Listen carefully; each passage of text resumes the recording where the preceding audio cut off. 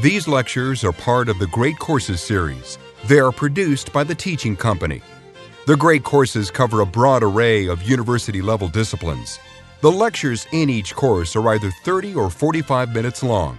By listening for less than an hour a day, you can finish even the longest course in just weeks. Browse our catalog or website and imagine how much you could learn if you spent just 30 minutes a day for the next year in the best college classrooms in the world.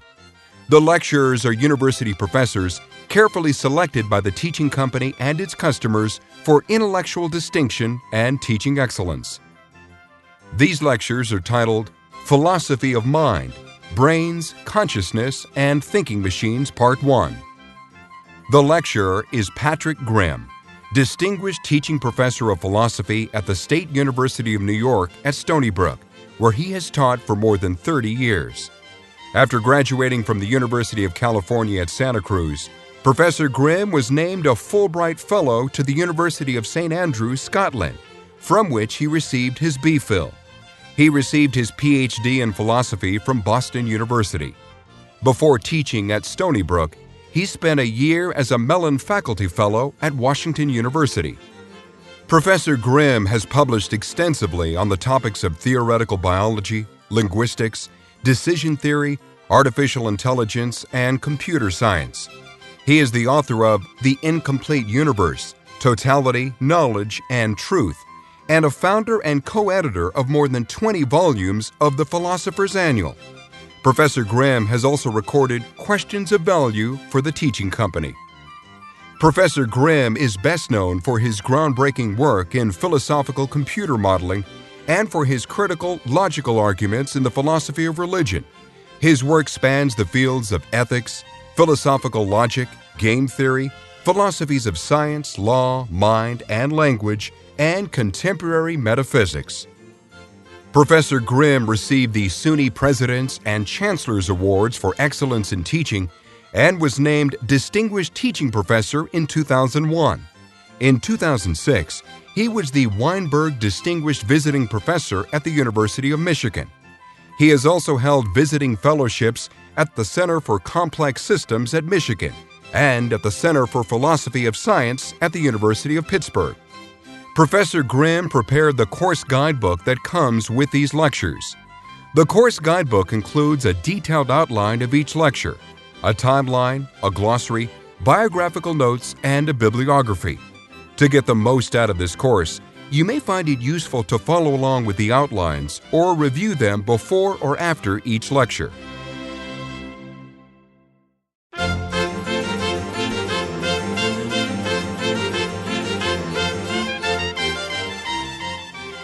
Lecture 1. The Dream, the Brain, and the Machine.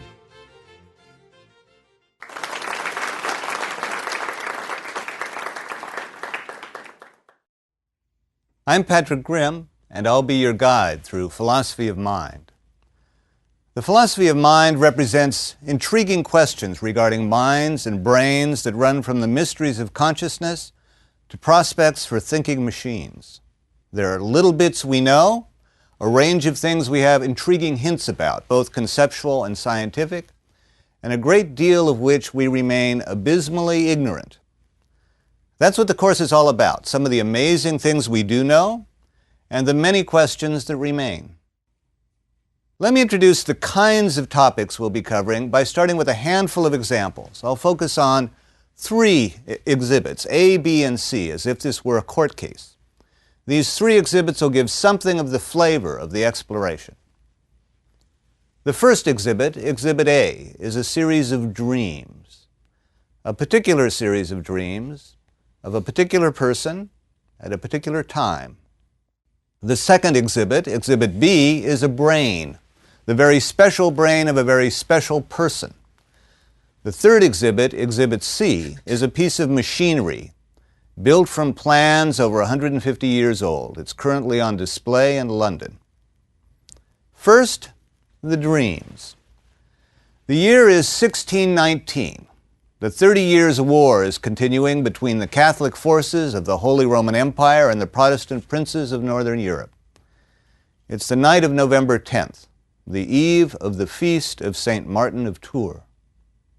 We're focusing on a 23-year-old Frenchman. After a solid education for his era, he's decided to see the world. He's fighting in the army of the Duke of Bavaria. It's November, and the army's wintering in the German city of Ulm. In autobiographical notes, he says he's been pondering the disunity and uncertainty of all of his knowledge. That night, he had a series of dreams, which he interpreted as a sign directly from God. What they offered was a glimpse of an all-encompassing body of knowledge, a philosophical unification of all the sciences built with the solidity of mathematics. That young soldier was René Descartes. He took his visions as a mandate to build a new kind of knowledge. He was so convinced that his dreams signaled a divine endorsement of that mission that he made an extended religious pilgrimage in thanksgiving for the divine favor of his dreams. In one of the dreams, Descartes saw two books in front of him. The first was a dictionary that appeared to him to be of little interest and use. It was a mere collection without internal conceptual structure or organization and without certainty. The dictionary represented the broken fragments of the wisdom of the past. The second book was entitled Corpus Poetarum, and it contained what he saw to be a philosophical union of all science. It's interesting that he envisaged it as written in poetry. Descartes is considered the foremost of the rationalists. But in describing his dream, he speaks of the might of fantasy, a poetic force that strikes sparks of wisdom from men's minds like steel strikes sparks from flint. As Descartes tells it, those dreams changed his life. It was through those dreams that he, quote, discovered the foundations of a marvelous science, end quote. The day of his dreams, Descartes had been pondering the disunity and uncertainty of his knowledge. As if in continuation of his thinking through the day, his dreams that night seemed to show him the route to conceptual unification and certainty. The course of Descartes' life from that point on is a circuitous one. But there is one major piece of conceptual unification, crucial to our modern knowledge, for which Descartes is quite directly responsible. It's analytical geometry, our ability to treat matters of two-dimensional space in terms of algebraic formulae. Most people are familiar with Cartesian coordinates. What those allow you to do is to convert the spatiality of a line into a simple equation. Cartesian coordinates are named after Descartes. The pursuit of certainty, of a foundation for a unified scientific philosophy as certain as mathematics, is most apparent in Descartes' meditations. Here the theme of dreams reappears. How do I know I'm not dreaming? Could this all just be a dream? In the next lecture, we'll trace the reasoning that leads him from there to I think, therefore I am. Descartes' Meditations is the source for a major philosophical position that bears his name, Cartesian dualism. Dualism is the idea that there are two basic kinds of things in the universe, two basic kinds of stuff. The physical stuff, mass, energy, the motion of atoms in the void, and the mental stuff, the taste of pineapple, or the feel of a frozen car handle in the morning. The physical and the mental, dualism says, are essentially different kinds of stuff. One is supremely objective. One is essentially subjective, the stuff of imaginings and tastings and feelings. On the one side is the physical universe. On the other is the mental universe, the universe of how things taste and feel, the universe of consciousness. Also the universe of ideas, of imaginings, and of Descartes' dreams. Are the realms of the physical and the mental two essentially different universes? If so, how could they possibly interact? And if they're not essentially different, if there's some sense in which, say, the mental is ultimately physical, precisely how does that work? Descartes' dreams invoke a central group of questions that we'll be dealing with throughout the course, questions of mind and body, or mind and brain. How could our 3-pound brains possibly produce our rich experience of the world? That's the mind-body problem, which I'll examine further in the next lecture.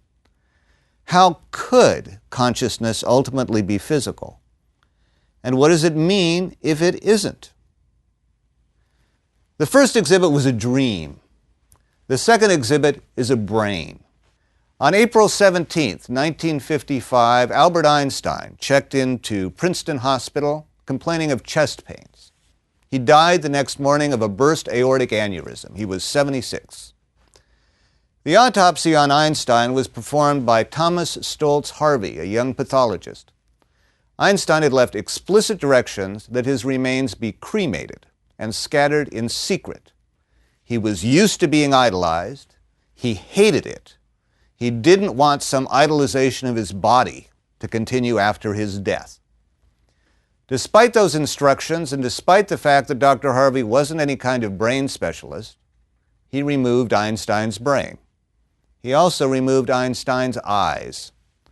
He later pressed Einstein's son for permission, but only after the fact. He guaranteed him that the brain would be used solely for purposes of research and that results would be published in primary journals. Harvey gave the eyes to Einstein's ophthalmologist. They're still in a safe deposit box in New York City. But Harvey took the brain. Upon removal, he weighed it, he photographed it, he dissected it into about 240 distinct blocks encased in a plastic-like material called celluloid. Within months, he was fired from his position at the hospital for refusing to surrender the specimen. Harvey kept Einstein's brain in the basement of his house in Princeton, but he lost his job. He was soon to lose his marriage. So he took the brain with him to a new job in a biological testing lab in Wichita, Kansas. It was kept in a cider box stashed under a beer cooler. From there he moved to Weston, Missouri and practiced medicine until he failed a state competency exam. He started working on an assembly line in Lawrence, Kansas, and again he took the brain with him. When anyone asked, he would say he was studying the brain in his spare time and that he'd soon publish a report. He kept saying that for 43 years. Harvey would occasionally offer pieces of the brain to researchers. In 1985, he sent a piece to the neuroscientist Marion Diamond at UCLA, for example. In the early 1990s, Harvey returned to Princeton. He met a magazine writer named Michael Paterniti, and together they conceived the plan of a cross-country trip to California to meet Einstein's granddaughter. Einstein's brain traveled to California in the trunk of a Buick Skylark. Paterniti eventually published a book about the trip called Driving Mr. Albert. Around 1995, Harvey sent a fax to Sandra Whittleson, a neuroscientist at McMaster University, asking if she'd like a part of the brain. She'd never made such a request. She'd never met Harvey in her life. Quote, needless to say, she says, quote, it was unexpected, end quote. McMaster University now has about a fifth of Einstein's brain.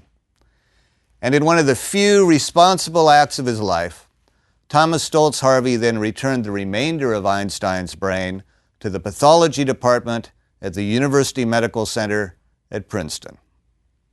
So what is Einstein's brain like? Did Einstein have a particularly big brain? No. His brain was in the average range, rather on the smallish side. Was there anything special about Einstein's brain? Can you look at it and see wherein his genius lay? There are some tantalizing hints that the answer might be a qualified yes.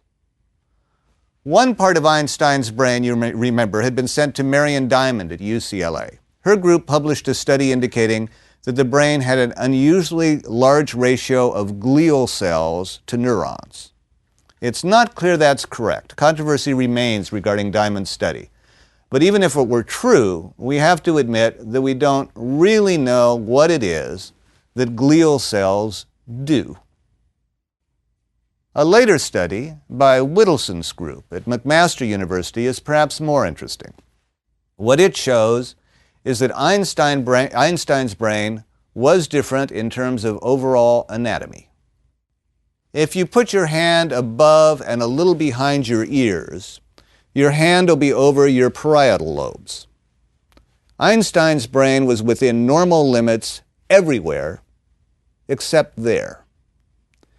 There's a portion of Einstein's brain there, the inferior parietal lobe, that is 15% wider in Einstein's brain than in yours. There's a neighboring region in yours, the parietal operculum, that's missing in Einstein's brain.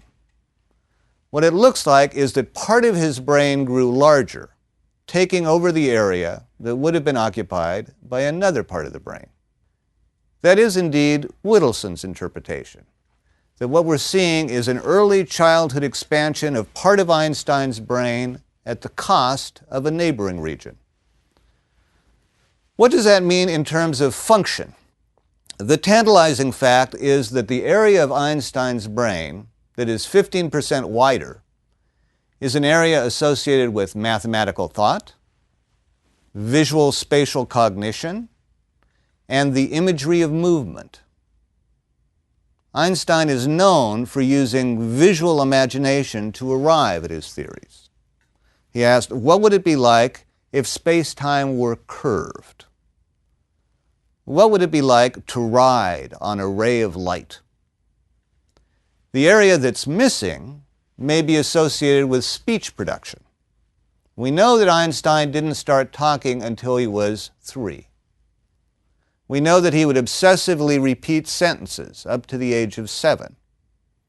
We know that he failed the Technology Institute language exams when he was 16. Einstein always claimed that he thought visually rather than verbally, and he struggled with language throughout his adult life. There are 2 themes here that will reappear through the lectures that follow. One is brain function, that there are particular areas of our brains that are crucial for particular functions. One of the ways we know this is by the strange things that happen to cognitive processing when brains are impacted in particular areas, how damaged brains can result in fractured minds. The other theme we'll be pursuing throughout is brain plasticity, the fact that different brains can grow different capabilities in different areas. The brain, we'll see, is organized in terms of structure, but it can also modify that structure. Here there are a whole range of questions. We think that we perceive the world a certain way, that light comes to our eyes, sends signals to our brain, and is processed in an inner theater. But do things really happen that way? Could they really happen that way? Or is the brain doing things that we don't know about? Are we interacting with the world, seeing and thinking in ways we don't even realize? Here there are lots of surprises. Together we will explore some of the mysteries of consciousness. So far I've talked about Exhibit A, Descartes' dream, and Exhibit B, Einstein's brain. The third exhibit I want to offer is a piece of machinery. This one is on display at the London Science Museum. It's made of brass and steel with columns of interlocking gears. It's called a difference engine. Between 1820 and 1830, Charles Babbage drew up plans for a machine that would calculate and print tables of logarithms. He called it difference engine number 1. According to the plans, it would have had 25,000 parts. It would have been 8 feet high, 7 feet long, 3 feet deep, and would have weighed thousands of pounds. It would have been driven by steam. He got financing for it from the British government. Many of the parts were actually machined, but difference engine number 1 was never built. One of the reasons it wasn't completed is that it was so difficult at the time to machine the parts that Babbage had designed. Another reason it was never built was problems with financing. Babbage kept having to beg more money from Parliament, and his machinist was holding him over a barrel. When the last bill was paid in 1830, the total came to £17,470. The steam locomotive John Bull, built in 1831, about the same time, had cost only £784. Babbage's logarithm machine had already cost more than 20 locomotives, and it still wasn't anywhere near complete. A third reason it was never built was that Babbage came up with a different design, a better design, actually two designs. One was difference engine number 2. That wasn't completed in Babbage's lifetime either, but it was built by the London Science Museum in the early 1990s. That's the piece of machinery now on display. Babbage's other design was the analytical engine. It too would have been made of steel and brass gears. It too would have been driven by steam. But the analytical engine wouldn't have been limited to merely computing logarithms. Its range would have been all of mathematics. The analytic engine would have been able to compute anything. What Babbage designed in the middle of the 19th century, well before the Civil War, well before Edison invented the light bulb, was a steam-driven, all-purpose computer. What would the world have been like had steam-driven computers been available in 1840? What if the information revolution had come simultaneously with the Industrial Revolution? That is, in fact, the theme of a novel by William Gibson and Bruce Sterling. What if Babbage had succeeded? The novel is called The Difference Engine. This brings up a third batch of questions we'll be addressing. Could a machine be more than a calculating device? Could a machine really think? Think creatively, for example. Could it be genuinely intelligent in the way that people are? Even further, could a machine really feel in the full sense that we feel? Could a machine be conscious?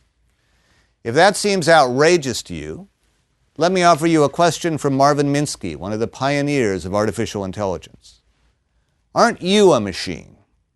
A meat machine that thinks creatively, that is genuinely intelligent? Aren't you a machine, a meat machine that feels? What's so special about the meat? I've offered exhibits A, B, and C, the dream, the brain, and the machine, as a first sketch of the kind of topics we'll be dealing with. When you ponder the relations between these, what's the relation between mind and brain? What is it about machines that would allow them to think, or would forever prevent them from real intelligence? Those are the questions in philosophy of mind. There's a further historical link between the first and the last of our exhibits, a link between Descartes and Babbage, between the dream and the machine. Toward the end of his life, René Descartes was summoned as a tutor by Queen Christina of Sweden. He boarded a ship for Sweden, even though he feared a shipwreck might cost him his life. That much is documented. The rest is reported as legend and may be impossible to document, and of course it may not be true. The story is that Descartes had told other people on the ship that he was traveling with his daughter Francine, but no one had seen his daughter. The ship was buffeted by storms, during one of which the sailors sought Francine by creeping into Descartes' quarters. What they found was a large box, inside of which was an automaton, a life-size clockwork doll that moved, they thought, just like a real girl. Descartes' daughter was a machine. The legend continues that the superstitious sailors thought Francine was an item of black magic and that the captain ordered her thrown overboard. We do know that Descartes had attempted to build automata, figures animated by clockwork, earlier in his life. We also know that Descartes, though he never married, did have a daughter out of wedlock. She had died of scarlet fever years before he left for Sweden. Descartes is said to have spoken of her death as the greatest sorrow of his life, and her name was Francine. That story is written in terms of minds, machines, dreams, and emotions, and we'll be talking about those too. It's clear that our topic areas are wide-ranging: minds, brains, and machines. As such, they are clearly the stuff of psychology, computer science, and the neurosciences. We will, in fact, be drawing heavily on those fields throughout the course. I want to say a bit more, however, about what makes the approach that I'll take a philosophical approach, why this is philosophy of mind. The best way to do that, I think, is with a very quick thumbnail sketch of the history of philosophy, in particular a thumbnail sketch of the relation between philosophy and the sciences. In the beginning, there was no such distinction. Philosophy was simply the Greek for a love of wisdom, and anyone who devoted themselves to wisdom, to knowledge of any kind, was called a philosopher. That's why Thales is often recorded as the first Greek scientist. He's also recorded as the first Greek philosopher. In the beginning, there was no distinction between philosophy and other disciplines. Philosopher just meant lover of wisdom, any kind of wisdom. As time went on, however, particular areas of thought became elaborated enough, or systematized enough, or established enough in other ways to peel off as distinguishable disciplines in their own right. One of the first to peel off was mathematics. Pythagoras and the Pythagoreans, who gave us both the Pythagorean theorem and the existence of irrational numbers, they undoubtedly considered themselves philosophers, not mathematicians. In fact, the Pythagoreans drew no distinction between number theory, musical theory, and the speculation on the role of number and harmony as basic philosophical principles in the universe. Only later, in Euclid, and interestingly enough, in the systematic axiomatization of geometry, does mathematics start to be treated as a distinct field in its own right. Now you've got philosophy here and mathematics over here. Astronomy is probably the next discipline to peel off, though in the archaic amalgam of astronomy and astrology that appears in Ptolemy. Most importantly, astronomy peels off only with a substantial step in systematization around 100 to 150 AD, Ptolemy's Almagest, and with an applicable technology of astrological prediction. Until after Isaac Newton, there's no physics. Newton thought of himself as a natural philosopher. Only with the astounding intellectual achievement of his Principia of 1687 was there a field distinct enough with its own Newtonian systematization, with its own experimental techniques, to be thought of as a separate field of physics. Usually people refer just to Newton's Principia. The full title is Philosophia Naturalis Principia Mathematica, the mathematical principles of natural philosophy. Other disciplines have peeled off in our own century. There used to be part of philosophy called philosophy of man. With the development of ethnographic techniques in the early 20th century, and with its own smatterings of theory, philosophy of man became the science of anthropology.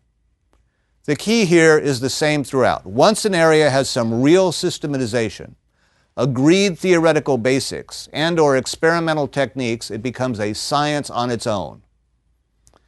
But here are also more ambiguous cases. Some of what used to be called social philosophy, as in social and political philosophy, part of that's now called sociology, but not all of it. It was essentially the agreed parts, pursuable by agreed techniques, that became the science of sociology. The controversial parts, especially about social values, those remained as part of philosophy.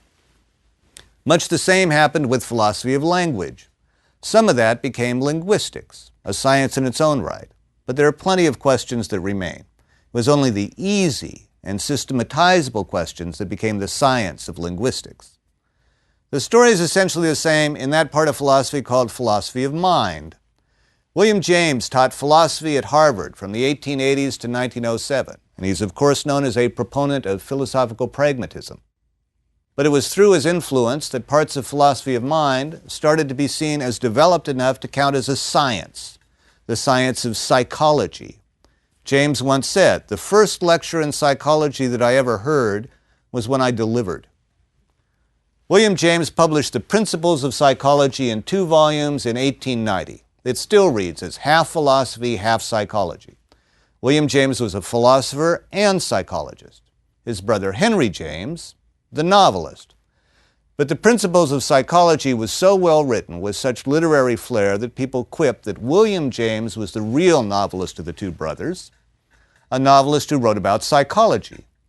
Henry's novels, on the other hand, are known for their deeply psychological insights. He was a psychologist who wrote novels.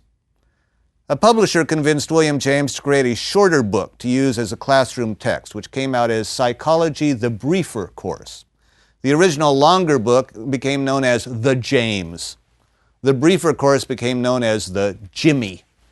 That was the birth of psychology. About the same time in Europe, the break between the philosophy of mind and what was conceived of as the science of mind took the form of psychoanalysis. Freud's first book on aphasia was published in 1891. The term psychoanalysis was coined in 1896. And later, with somewhat different histories, neurophysiology and neuropsychology became established as sciences. Story throughout is the same. The easier stuff becomes the science, the stuff that's more readily systematized and that yields to experimental technique. The harder stuff is the questions that are not only unanswered, but that we're not even sure how to answer. Those are the fundamentally controversial bits, areas in which we're not even sure what basic theory should look like. Those are the areas in which we don't yet even quite know what we don't know. All of that remains part of philosophy. That's the philosophy of mind.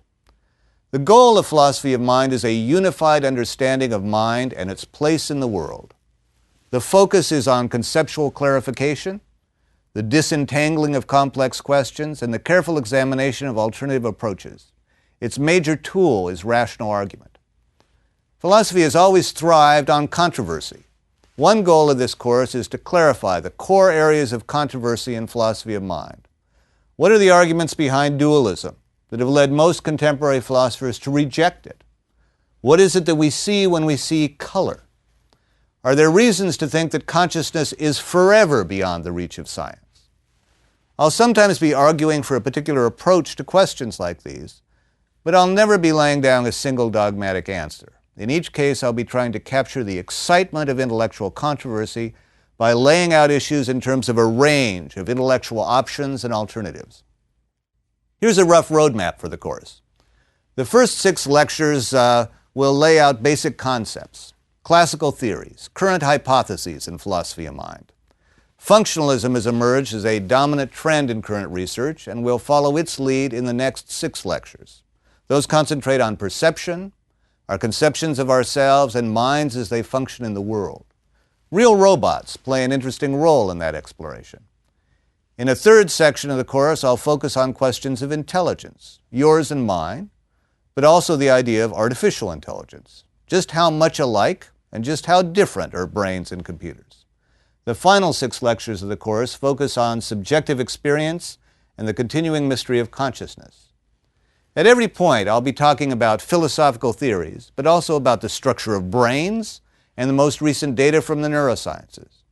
At every point, I'll be raising psychological questions, but also bringing in issues from robotics and the history of smart machines. Contemporary philosophy of mind is actively interdisciplinary, and it's from the cross-fertilization of these different fields that some of the most interesting perspectives often arise. I'll be drawing examples from literature, from the arts, and from the movies and the history of film, from Fritz Lang's Metropolis to Bogart and Bacall and To Have and Have Not, to Arnold Schwarzenegger in The Terminator, Harrison Ford in Blade Runner. We'll be doing it all. The exhibits I've tried to show you, the dream, the brain, the machine, are emblematic of precisely those kinds of questions. Questions about minds, brains, and machines for which we don't have solid theory or experimental techniques. These are the questions about minds, brains, and machines for which we do not even know yet quite how to look for answers. There is, by the way, one piece of equipment you'll need for this course. In order to do philosophy of mind, you'll have to get hold of a mind. Well, isn't that lucky? You already have a mind. You therefore have the necessary prerequisites for the course. That's not a very good joke, but it does highlight something that'll come up again and again in our work. In order to do philosophy of mind, you need a mind in 2 senses. What we're talking about is the mind, so you'll need a mind to examine in the same way you'd examine language and philosophy of language, or politics and political philosophy. The mind is the object of our study. Call that the objective side. But of course, you couldn't philosophically examine anything without a mind. It's the necessary tool for any examination at all. So it's you, with your mental equipment, that is subjecting this thing to study. You're the subject as well. In this discipline, unavoidably, Your mind is both subject and object. That may be part of what makes some of these questions so interesting. It may also be part of what makes them so hard. In the next lecture, I'll dive right into one of the central issues, the mind-body problem.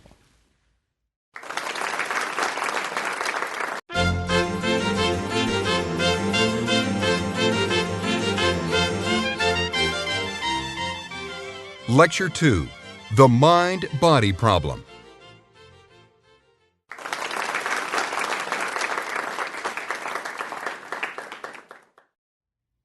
I used our first lecture to give an outline of the kinds of topics we'd be covering in this course. I used 3 exhibits, a dream, a brain, and a machine.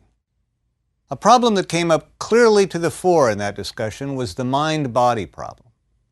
That's a problem that we'll be tracking throughout the course in one way or another, in a philosophical guise, a psychological guise, in the guise of computer science, and in terms of the neurosciences. In this lecture, I'll tackle the mind-body problem head-on in terms of a position called dualism. I want to start with 5 obvious philosophical facts, or at least what seem to be obvious philosophical facts. These are things that just about everybody believes. These are even pre-philosophical facts in a sense. Everybody thinks they're true even before they start doing philosophy. Here they are. Philosophical fact number 1. You have a mind. You also have a body. Philosophical fact number 2. Normally, hopefully, these work together. When you die, they won't. When you die, we'll have a dead body on our hands, your dead body. At that point, one of 2 things might happen, and here people disagree. Some people think your mind will continue without your body. It'll then be a disembodied mind or a disembodied spirit. Some people think that when you die, you cease to exist. We'll have nothing but a dead body on our hands. Your mind will no longer exist. There will be no more you. We don't have to settle that dispute here.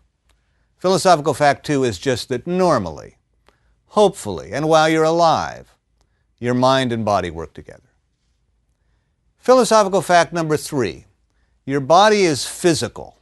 It's made of matter, physical stuff, and it occupies space. Because of that, what you do with your body is something other people can observe. If you raise your arm, people can see it. If you turn sideways, that's the kind of thing people can see. If you shout, it can be heard. The things that bodies do are like that. Bodies are physical, space-filling things, observable in the same way other physical, space-filling things are. We can put it this way. The realm of bodily behavior is publicly observable. Philosophical fact number 4 is the other side of this coin. What you do with your mind, in contrast, may not be publicly observable. Imagine a sunset. Imagine it in full color and great detail. Now, you may see that sunset in your mind, but we don't. What you see, your mental image, is not publicly accessible. Your mental life is essentially private. Here's another example. When you're in pain, even excruciating pain, that's just your pain. You might express your pain by some public and physical way, by moaning, for example, so that we become aware that you're in pain. But no matter how sympathetic we are, we don't literally feel your pain. Unlike the physical realm, the mental realm is not publicly observable. You can mentally picture things that are essentially private or inner. You can also mentally do things that we can't see. You can add 2 numbers in your head.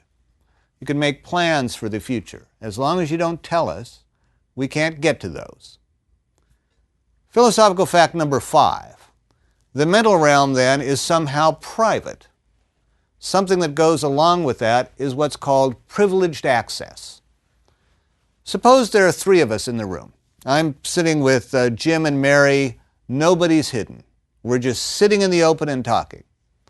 And suppose I ask both Jim and Mary how many chairs there are in the room. Is there any reason for me to think that one of their responses is going to be more accurate than the other? No. How many chairs there are in the room is an observable, physical fact. Both Jim and Mary have access to that fact. I have no reason to believe that one of them is going to give me a more reliable report than the other. Now suppose I ask Mary whether her right knee itches. Independently, somehow simultaneously, I also ask Jim whether Mary's right knee itches. Mary tells me her knee itches. Jim tells me that it doesn't. Whose testimony should I take regarding Mary's itches? Jim's or Mary's? Or suppose that I ask them both whether right now Jim feels a little pain in his lower right molar. Jim says he doesn't. Mary says he does. Whose testimony should I take as to whether Jim has a toothache? Jim's or Mary's? Jim's, obviously. Why? Because he knows whether he has a toothache a lot better than anybody else does. Some people have characterized this in terms of our privileged access to our own mental realm, to the contents of our own minds. It's your mind, mental stuff is internal, and nobody else can get in there. You're the one who knows. Some people have thought that what this gives you is not only privileged access, but infallibility. That you can't be wrong about your knee itches, or your headaches, or your toothaches. The idea is that this can't happen. Oh, I'm in terrible pain. Oh, no, I guess not. How silly of me. My mistake. The claim is that you can't make mistakes about that kind of stuff. You can't be wrong about your own mental realm. Whether the infallibility claim is true or not, you get the general idea of privileged access. We have then 5 obvious philosophical facts. Let's reiterate. You have a mind and a body. Normally, hopefully, they work together. The body is physical and so publicly observable. The realm of the mental, in contrast, is private. And finally, it's you who have privileged access to the contents of your own mind. Those are claims regarding minds and bodies that just about everyone thinks are true. Why do we think they are? Some have proposed that these are the legacy of philosophical theories of the past that have somehow trickled down to become part of common sense. Bertrand Russell speaks of common sense as the metaphysics of the Stone Age. And perhaps these are common conceptions that are a legacy from the philosophical views of, well, not exactly the Stone Age, but maybe the Renaissance. The road between philosophy and common sense runs in both directions, however. The work of philosophers and other thinkers can trickle down to become common sense. But philosophers often do their best work by making concepts explicit that are already part of common sense, by developing and sharpening ways people already tend to think of minds and bodies, for example. And my guess is that these philosophical facts were sharpened and formalized in philosophical work, but that they were part of common ways of thinking long before that. There's also the possibility that some of these obvious philosophical facts aren't true. That's still up for grabs. In the course of these lectures, we'll be looking at some of the conceptual problems that our pre-philosophical views can lead us into, whatever their history. At certain points, I'll introduce you to some reasons to think that we should perhaps abandon or qualify one or more of these conceptions of minds and bodies. For now, I want to do something different. Let's suppose that these 5 claims are precisely what they appear to be, obvious philosophical facts. Let's see what follows if they are. If these claims are true, what must the universe be like? What must the universe be like in order for minds and bodies to work this way? Here's the simplest theory of the universe that fits with all of these. It's a theory called dualism. This is a philosopher's theory. In the form I'll outline it, it's Descartes' theory. But it's not just a philosopher's theory. In a broad outline, this is precisely the way most people think about people, minds, and bodies. The simplest story we tend to tell is a dualist story. Here's the basic dualist picture. There are really 2 radically different halves of the universe, the physical realm and the mental realm. The physical realm contains all the physical things, the things composed of matter. These are the things that have physical dimension, length, height, depth. Descartes speaks of this as extension. These are the things that exist at particular places, at particular times, that occupy space, that are governed by the laws of physics. Your body is a physical thing, something with extension that occupies space. Your body is part of the physical universe. But there are also things in the universe that are essentially mental. The way things look to you, the way they appear in your imagination, the mental calculations you do when figuring something out, your thoughts, your hopes, your emotions, your imaginings, and your consciousness. Consider a can of pineapple. The can itself, made of metal, and its physical contents, that stuff inside with a particular acidic pH. All of that is part of the physical universe. But the taste of pineapple is something different. It's something essentially mental. You can imagine how pineapple tastes right now. And in doing so, you are accessing the mental side of the universe. This is substance dualism. In more highfalutin and traditional terminology, the position is that there are two essentially different substances in the universe, the mental and the physical. Substance dualism fits our obvious philosophical facts to a T.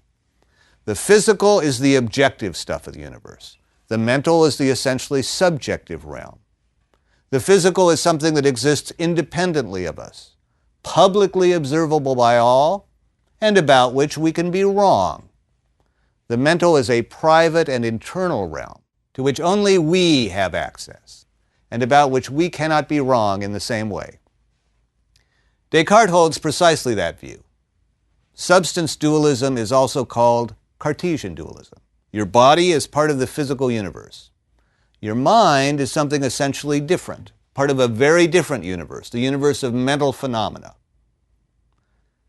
Descartes' meditations were first translated into English with a very appropriate subtitle, 6 Metaphysical Meditations wherein it is proved that there is a God and that man's mind is really distinct from his body. Descartes didn't just have a position. Like any philosopher worth his salt, he also offered logical arguments for that position, reasons beyond just intuitive philosophical facts, or the fact that everyone believes something like this.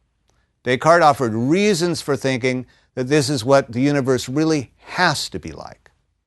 I'm going to focus on just one argument for dualism. I think it's Descartes' best argument, if it really is Descartes'.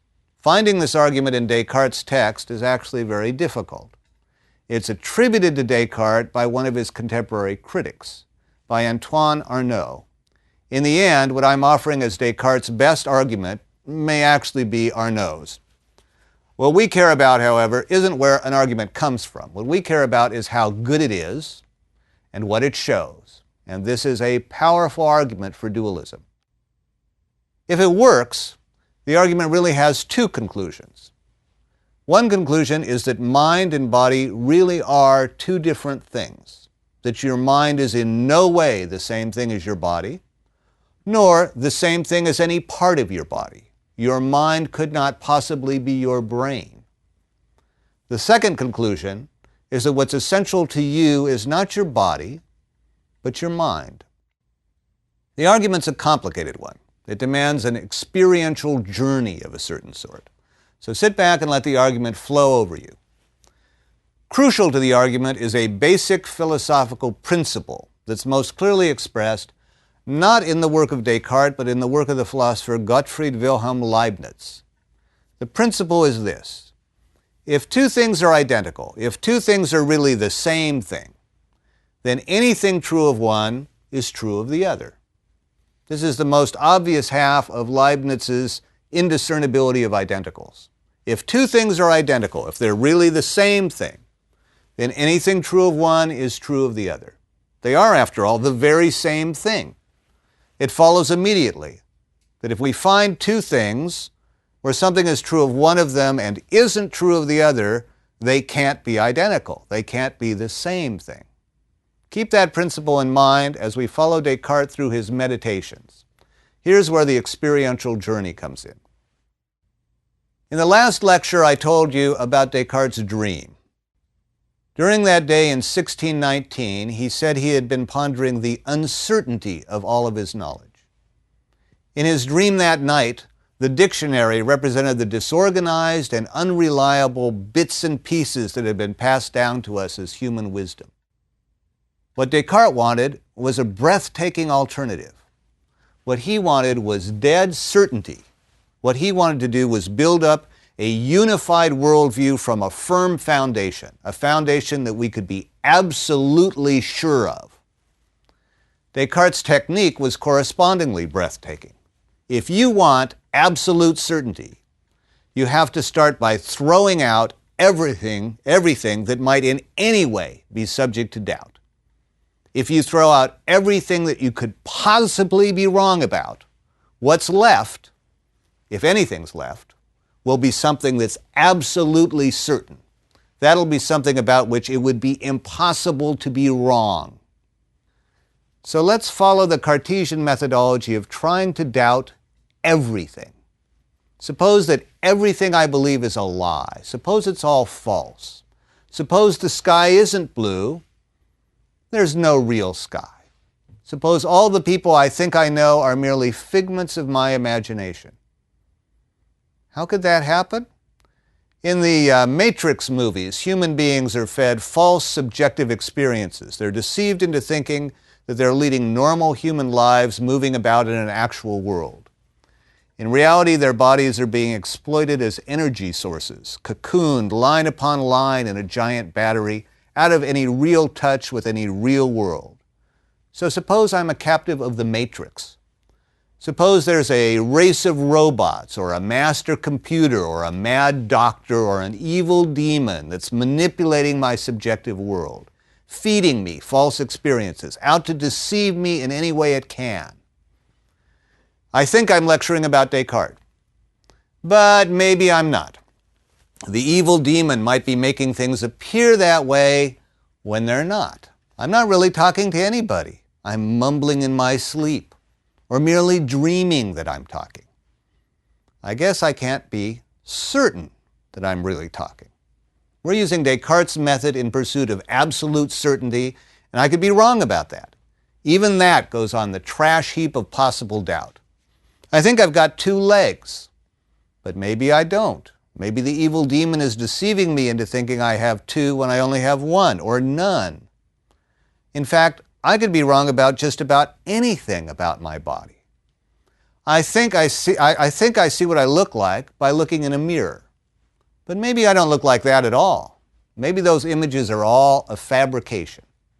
In good Cartesian style, what I think is true of my own body goes on the trash heap of possible doubt as well. Maybe I'm not the kind of thing that has a body at all.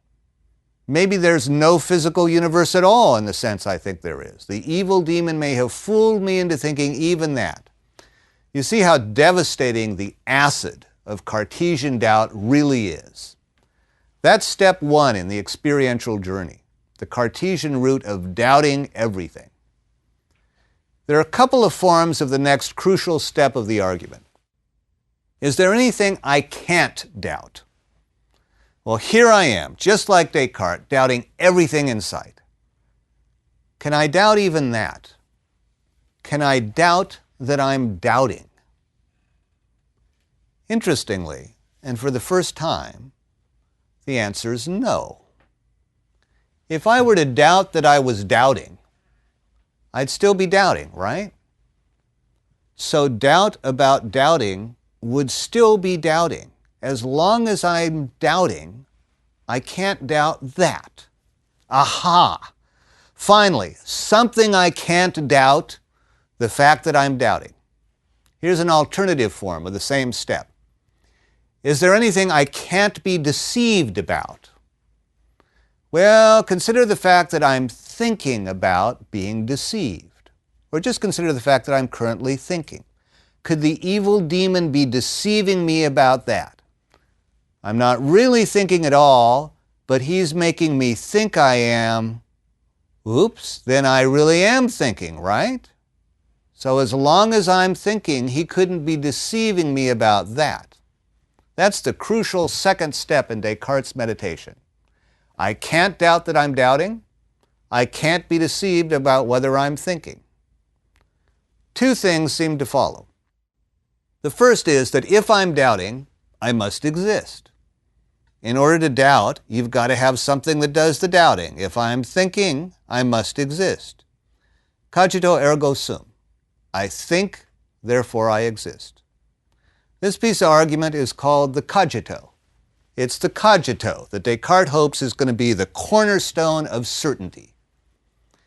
The second thing that follows is that if I'm doubting, I must have a mind.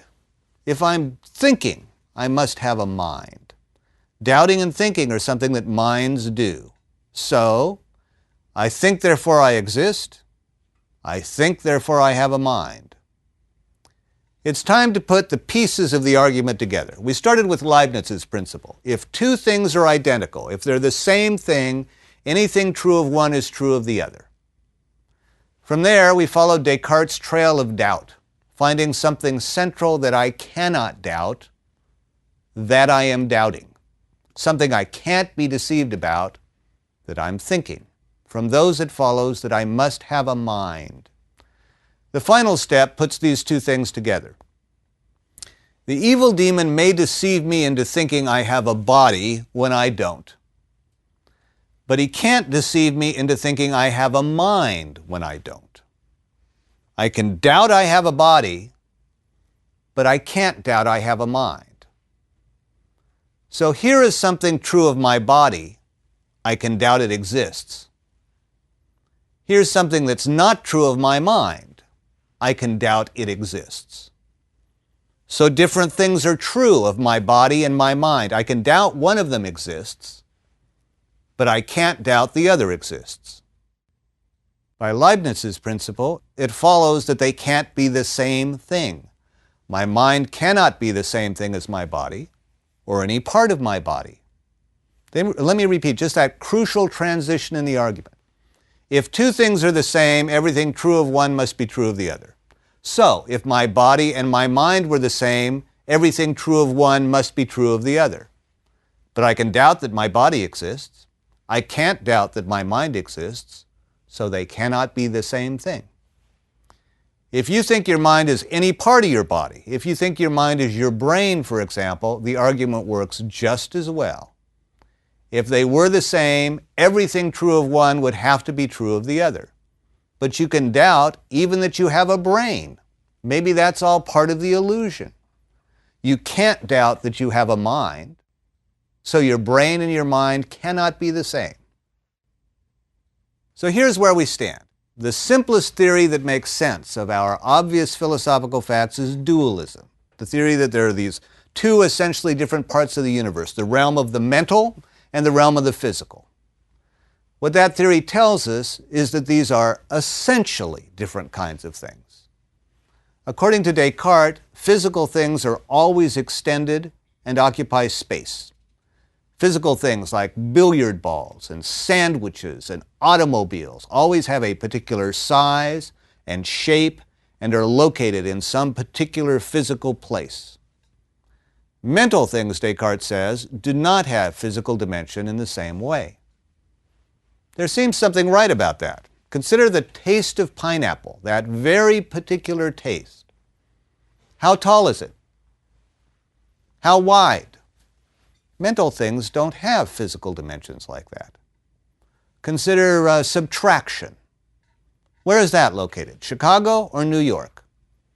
Mental things don't have physical locations like that. The physical and the mental are essentially different kinds of things, one of which exists in space and one of which doesn't.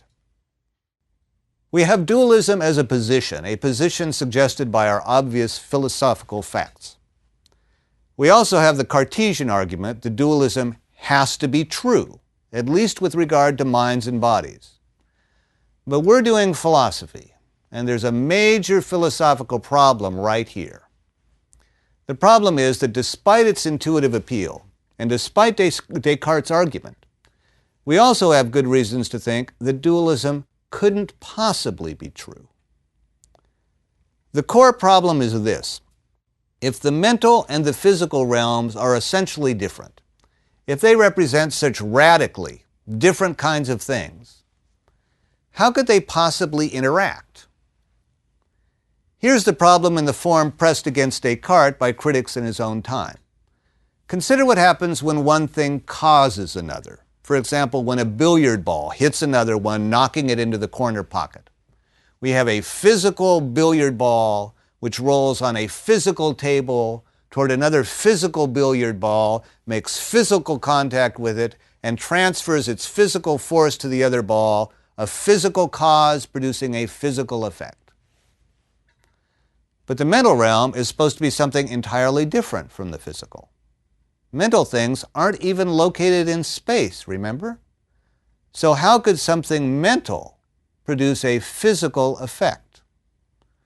You can stand there all day and dream that the ball is going to go into the corner pocket. Wish that the ball would go into the corner pocket. Imagine the ball going into the corner pocket. Parapsychology aside, it won't. It needs a physical push. What dualism tells us is that the mental realm is something completely different and apart. How could something that's purely mental possibly give anything a physical push? Mental things on the dualist picture look like the wrong kinds of things to have physical effects. Because it so radically separates the realms of the mental and the physical, dualism makes causal interaction between the two realms look impossible. And yet we know perfectly well that there are causal links between the physical and the mental. So dualism has to be wrong. We know that mental things cause physical things all the time. You're thirsty. That sensation is part of the mental realm. Because of that sensation and because of your mental desire, you make a mental decision. As a direct result, your physical legs take you down the physical hall. You drop a physical piece of metal into a physical machine. The mental causes the physical. If you want to see a physical cause that causes something mental, buy yourself a full physical bottle of scotch. There it is, real physical liquid with a real physical alcohol content, physically resting in its physical bottle. Raise it to your physical lips and pour it down your physical throat. I guarantee you things will change in the mental realm as a direct result. So where do we stand? We have a set of obvious philosophical facts that seem to lead us to dualism. We have, for good measure, a solid Cartesian argument for dualism. But if full substance dualism were true, it looks like there would be no causal interplay between the mental and the physical. We know perfectly well that there is. It follows that dualism cannot be true. Indeed, the strong majority of philosophers working today think that dualism has to be wrong for precisely that kind of reason. In the 1950s, the British philosopher Gilbert Ryle called the idea that I have this thing called a mind, somehow separate from but contained in my body, he called it the myth of the ghost in the machine. I'll return to the issue in the lecture after next. At that point, I'll talk about possible ways out of the dilemma, about some subtle defenses of weaker forms of dualism, and important philosophical alternatives. For now, let me give you just the merest hint. Let me show you how the conclusion of the Cartesian argument could be right. The conclusion that mind and body are two different things, and yet how full substance dualism might still be wrong. I'll do this by showing you two different things that are somehow also the same. And here's a suggestive analogy. It's a suggestive analogy, the spirit of which will reappear in later lectures. Hold out your right hand and make a fist. And now consider two things, your hand and your fist. There are very different things true of those. If you open your hand is still there. What happened to your fist? You no longer have a fist. Different things are true of your hand and your fist. There is certainly a sense in which your hand is not identical to your fist. But we don't think it follows that your fist is something extra, above and beyond your hand. We don't think there are therefore two kinds of basic substances in the universe, hand substance and fist substance. We started with 5 obvious philosophical facts. Let me add a 6th. It's obvious that there's some close relation between my fist and my hand. There's some sense in which my fist is my hand. My fist is my hand in a particular posture, perhaps, or doing a particular thing. And maybe something like that is also true of minds and brains.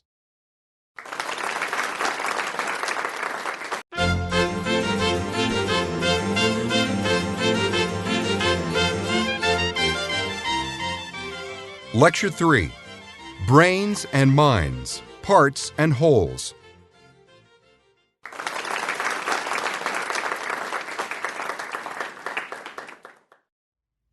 In the last lecture, we saw that the reality of mental-physical interaction posed a basic problem for substance dualism.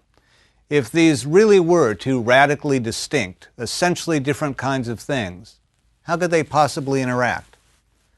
We know, of course, that they do interact. Our mental decisions do have clear physical effects. The physical world does influence our mental life, or else perception itself, seeing, hearing, and tasting, would be impossible. But it's not merely that the two interact. We take it to be a fact that the mental and the physical are very closely connected. To put it simply, the mind has a physical understructure. The physical understructure of the mind is the brain. However, merely stating that the mind has a physical understructure in the brain doesn't answer the major questions about the relation between mind and brain. It doesn't tell us what the physical understructure is. It doesn't tell us in precisely what ways aspects of our mental lives are linked to aspects of our brains. It also doesn't answer the philosophical question of how that's possible. We still stand in the shadow of dualism. If the mental and the physical are so radically different, how could they interact? More on that question next time. For this lecture, I want to concentrate on what we do take to be a fact. The fact that mind and brain are correlated, that they run in parallel. Whatever our ultimate philosophical understanding of that fact is going to be. Here's the theme of this lecture. If mind and brain are correlated, if they function together, things we discover about the mind may tell us important things about how our brains work. If mind and brain are correlated in this way, things we discover about the brain may also reveal important things about how our minds work. I'll be talking about a classic case from which conclusions regarding both the brain and the mind can be drawn in precisely this way. This particular case points up something more. It has implications for our understanding of our physical brains and implications for our understanding of the character of our mental lives. But it also has implications regarding important questions of morality. This is the strange case of Phineas Gage. It was September 1848. Phineas Gage was 25 years old and a construction foreman for the Rutland and Burlington Railroad. His job was to supervise the laying of new tracks across Vermont.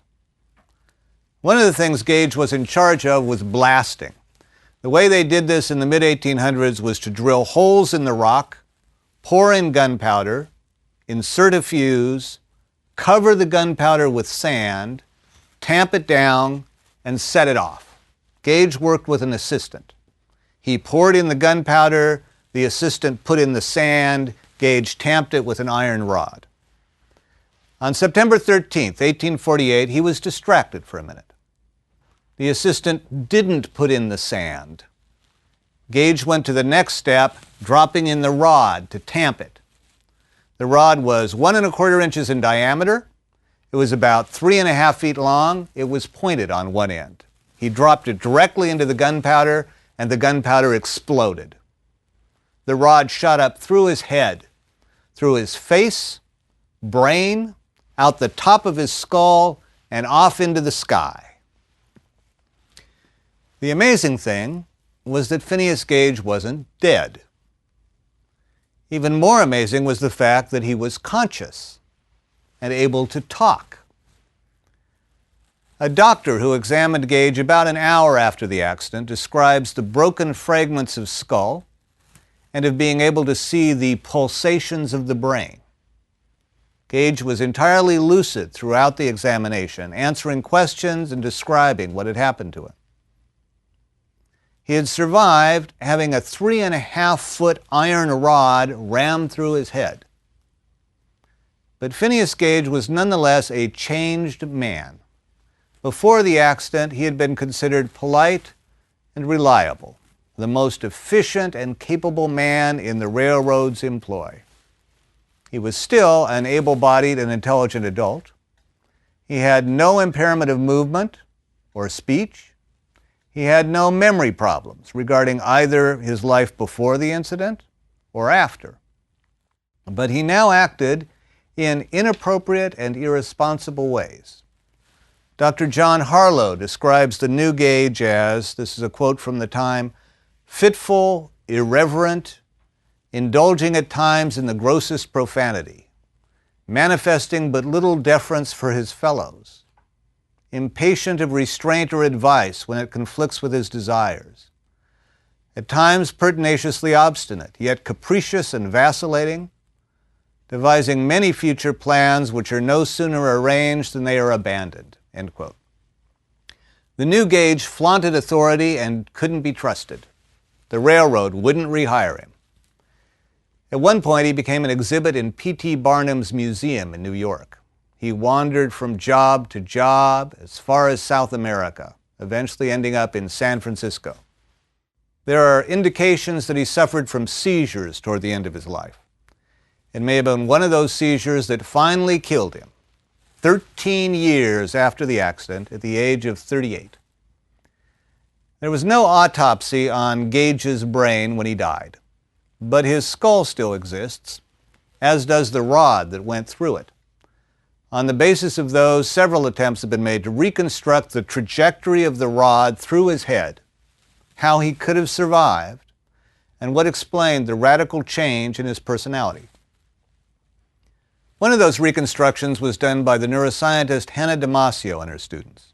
The conclusion was that the rod had passed through the ventromedial region of the frontal lobe. If you grasp your forehead with your hand, the area under your hand is the frontal lobe. Ventro is the underbelly of that lobe. It curls under in there just above your nasal cavities in your eyes.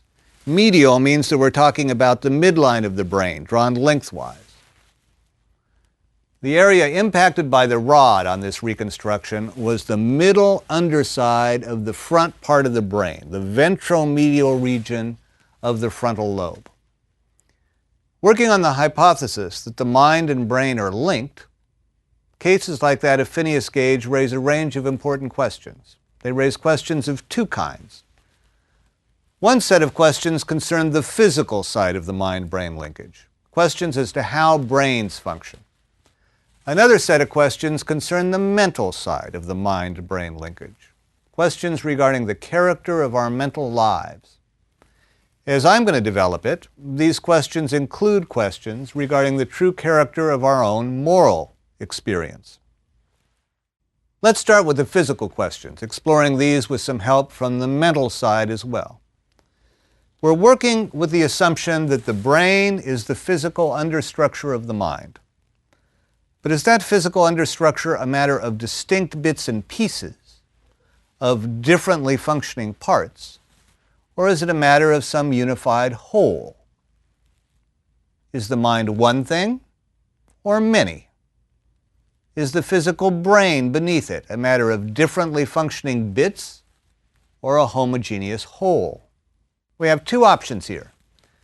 On the one side is the image of the mind as a thing of different parts, with the physical understructure of the brain as a thing of distinct parts as well.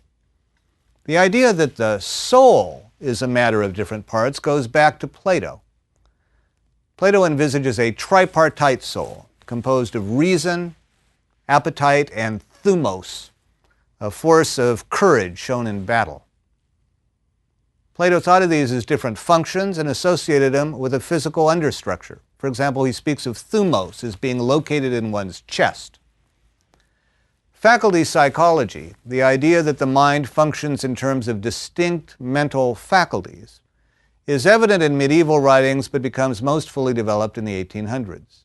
On such a view, your mental life is a thing of many parts, operating in terms of the faculties of sense, memory, imagination, sympathy, intellect, and the like. We still speak of someone losing their faculties.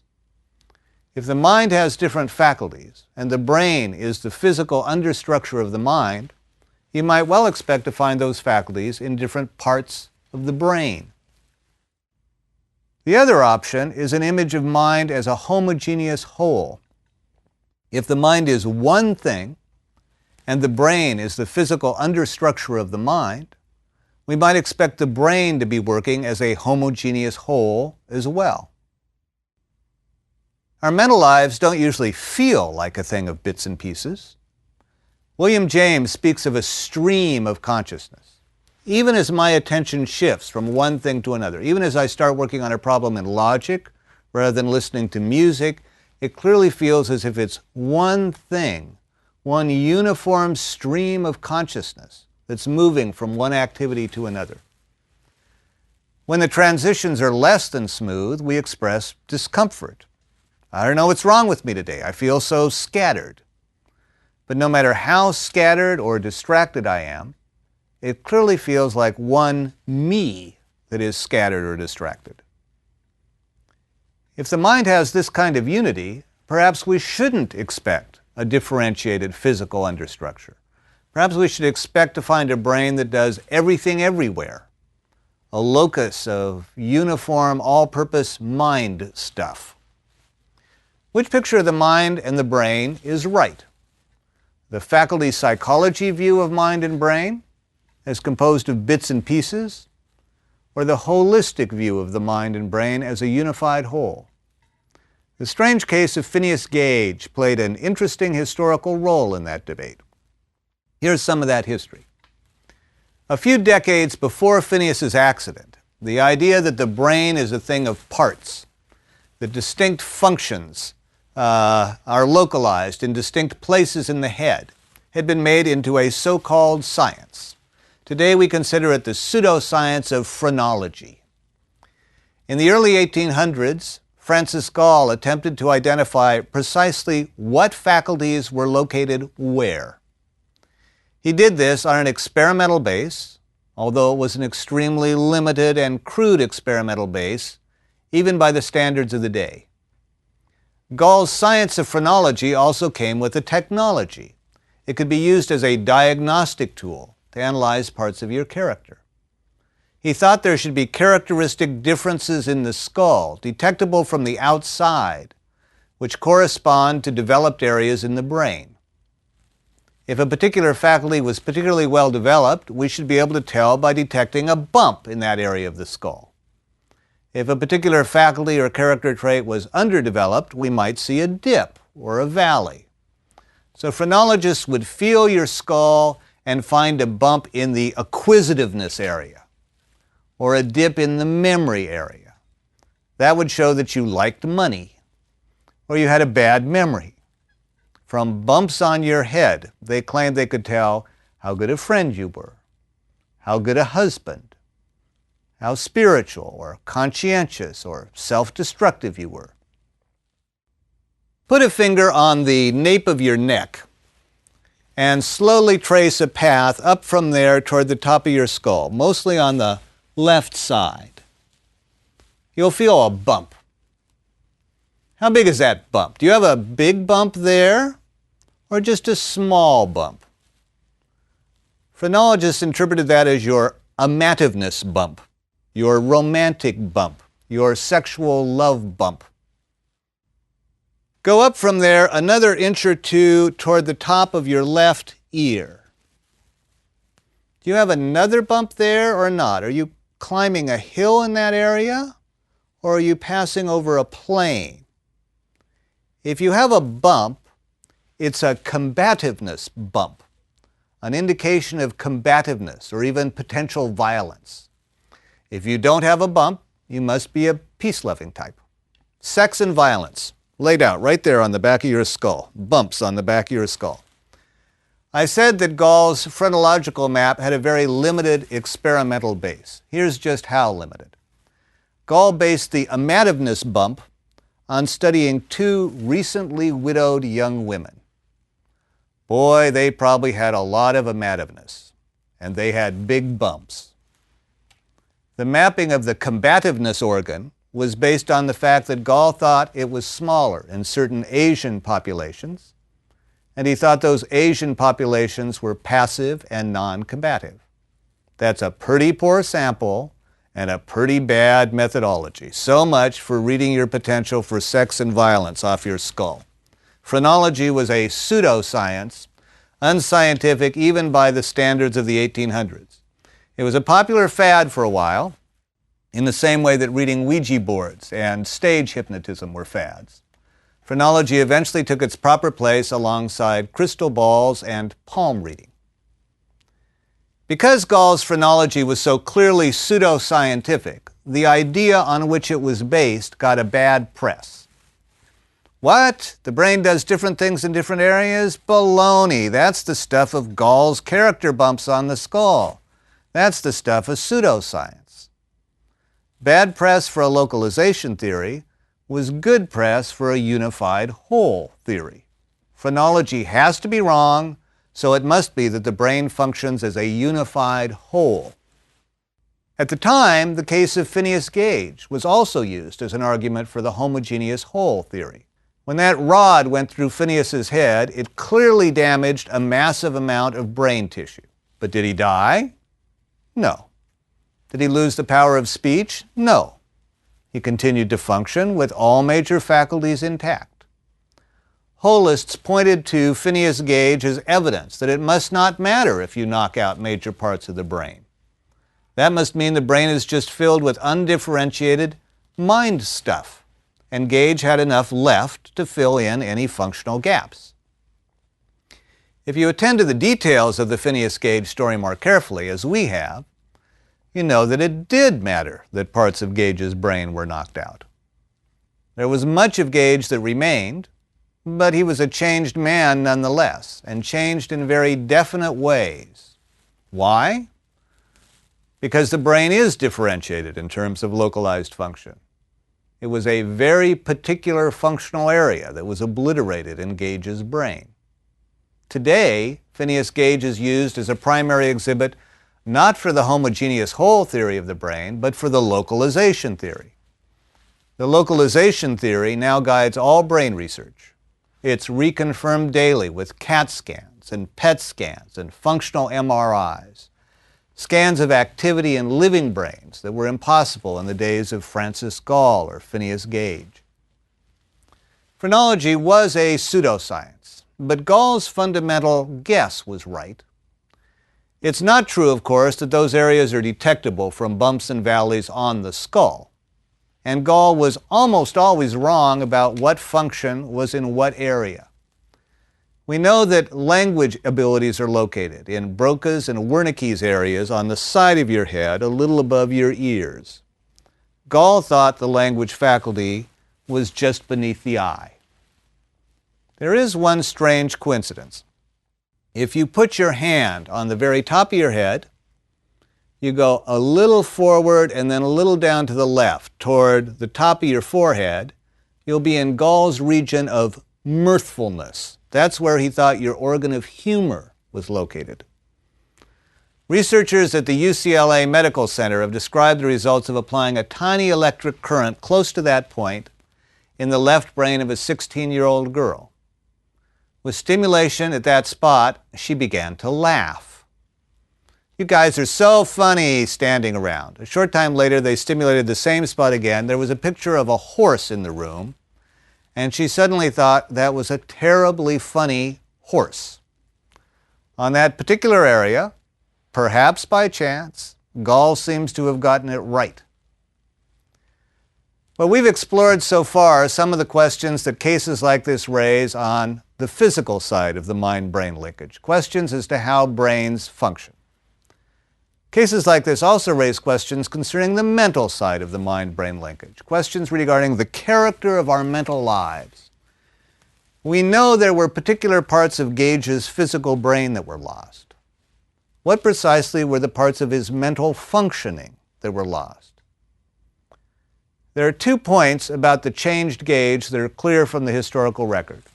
First, it's clear that he no longer behaved in socially appropriate ways. He manifested but little deference for his fellows, the reports say, and his profanity was so bad that women were warned to stay away. The second point is that his decision-making was clearly shot. Here's the description again. He, quote, was impatient of restraint or advice when it conflicts with his desires. At times pertinaciously obstinate, yet capricious and vacillating, devising many future plans which are no sooner arranged than they are abandoned. Hannah Damasio's reconstruction indicated the ventromedial area of the frontal lobe as the site of the brain damage. Hannah's husband, Antonio Damasio, has studied a contemporary patient with damage in much the same area. He refers to him as Elliot. Damasio and his colleagues were able to give Elliot the full gambit of contemporary psychological testing.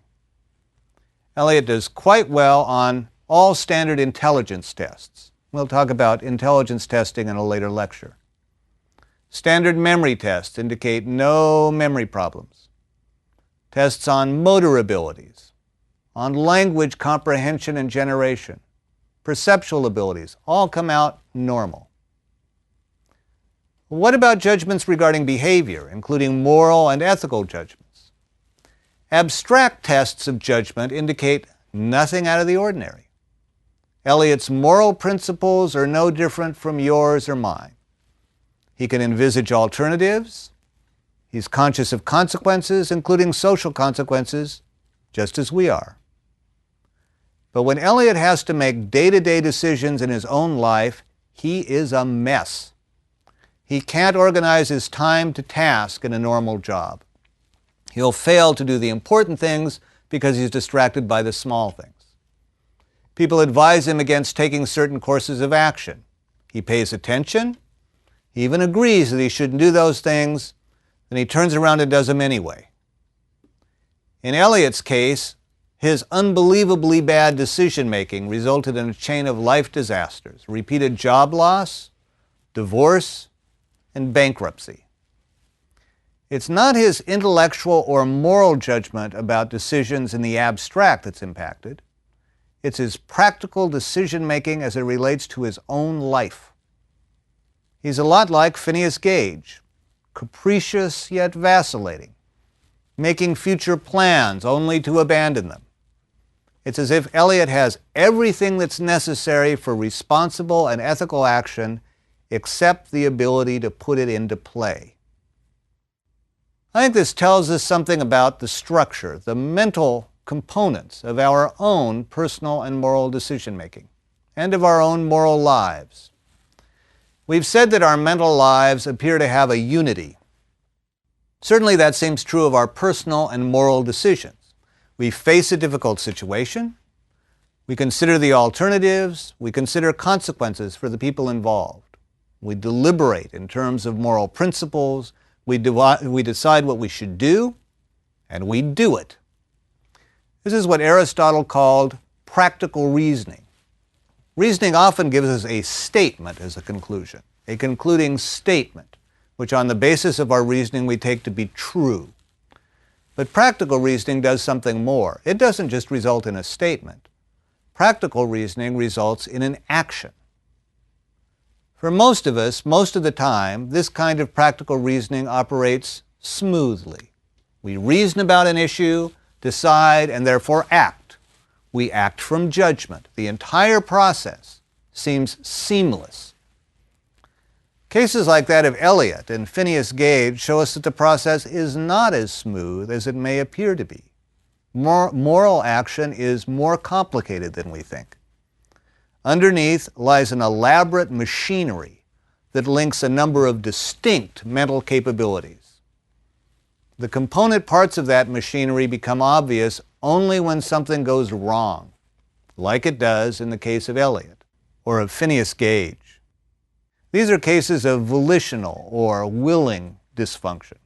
The amazing thing is that abstract judgment can be so entirely intact, as it appears to be in the case of Eliot, yet the application of that reasoning to something as immediate as individual decisions in your own life can be so radically disturbed.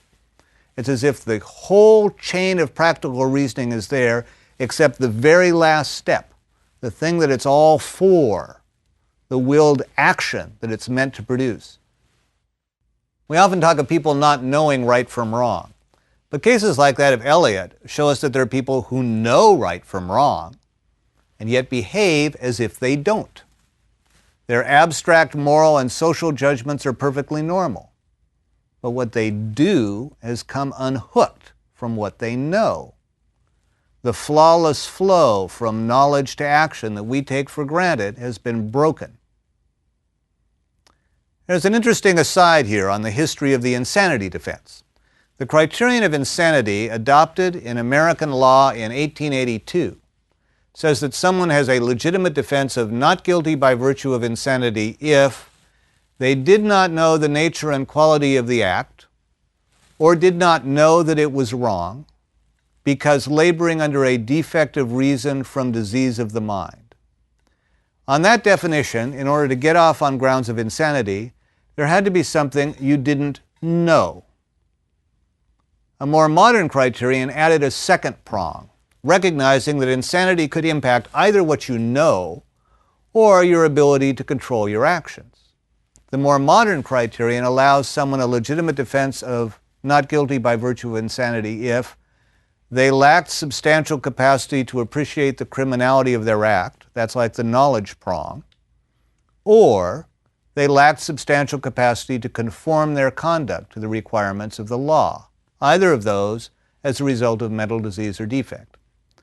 People with frontal lobe damage, like Eliot and Phineas Gage, would not qualify as insane in terms of the first prong because they do know right from wrong. But they might qualify as insane in terms of the second prong because they may nonetheless be unable to conform their conduct to the requirements of the law. I said that the second criterion was a more modern one, but it's not the legal definition of insanity most widely in use today.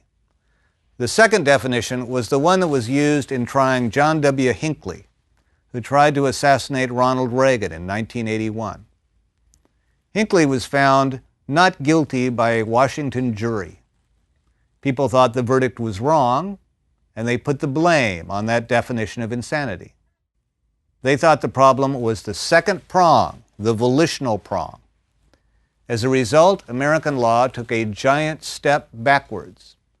Under federal law, and in most states, insanity is once again treated exactly as it was in 1882, purely as a matter of what you know. The physical lesson I've drawn from these cases is a lesson of functional localization, the parts of the brain. The lesson regarding our mental life is that it too is a thing of parts, much more so than may be evident from how it normally seems to us. There are also a range of moral questions that are raised by cases like this. I'll devote a later lecture to the perplexing problem of free will and determinism. If the physical universe operates in terms of deterministic laws, and if we're part of that physical universe, how can our actions ever really be free? I won't take on the whole of that question here. I, like many philosophers, want to say that we do act freely, although we have a lot to learn about what that really means. But even if it's true that you and I act freely, with our intact physical brains and our unified moral lives, it remains an open question whether that holds for people whose brains have been impacted in the way that Eliot and Phineas Gage's have. People like this are missing some of the neural understructure crucial for personal decision-making. Should they be held responsible for their actions? Antonio Damasio, for one, thinks the answer is no. These are people, he says, who lack the major control systems that most people have. Their decisions are not free in the sense that ours are. In a sense, decision isn't an option for them. They are incapable of guiding their action in the way we are. Damasio proposes that they do not have free will, and so should not be held responsible for their actions. Were this just a matter of a few individuals, it might be shrugged off as a merely academic issue. But there are indications it might not be so limited. Imaging studies show an unusually high incidence of frontal lobe abnormalities among the populations of our prisons, with particularly clear links to violent crime. That kind of data has to be handled with care. Frontal lobe abnormalities are also associated with substance abuse, and there may be lots of reasons why people end up in prison. But suppose for a minute that the physical substrate of the brain is so connected to the mental structure of our lives that damage to the frontal lobes does reduce free will, and therefore does reduce moral responsibility. If that's true, what are the implications for how we currently handle our prison populations? Our explorations of the mind-body problem in the last lecture ended with the interaction problem for dualism. If they are separate kinds of things, how could the mental and the physical interact? In this lecture, we've explored some of the things to be learned from the fact that they do interact. We've explored what brains may have to tell us about minds, and minds about brains. In the next lecture, I want to return to dualism and the obvious philosophical facts we began with last time. I'll be examining the way many people think about their own mental processing. Next time, we'll be taking a critical look at the inner theater of consciousness.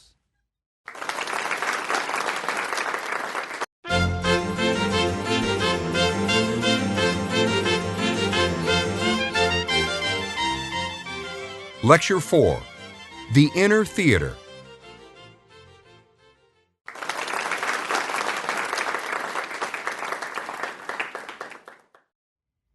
In the lecture before last, I started with 5 obvious philosophical facts. Let me remind you of those. 1. You have a mind and you have a body. 2. Normally, hopefully, these work together. 3. Your body's physical. Because of that, what your body does is in principle publicly observable. 4. Your mind, on the other hand, is essentially private. And 5, your access to your own mind is therefore privileged. You have privileged access. In that lecture, I used these philosophical facts to introduce substance dualism, the theory that there are 2 essentially different sides of the universe, the physical side and the mental side. We tracked that position through Descartes' argument and saw some of the problems it leads to. In particular, the problem of explaining how 2 such radically different realms could possibly interact. In this lecture, I'll turn to an everyday notion of how our minds work that's suggested by those philosophical facts. My topic isn't really a formal philosophical theory, but it is a common concept of mental processing, the concept of the inner theater of consciousness. It's the idea of an inner theater that I want to talk about and want to challenge in this lecture. We use the terms conscious and consciousness in a number of ways. In a limited sense, someone's conscious if they're awake rather than asleep or in a coma. We speak of people as being conscious of something when they respond to it. But we also speak of consciousness as a personal realm of subjective experience. Philosophers sometimes call this phenomenal consciousness. If you attend to the range of your sensory and subjective experience right now, how things look to you now, the colors and shapes you see, the sounds you hear, and the feelings you feel, that's the sense of consciousness that's at issue. We'll start with the idea of the inner theater as it applies to visual processing. What happens when you see? There's something in the world which reflects or refracts light. That light enters your eyes, impinges on your retina, and an image is sent to your brain. According to this view, what happens when you see is that the image from the world is then projected on something like an inner screen. As the data stream comes in, it's projected image by image onto the screen. The inner theater is sensory central. You can see why it's called the inner theater view. But it isn't just a concept of seeing. The inner theater seems to explain all kinds of things. What happens when you remember something? When you remember a scene from your childhood, for example. That too appears as an image on your inner screen. It's just the causal mechanism that's different. The image is retrieved from the film files rather than delivered direct from the outside. What happens when you imagine something? You create an image on your inner screen. That's what imagining is. Thinking? We say you see it in your mind's eye. What about dreaming?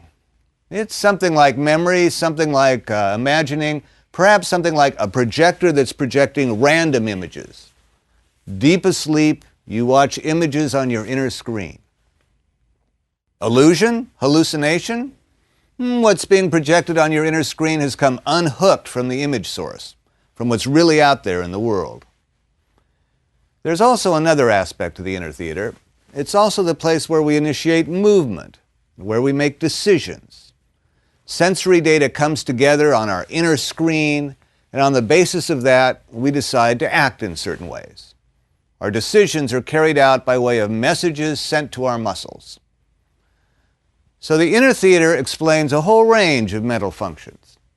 It offers a theory of what happens when you see, when you remember, when you imagine things, and when you dream, and what conscious decision is about. It also fits well with our obvious philosophical facts. Why is it that the mental is somehow private? Why is it that you have privileged access? It's private because it's an inner theater. And you have privileged access because it's yours. This isn't exactly the same as substance dualism, but it sure does fit. The inner theater is so culturally ingrained that we've come to think of it as common sense. It's so entrenched that we think it's obviously true. We think we can see that it's true just by looking at the character of our mental experience. A picture that's so deeply ingrained in how we think is going to be difficult to dislodge. But that's what I'll try to do in this lecture. I'll release a demolition crew of arguments intended to demolish the concept of the inner theater. A number of these arguments I owe to the philosopher Daniel Dennett. There are reasons for thinking that at least major parts of the inner theater picture just aren't true.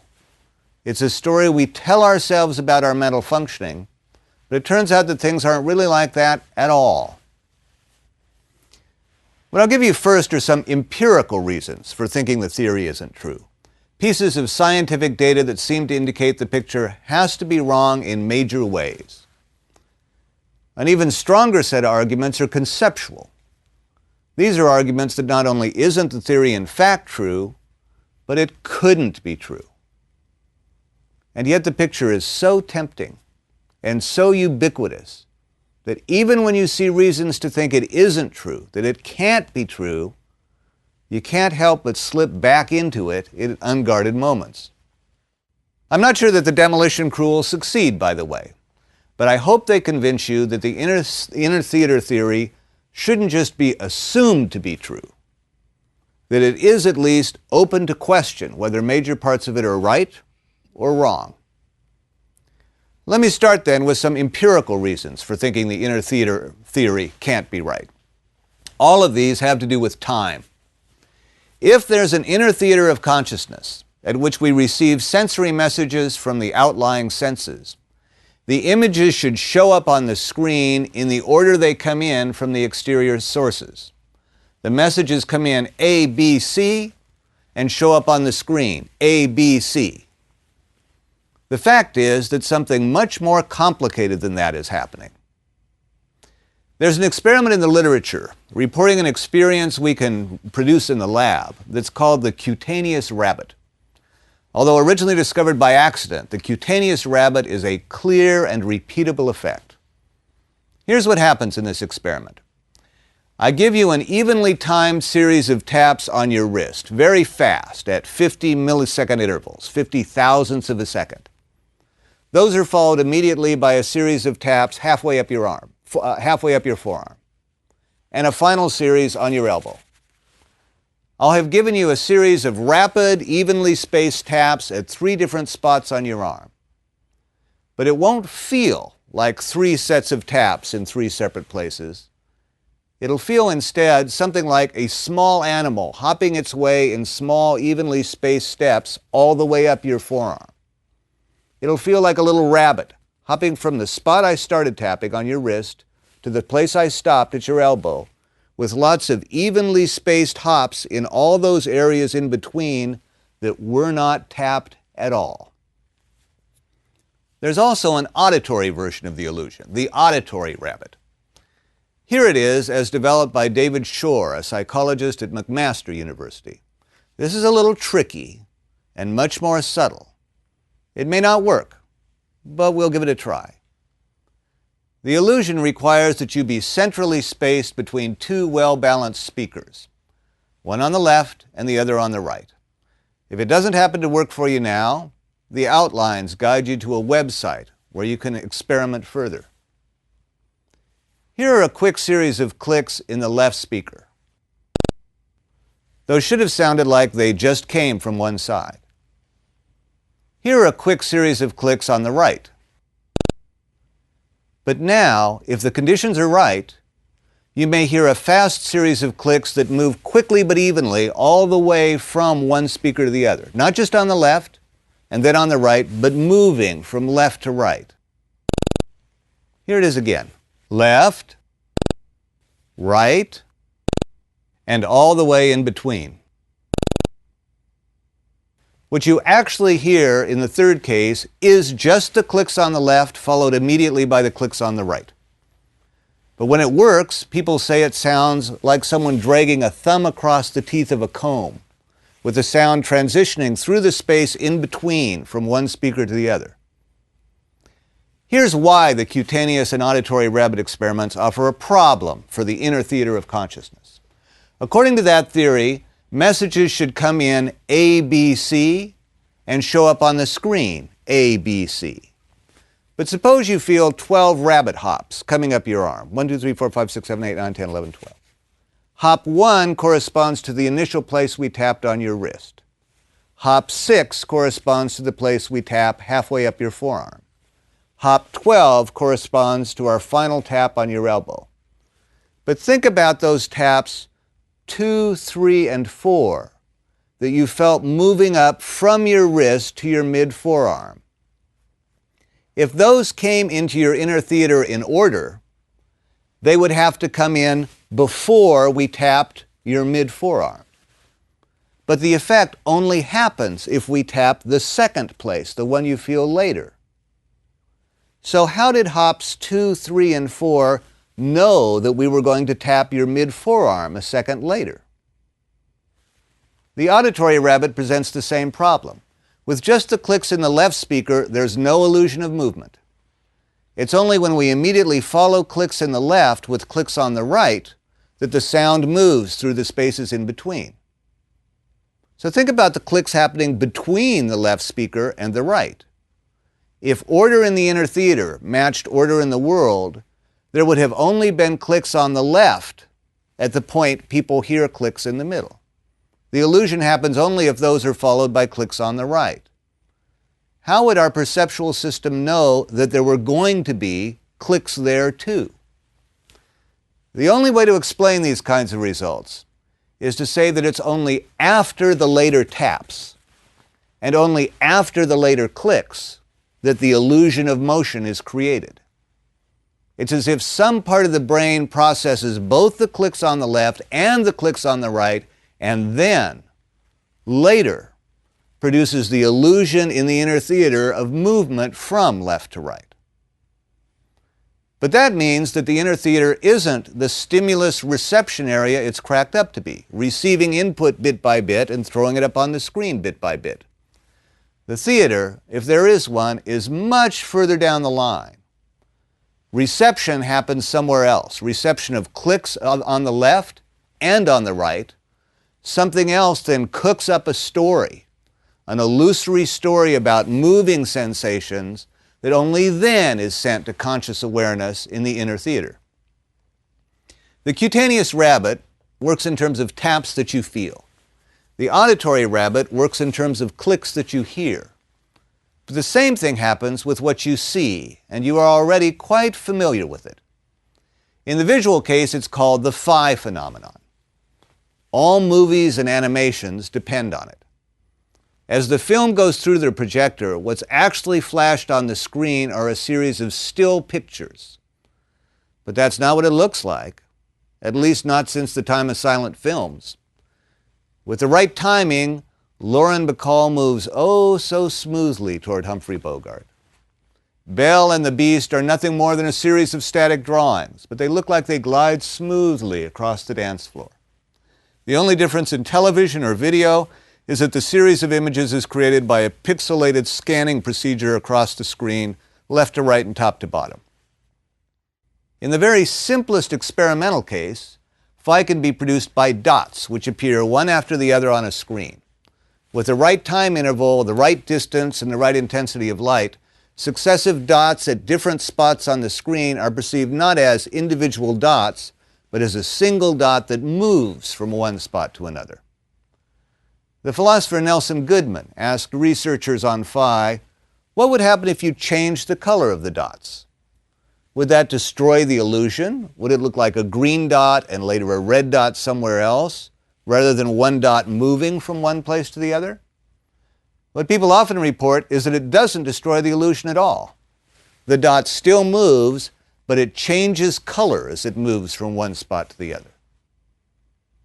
Phi offers the same problem for the inner theater as the cutaneous and auditory rabbits do. We see the dot as moving from one place to the other, moving across the screen in a particular direction. But the effect doesn't happen without the second dot. How do we know to see the dot moving in that direction? It has to be because the information of the second dot is already in, shaping our perception of a moving first dot. In the Goodman case, we see the dot as changing color through intermediate shades. But in order for that to happen, we must already know what color it's going to be. In all of these cases, it looks like the only explanation for the illusion is that there is already a pre-packaged story of movement before it goes to the inner theater. The inner theater doesn't show first-run movies. Here's another aspect of phi, by the way. When you see automobiles driving along in films or in television, how come it sometimes looks like the hubcaps are revolving backwards? The answer is that phi works by writing in motion in the direction of the smallest distance between images, frame by frame. Because hubcaps have radial symmetry, every fifth lug nut looks the same. It sometimes happens that the smallest movement that would convert a hubcap position that looks like the one in frame 32 to a hubcap position that looks like the one in frame 33 is motion backwards rather than forwards. Therefore, we see it that way, with the hubcap merrily spinning in reverse, even though we know that couldn't be true. So far, we've talked about sensation, but it's also part of everyday thinking that your inner theater is your control center. That's where you make your decisions, conveyed as messages to your muscles. Here again, the empirical data doesn't seem to fit. There are now many studies that confirm a core result first reported in the 1980s by Benjamin Libet and his team at the University of California, San Francisco. Libet was interested in voluntary action, the sequence of mental and physical events that happen when you decide to move your arm, for example. What these researchers did was to time 2 subjective events and 2 objective events. They had people indicate the point at which they were conscious of willing their arm to move. They had them indicate the point at which they were conscious of their arm moving. The idea was to pinpoint the timing of those subjective events. The researchers also used probes to time 2 objective events. 1, the timing of a readiness potential in the brain, and 2, the point at which the muscles in the arm actually contracted. Their timed results showed that the readiness potential comes before the muscular contraction. That was no surprise. People's consciousness of willing a movement comes before their consciousness of the movement itself. That was no surprise either. What was surprising was this. The consciousness of willing comes almost half-second after the readiness potential. Here's one way of putting the result. The brain is already going full speed to move your arm before you are aware of willing that movement. Interpreting empirical results can be tricky, but if Libet's conclusions are right, the picture of the inner theater as a control center has to be wrong. What we perceive as the point at which we make a decision is coming too late. The real decision has already been made elsewhere. What I've given you so far are some empirical reasons to be suspicious of the inner theater story. Things don't seem to work the way the story says they do. Let me give you another experiment, halfway between an empirical result and a conceptual argument. Our research subject is going to be you. One thing that will be required is that you be absolutely honest in your reporting. Okay, I want you right now to imagine a pirate. There he is in your imagination, standing with legs apart and arms crossed beside his open treasure chest. The treasure chest has no gold in it, though. It's filled to the brim with jewels. Okay, have you imagined the pirate? This is where you have to be scrupulously honest. If the inner theory story were right, imagining should be like looking at a picture on your inner screen.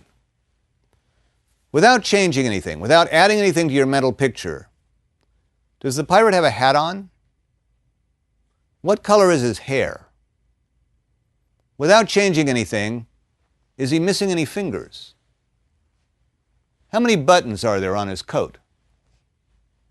And look at that jewel in the upper left-hand corner of the treasure chest. What color is it? If you're like me, and if you don't quickly fill in the blanks with things that weren't there before, you don't have answers for a lot of those questions.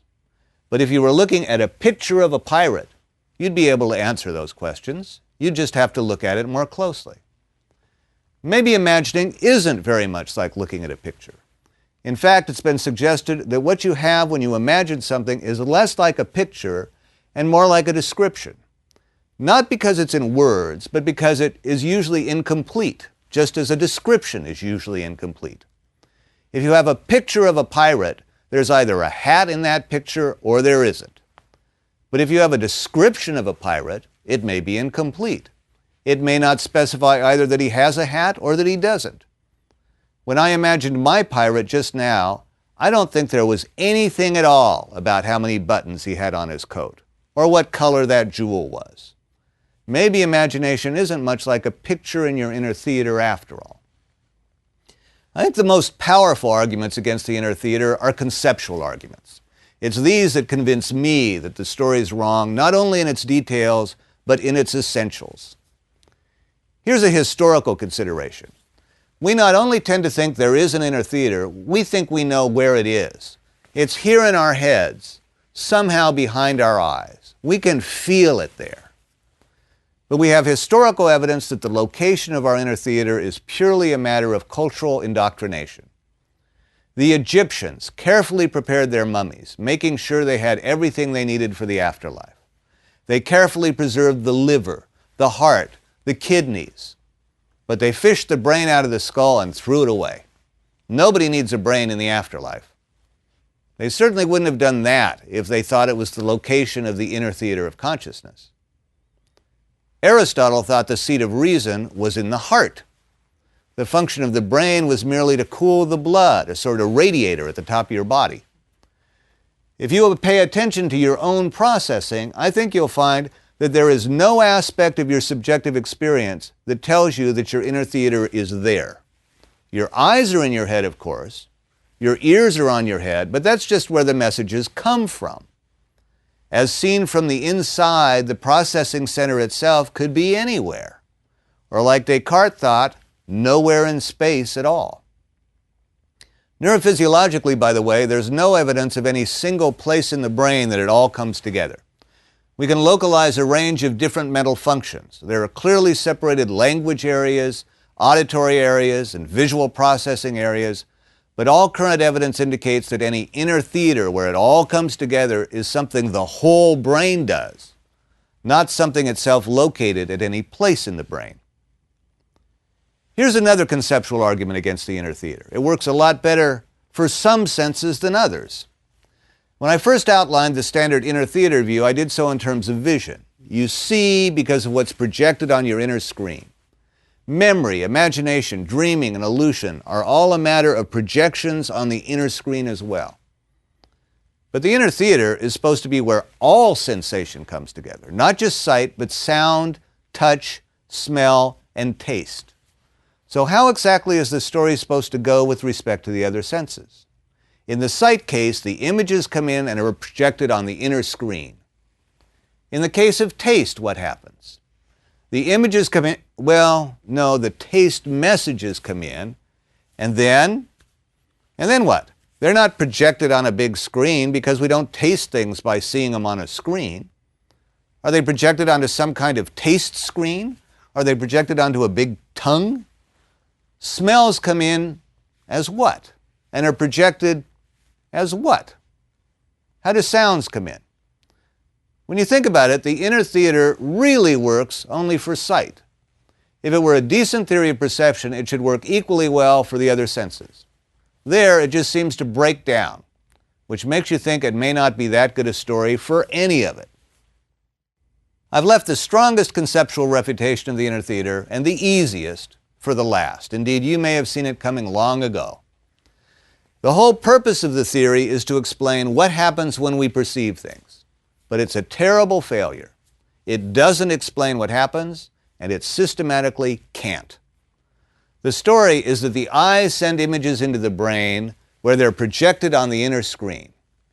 But in order for that to amount to seeing, there would have to be something that's watching the inner screen, some inner me that's watching the show as it comes in.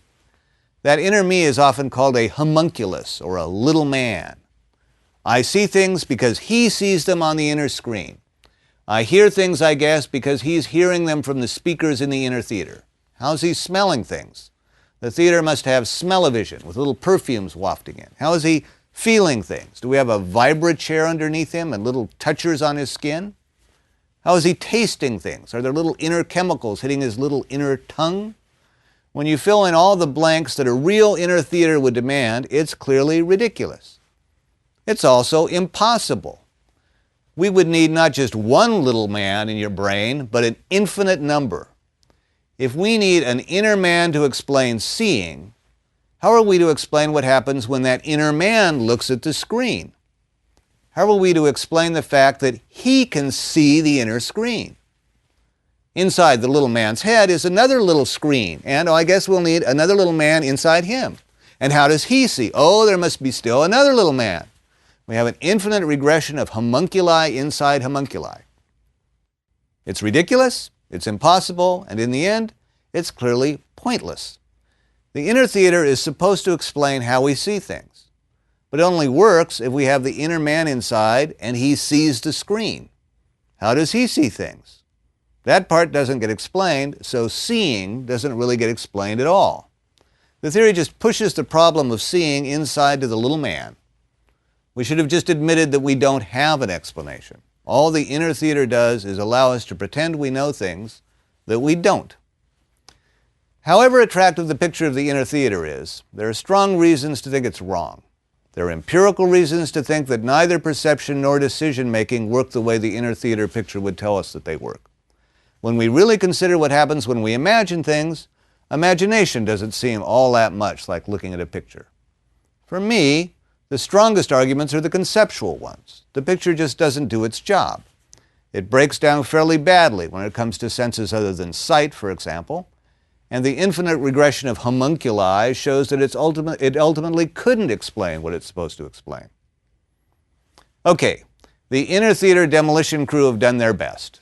I hope they've convinced you that the inner theater view at least can't be taken for granted, that we shouldn't just assume that it's true. Even if they've succeeded at that, there are still some major problems that remain for the demolition crew. There's some major cleanup to do.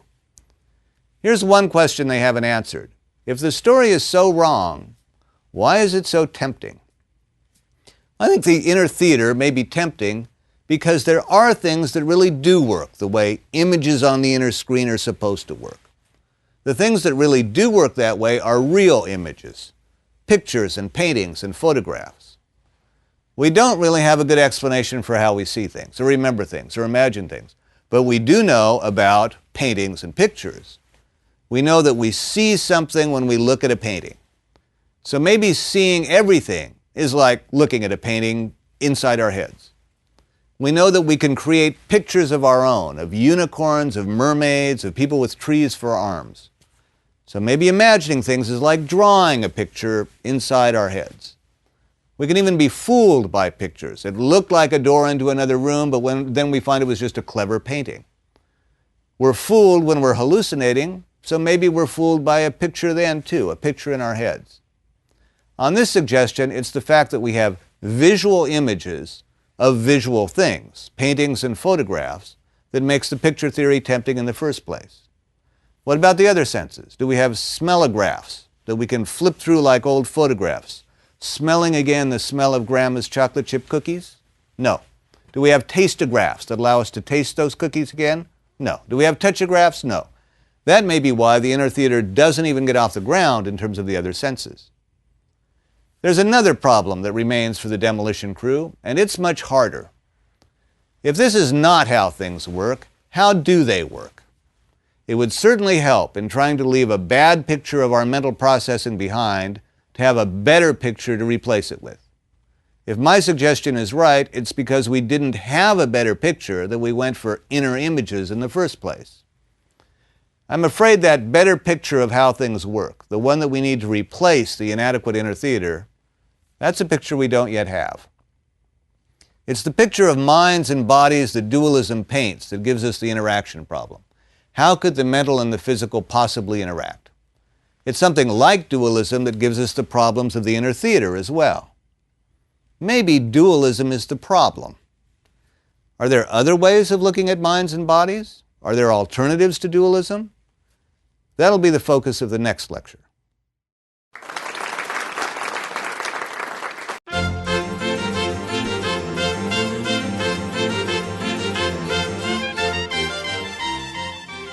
Lecture 5, Living in the Material World.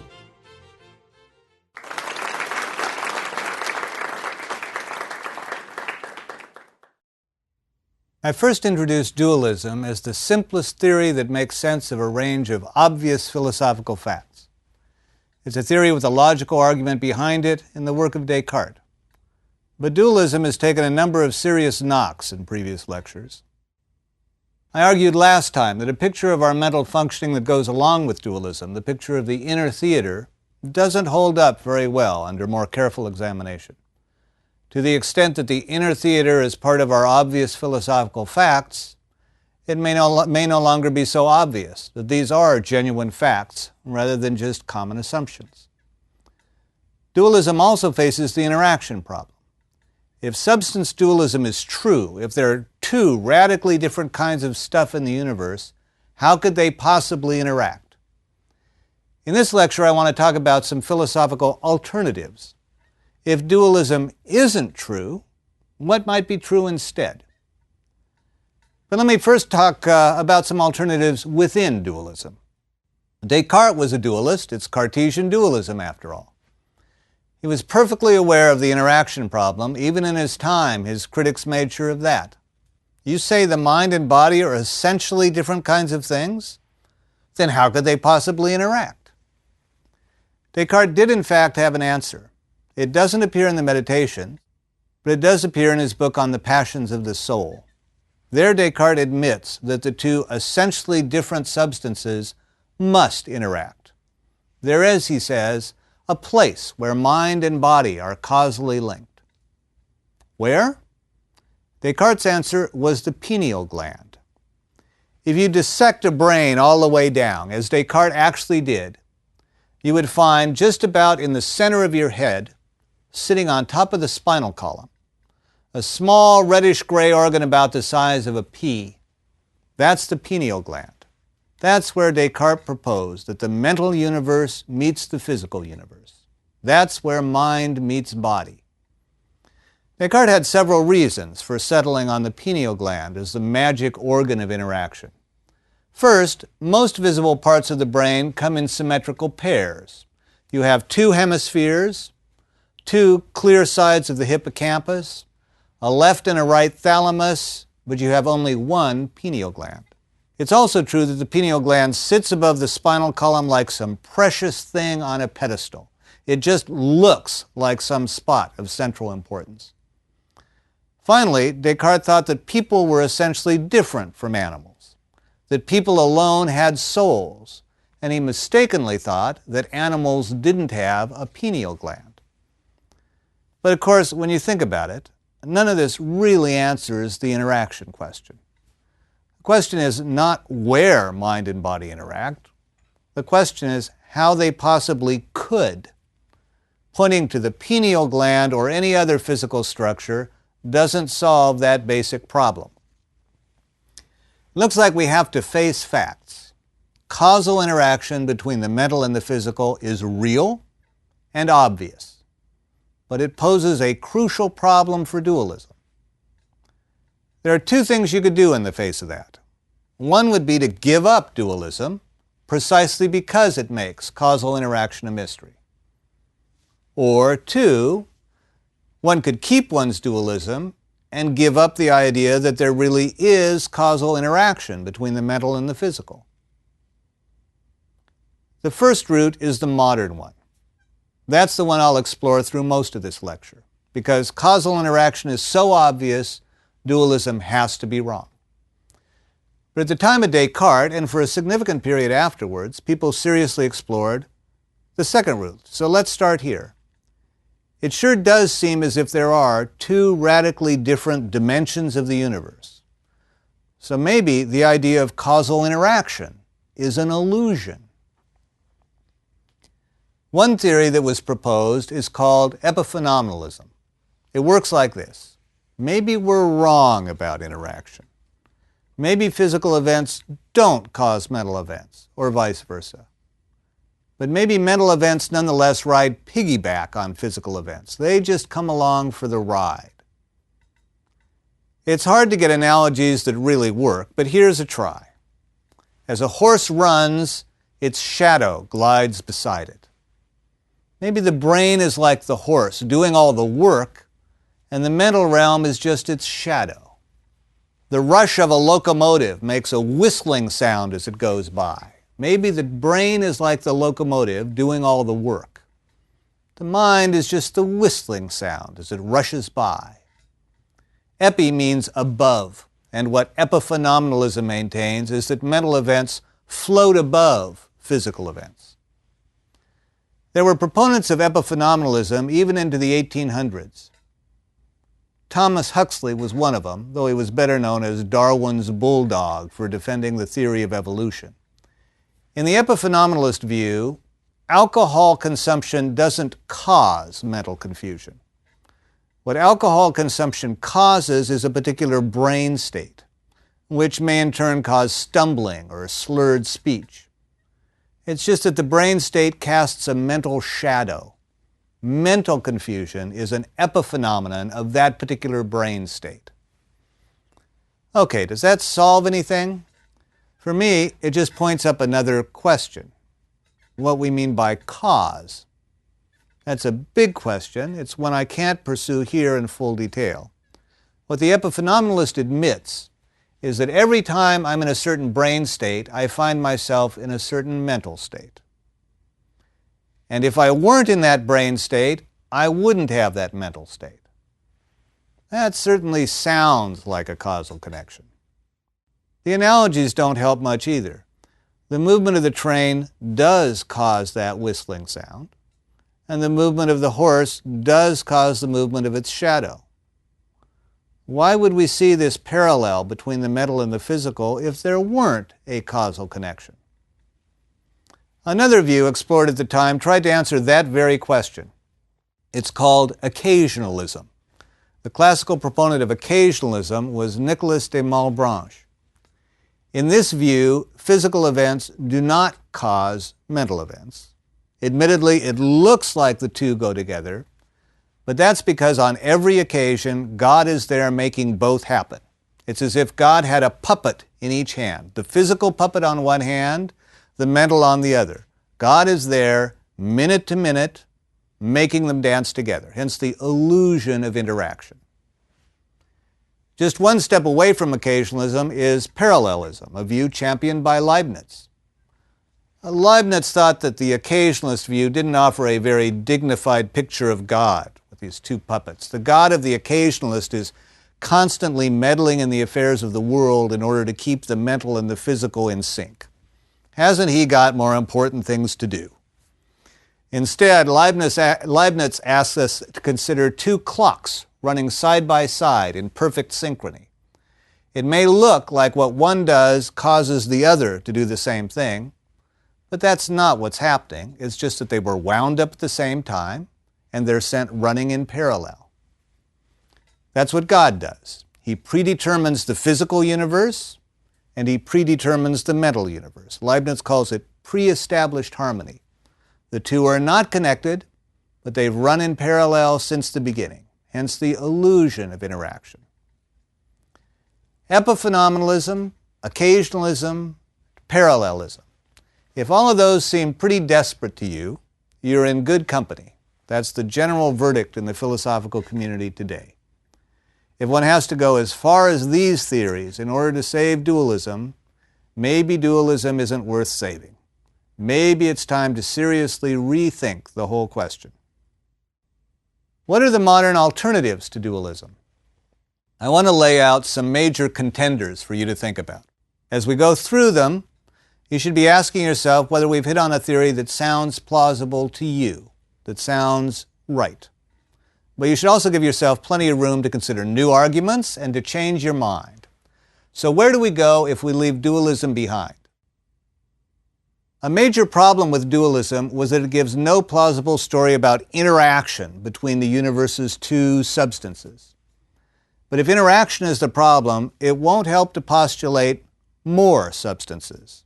If instead of two basic substances we postulated 3 or 4, if we went from dualism to triplism or quadruplism, we just have more interaction problems to answer for. No, if we're going to give up dualism, it'll be in favor of some form of monism. Monism includes all those views in which there's just one kind of basic stuff. The universe, whatever its complexities, is ultimately a single unified universe composed of a single unified kind of stuff. Let's move then from dualism to monism. Dualism says there are two basic kinds of things, the mental and the physical. A monistic view says there's only going to be one kind. Which kind? Clearly there are two options here. One way to go from dualism to monism is to say, that's right, there aren't two kinds of stuff. There's ultimately only one kind of stuff. Let me see, physical or mental, and the one kind of stuff is the mental. Okay, on this view, everything is ultimately mental. Despite appearances, there are no physical things. It is quite literally all in your mind. This position is called idealism, or sometimes subjective idealism. What evidence do we have of the existence of anything physical, the idealist asks. Only our sense impressions, sights and sounds and the feel of things. But those sense impressions are purely mental. We have no reason to think there's anything beyond or behind them. We have no reason to think there's anything but those sense impressions. No reason to think the universe is anything but mental. Plausible? Well, maybe. Unfortunately, subjective idealism leads quite directly to solipsism. I have access to my sense impressions, but I don't have access to yours. Why should I think those exist? In fact, why should I think there's any you with a mental life at all? That's solipsism, the view not only that there's no universe beyond the mental realm, but that there's no universe beyond my mental realm. Bertrand Russell points out that solipsism would be psychologically impossible to believe. Anyone who really tried to hold such a position would end up denying it in nearly everything they did. Russell tells the following story. He says, quote, "I once received a letter from an eminent logician, Mrs. Christine Ladd Franklin, saying that she was a solipsist and that she was surprised that there were no others. Coming from a logician and a solipsist, her surprise surprised me." End quote. Subjective idealism looks like a dead end. How did we get here? We went from dualism to monism, from there are two basic substances to there's only one, but when it came to choosing which one, we took the mental option. So let's try the other option. You could call it physicalism, the position that the universe is made of just one kind of stuff, and that stuff is the physical stuff. Everything in the universe is ultimately physical. More standardly, the position is called materialism, with precisely the same meaning. If dualism has a persistent problem, however, so does materialism. The essential problem for dualism is the interaction problem. If there are two radically different kinds of things, how could they interact? Materialism doesn't have that problem. If there's only one kind of thing, interaction is entirely to be expected. The problem for materialism is different. If there's only one kind of thing, how come it seems like there are two? Remember the obvious philosophical facts with which we began. Certainly there does seem to be an important difference between the taste of pineapple on the one hand and its chemical composition on the other. Certainly there does seem to be an important difference between things like hope on the one side and things like dirt on the other. If everything's physical, as the materialist maintains, then even the mental things must ultimately be physical. Sensations, pains, pleasures, love, and belief must ultimately be physical. The problem facing any materialist is to fill out that ultimately. In precisely what ways are these physical things? Most materialists have characterized themselves as reductive materialists. What's the relation between the mental and the physical? What the reductive materialist says is that all mental phenomena, ultimately reduce to physical phenomena. Here are two immediate questions for any reductive materialist. What kind of physical phenomena do you think they reduce to? And what precisely do you mean by reduce? Reductive materialists have given different answers to those questions, offering subtly different shades of the position. But here's a common answer to the first question. What do mental phenomena reduce to? They reduce to brain states. Unfortunately, materialists have never been much more specific than that, and some of them have admitted that they can't be. But the idea is that when you're in a certain mood, when you're depressed, say, there's something true of your brain. Your dopamine levels are low, for example. That's a kind of brain state. When you're afraid, there's something true of your brain. Maybe it's not a matter of chemistry, but of neural wiring.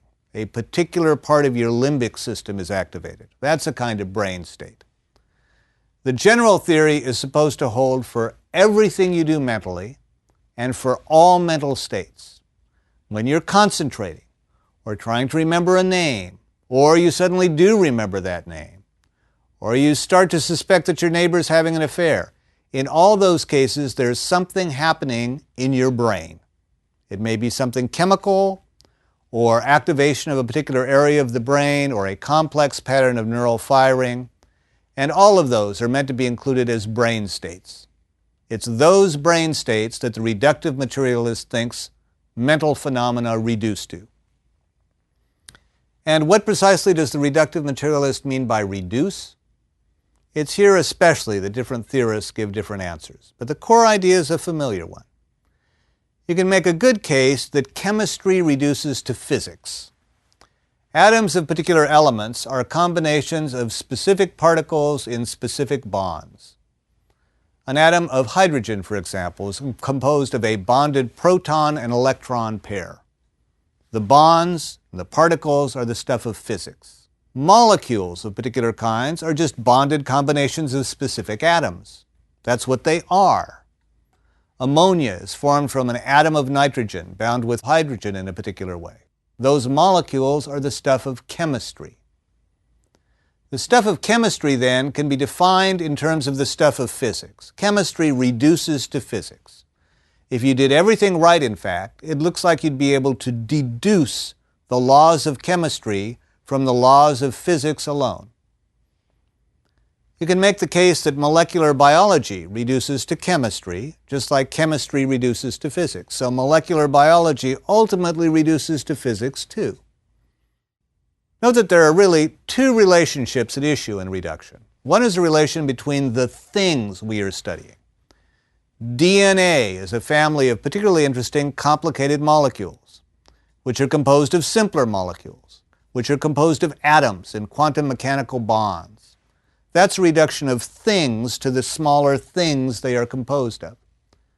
The other relationship at issue is between the sciences of these different levels.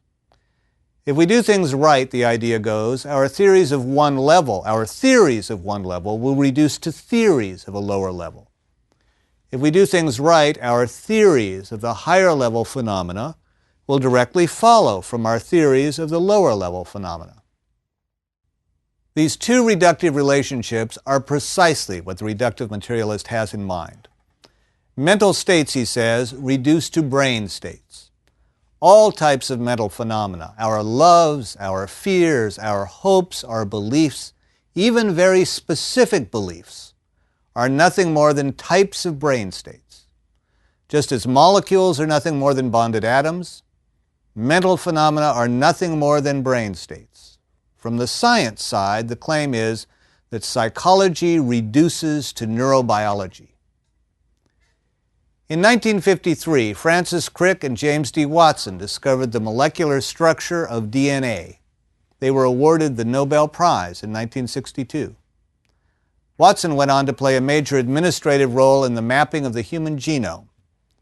Francis Crick did something different. He turned his sights on understanding the human mind. He went from trying to understand the mysteries of life to trying to understand the mysteries of consciousness. Crick was a reductive materialist of the first order. He calls it the astonishing hypothesis. Here's what he says, quote, "Your joys and your sorrows, your memories and your ambitions, your sense of personal identity and free will are in fact no more than the behavior of a vast assembly of nerve cells and their associated molecules. As Lewis Carroll's Alice might have phrased it, you're nothing but a pack of neurons," end quote. How plausible is reductive materialism? Let's look at a central form with all the details filled in.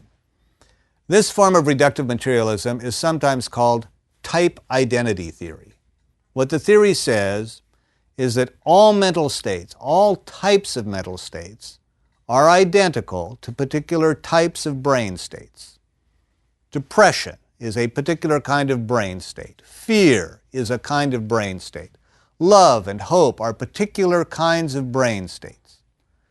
Since the position is that all types of mental states are identical to particular types of brain states, it'll apply to more specific mental states as well. Specific hopes and specific beliefs will be identical to specific brain states. Fear of elephants will be identical to a specific kind of brain state. The position starts to look less plausible when you fill in all those details. If this were true, it would mean that everyone in love would have the same brain state. If it were true, then if Bill is afraid of elephants and George is afraid of elephants, there will be some specific brain state they both have. What kind of brain state could that possibly be? If the theory held for all mental states, it would hold even for very specific mental states. If I believe that Lincoln was our greatest president, and you believe the same thing, the theory says there is a brain state we both have. There is some physical Lincoln belief-specific property that our brains have in common. What physical property could that possibly be? Everything we know about brains indicates that although they follow a common structural plan, they differ from person to person, particularly in detail. There seems no reason to think that how your brain codes up a specific belief is exactly how my brain codes that belief. And lots of reason to think that our brains could code the same belief very differently. If so, at the very least, it can't be true that specific types of mental states are specific types of brain states. The position also faces a fundamental problem on a much more general level. Consider being in pain. If reductive materialism is right, to be in pain is to have a certain brain state. What brain state could that be? The closest people have gotten to answering this question is to say that to be in pain is to have a certain kind of nerve fiber firing. The specific types of nerves involved are unmyelinated, unsheathed C fibers. What's pain? The reductive materialist would say that pain just is the firing of C fibers. Here's the problem. If we say this is what pain is the firing of C fibers, it follows immediately that if you don't have C fibers firing, you cannot possibly be in pain. After all, that's what pain is. C fibers are essentially a carbon-based thing, like all our neurons are. But let's do a thought experiment. Suppose there are creatures on another planet that aren't carbon-based. Perhaps they're silicon-based. If pain just is the firing of C fibers, it follows that those creatures cannot possibly feel pain. When we go to another planet on which life is silicon-based, and we shoot one of the aliens there, and it writhes screaming in the dust, shouting, ow, ow, ow, ow, we can rest assured it's not really in pain. It can't be pain. Pain's the firing of C fibers, and the alien doesn't have any. That seems wrong. It also seems ethically dangerous. If that's what the theory entails, it looks like the theory can't be right. This thought experiment establishes a quite general point about multiple instantiation. The problem with identifying pain with the firing of C fibers, or any other specific state of the brain or nervous system, is that pain might be differently instantiated in different kinds of organism. In us, it might be C fibers. In aliens, it might be S fibers or something very different. Particular kinds of nerve fibers and particular kinds of nervous systems might be different in different organisms, and yet they might all still feel pain. Multiple instantiation indicates that pain itself must be something more general, something that shouldn't be thought of as identical to any specific aspect of just one operating system. It shouldn't be identified with carbon-based C fibers, for example. What goes for pain goes for fear and love and hope and particular beliefs. These things, too, are going to be multiply instantiated. The way I code up a particular belief about Lincoln may be different than the way you do, even though we hold the same belief. The neural mechanisms for fear in a squid and a mammal, or us and a Venusian, might be radically different, but might still be real fear. An analogy is sometimes made to software and hardware. Microsoft Word is a program that can be run on very different hardware platforms. The way Macs and PCs and Unix systems instantiate the program can be very different. The way Intel and rival chips implement it might be very different. The program itself, then, isn't identical with any one physical instantiation. It can't be reduced to any one kind of physical instantiation. But reducing mental states to particular physical instantiations is the whole strategy of reductive materialism. Maybe the whole strategy is wrong. I've concentrated on reductive materialism, emphasizing some pervasive problems with the approach. There's another form of materialism as well. This one is championed by the philosophers Paul Churchland and Patricia Smith Churchland. It's called eliminative materialism. Like all materialists, the Churchlands think that everything in the universe is ultimately physical. So what about these mental things? What the reductive materialist says is that the mental things ultimately reduce to physical things. What the eliminative materialist says is that the mental things don't exist. That's the eliminative part. Taken literally, eliminative materialism is at the other extreme end from idealism. Idealism says that only the mental exists, there are no physical things. Eliminative materialism says that only the physical exists, there are no mental things. That looks equally unacceptable. There are no mental things. There's no such thing as belief, as fear, as hope. You've got to be crazy. But here's the full story. The idea is that we will eventually have a science of human beings which will cover everything about them, all those things we refer to now by using concepts of love and fear and pain. The Churchland say that when we write the ultimate science, the one that tells us the full physical story about people, these concepts won't be there. Here is an analogy. Consider witches.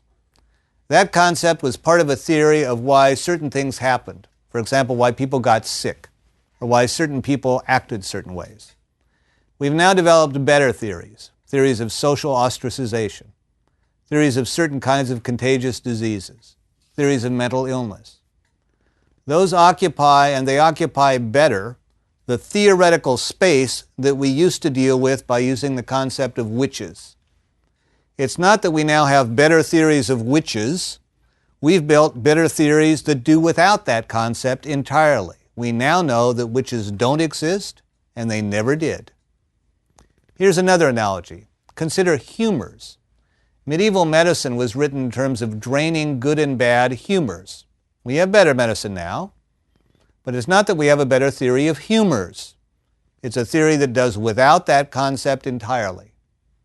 When the Churchlands say there aren't really any mental events, they mean when the whole theory is in, we'll find out that our ordinary terms, beliefs, desires, sensations, don't really apply. We will eventually find out that our contemporary folk psychology is just a bad theory, and that all the things it talks about, beliefs and hopes and desires, just don't exist. There aren't any witches, and there never were. We'll eventually find out that there aren't any beliefs, and there never were. It's interesting that the motivation for the theory seems so appealing, this promise of a better theory. And yet what it literally says seems so wrong, that there aren't any mental events at all. That seems as intuitively wrong on one end of the spectrum as subjective idealism does on the other. The purpose of this lecture was to explore intellectual alternatives. If dualism is not a satisfactory theory, what might be? Subjective idealism, a denial that physical things exist at all, looks like a dead end. That leaves us with materialism. But reductive materialism, at least in the form of type identity theory, turns out to be less plausible than it might at first appear. That leaves eliminative materialism, a denial that familiar mental things exist, and that seems as extreme as idealism. Are we out of options? Interestingly, the answer is no. Here as elsewhere in philosophy, it may be that the whole problem has been set up wrong. We may be getting such disappointing answers because we're asking the question the wrong way. That's a line of thought that I want to follow next time.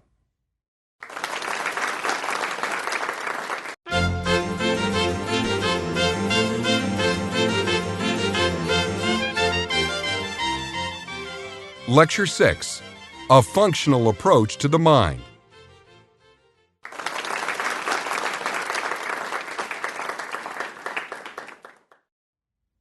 In the last lecture, I promised a new and different approach to some of the central questions we've been tracking, a different approach to questions of the nature of mind, a different approach to the relation between the mental and the physical. We've looked at a range of classical approaches from dualism to idealism and varieties of materialism. Sometimes they seem crazy from the outset. Sometimes they have strong initial appeal, but an appeal that fades with further thought and when we see the conceptual difficulties they bring with them. It may seem like we've exhausted the possibilities, but in fact we haven't. There are two positions developed in the 20th century that take a radically different approach to questions of the mental and the physical, the mind and the brain. One's a theory most prominent at mid-century in both a psychological and a philosophical guise. That's behaviorism. One is an approach that has risen to prominence in only the last 25 years or so, in many ways as a development out of behaviorism, a functionalist approach to mind. Philosophical research is always a matter of argument and counterargument. It thrives on conceptual controversy. Within continuing controversy, however, functionalism is currently the dominant theory in philosophy of mind. In this lecture, I wanted to try to explain why. I want to show you the appeal of a functional approach to mind. What these approaches offer is another route out of dualism, and out of monism too, for that matter. From the beginning, the debate's been defined as a debate about the basic stuff of the universe. Descartes divided the universe into two types of substance. Monists, whether idealists or materialists, seem to concede that the central questions at issue are questions about basic substance, or stuff. The debate between materialists and idealists is just over which kind of stuff is the stuff. The question is, what kind of stuff mental states are made of, for example. Maybe that's wrong. Maybe that's dead wrong. The world contains beautiful things, and inspiring things, and graceful, and solid, and loving things. Why think the difference between them are in any important way a matter of stuff? Consider an example that I used at the end of Lecture 2. Hold up your right hand and make a fist. Now, there are clearly two different things here. We know they are different because different things are true of them. Open your hand and you still have a hand, but you no longer have a fist. But the stuff of your hand and the stuff of your fist are exactly the same. The difference between those isn't a matter of constituent stuff. To understand what a fist is, you have to understand something radically different than the stuff it's made of. And maybe the same is true of minds. In previous lectures, I've outlined a number of arguments against dualism and against the inner theater. There's another argument against both of these that we haven't yet broached. It's an argument that was historically crucial in changing the character of the entire debate. I'm referring to Wittgenstein's private language argument. Ludwig Wittgenstein was an amazing philosopher with an astounding personal history. He was born in 1889, the last child of 8 in one of the richest families in Austria. It was an extremely rich family and very much involved in the arts. Brahms was a frequent evening guest, for example. Ludwig's brother Paul became a prominent pianist despite the fact that he lost an arm in World War I. It was for Paul Wittgenstein that Ravel wrote the piano concerto for the left hand.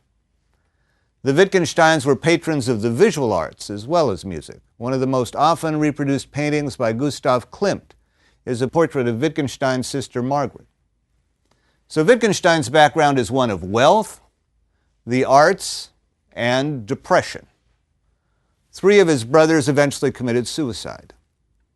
Wittgenstein's brooding intensity was legendary, but may also have reflected a deliberate cultivation of the cult of his own genius. Wittgenstein writes in aphorisms, metaphors, and philosophical suggestions. He argues with himself in different voices. That's a style that charms his devotees and annoys his detractors no end. All indications are that Wittgenstein's charisma was irresistible and perhaps dangerous. That charisma infected several generations of British philosophers. Throughout their later careers, his students carried Wittgenstein's mannerisms. They even carried his accent. Wittgenstein's philosophical work is remarkable because it consists of 2 radically different periods. The first was the period of the Tractatus Logico-Philosophicus, stimulated by work of Bertrand Russell, published in the 1920s. Wittgenstein's second period was that of the Philosophical Investigations, published after his death in the 1950s. The Philosophical Investigations are an attempt to free us from pervasive philosophical mistakes with roots deep in our own language. Wittgenstein says that one of his primary targets, one of the philosophers he argues most emphatically against, is the author of the Tractatus Logico-Philosophicus, namely himself. The private language argument is perhaps the most important legacy of the philosophical investigations. It goes like this. If dualism were right, then mental phenomena, believing, seeing, imagining, loving, guessing, dreading, fearing, all of those would be essentially inner and private.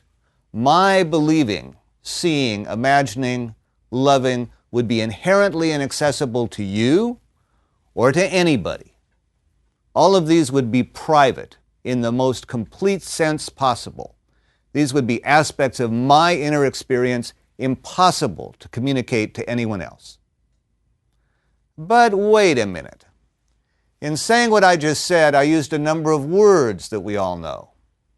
Believing, seeing, imagining, loving. We all know what those words mean. We all know what these words mean. Hating, guessing, dreading, fearing. Somehow, all of us have learned the meanings of those words. This is how children learn a word. Look, Johnny, a truck. Doggy. No, Johnny, that's a truck. Can you say truck? Truck. That's right. What a nice big truck. Children apply words, they get corrected if they apply them wrong, and they're praised if they apply them correctly. If that's the way we learn words, that's the way we had to learn words for believing, imagining, guessing, words for mental phenomena. Now, if dualism were right, these things would all be essentially private. If that were true, we could never have learned those words at all.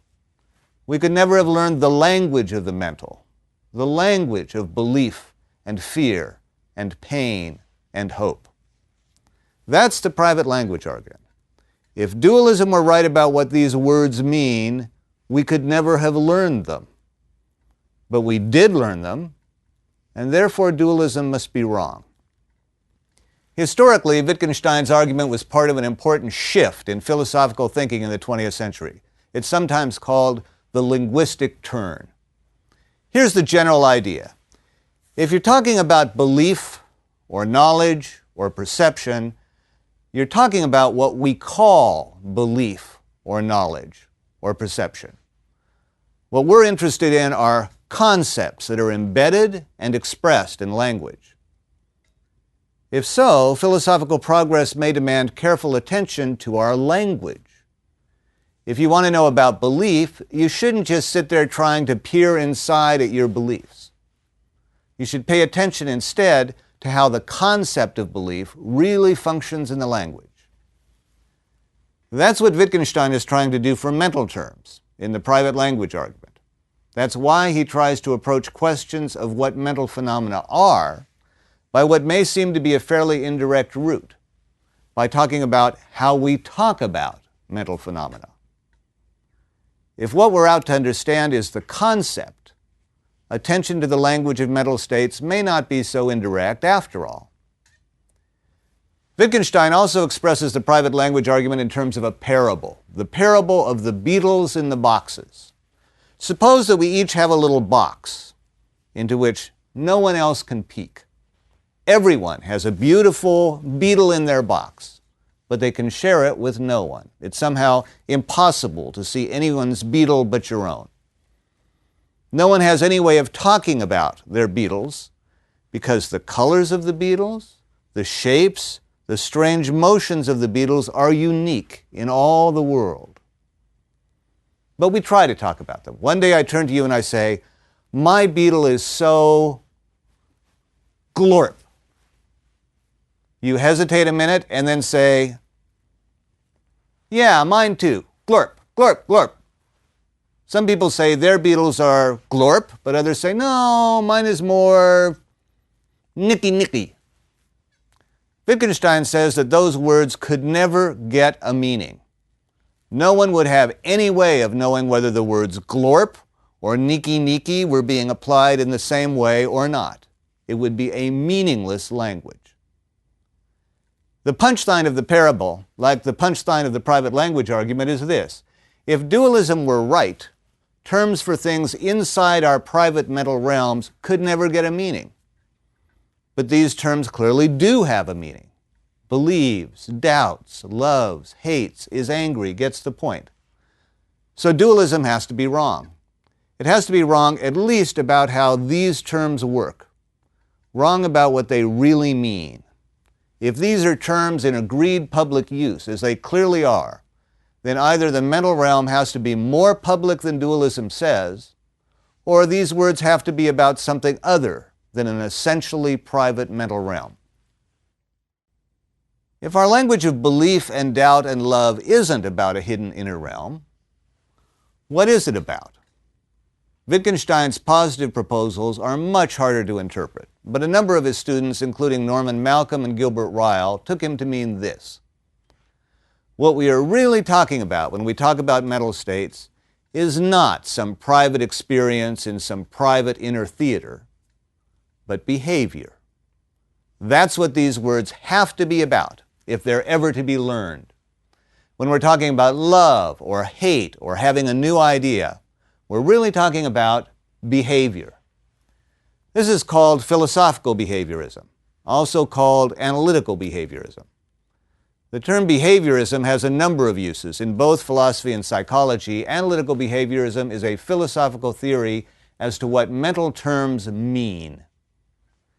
In psychology, it may be used differently. The towering representative of behaviorism in American psychology was B.F. Skinner, famous for stimulus response theory and particularly for schedules of reinforcement.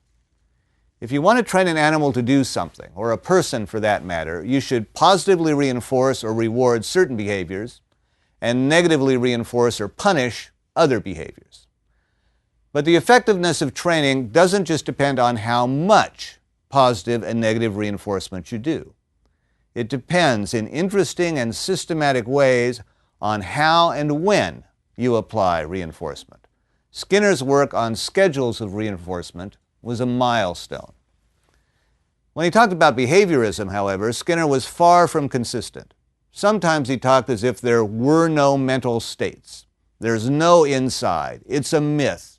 There's only behavior. Sometimes he merely took a methodological stance. The subjective inside is scientifically inaccessible. If we're going to do science, we have to use objective indicators, stimulus inputs, and behavioral outputs. And sometimes he talked like an analytical behaviorist in the sense at issue here. Talk about mental states, about belief or hope or love, is not a report on some hidden inner realm. It can't be.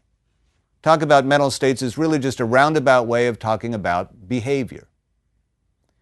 The behaviorist approach is radically different from the approaches to the mind-body problem we've considered before. Those approaches were obsessed with stuff, obsessed with the idea that you were going to understand the mental by understanding the stuff it's made of. The behaviorist approach is radically different. If you want to talk stuff, maybe there is only one kind of stuff. Perhaps our universe is a physical universe, and there aren't any particles that aren't physical particles. But even if that's true, not everything is particles. There are movements of particles and patterns of movement. There are gentle breezes and hurricanes and waterfalls and tidal waves. There are complex organisms. And then there are the ways they move, the ways they adapt, the ways they behave. What defines the mental may not be stuff, but behavior. Let me try to get across some of the underlying plausibility of analytical behaviorism. Take something like Joe is in love with Mary. That looks mental, right? Like we're talking about something in Joe's inner mental life. But think about what people do when they're in love. Joe moons about saying, "Mary, Mary." He gazes longingly at the object of his affection. He writes down little plans. He turns red in the face and stomps about when other people take Mary out on a date. He smiles when Mary smiles at him. He sulks when Mary doesn't talk to him. He calls up the florist and orders flowers. Hey, that's not mental. That's a complicated pattern of behavior. Maybe the term love doesn't refer to some private mental event in your skull. Maybe what the term love means is a complex set of behaviors. Here's another example. Take something like Joe finally decides to go to the party. That decision is a mental event. But the behavior we're talking about is something like this. At 2:30 you ask, Joe, are you going to the party? And he says, oh, I don't know, and shuffles his feet. You ask him at 3:30 and at 4:30, and he says exactly the same thing. You ask him at 4:35, and he suddenly says, sure, let's go, I'll drive. That's a behavioral change. And maybe that's just exactly what the term decision means. Behaviorism was a movement of enormous importance in both its philosophical and its psychological incarnations. In philosophy, it changed the whole character of the debate by changing the kinds of questions philosophers asked. Instead of asking about emotions, philosophers began to ask about our criteria for emotions. There were, however, a number of problems that plagued analytical behaviorism. Here's a main problem. According to behaviorism, mental terms have to come with public criteria. So claims like Joe loves Mary, Joe decided to go to the party, and Mike has a horrible toothache must have publicly observable criteria for when they're true and when they aren't. These must have behavioral equivalents. Otherwise, we wouldn't have been able to learn the language of love and decision. That's precisely what the private language argument was meant to show. But if Joe loves Mary comes with some set of publicly observable criteria, we should be able to list those criteria. We should be able to say, Joe loves Mary just in case A, he sends her flowers, and B, he sits and stares at her, and C, he repeats her name in a moody tone of voice, and so on. Despite valiant attempts, no analytical behaviorist has ever been able to give any such list of criteria for any mental term. No one has ever been able to give a plausible set of behavioral equivalents for loves, or believes, or even something as apparently simple as voluntarily raises his arm. The attempts seem to fail for two very basic reasons. First of all, when people attempted serious behavioral analyses, they ended up using other mental terms. You try to offer a behavioral equivalent for voluntarily raises his arm, and you end up with a definition that uses the term intentionally, for example. If the theory's right, there should be some pure behavioral equivalent for decides. But the only plausible equivalents anyone ever came up with turned out not to be pure. They smuggled other mental concepts in the back door. The second reason why these analyses failed is central and seems impossible to avoid. It looks like no matter what behavioral equivalent is offered for a mental concept, some clever person will always be able to add context which makes it clear that the mental concept doesn't apply to that behavior after all. If we say, Joe loves Mary just in case A, he sends her flowers, and B, he sits and stares at her for hours on end, and C, he repeats her name in a moody tone of voice, I can tell a story in which he does all those things precisely because he hates Mary. Joe sends her flowers because someone told him she was deathly allergic to them and he wants Mary to die. He sits and stares at her for hours, trying to figure out ways to do away with her. He repeats her name in a moody tone of voice, imagining how wonderful the world would be without Mary. The problem is that no matter how complete your behavioral description of what happened, it's always possible to shift interpretation by adding something else. So no behavioral account alone could ever be complete. No behavioral account could be the whole story. There are novels that turn on precisely that kind of point. No matter how complete your behavioral description of what happened, its interpretation is forever open to reinterpretation. One such example is the Alexandria Quartet, a series of novels by Lawrence Durrell. In Justine, the first novel of the series, the narrator Darley recounts a series of amorous intrigues in Alexandria. In Balthazar, one of the characters in the first novel returns to set Darley straight. Nothing he had recounted is false, he tells Darley, but it all meant something radically different than he thought it did. Even the motivations of his mistress were different than he thought they were. Justine's affair with Darley was merely a cover for an affair with someone else. For these reasons and others, philosophers have largely abandoned strict analytical behaviorism. But much of its spirit lives on in a position called functionalism. Here again, philosophy and psychology are working in parallel.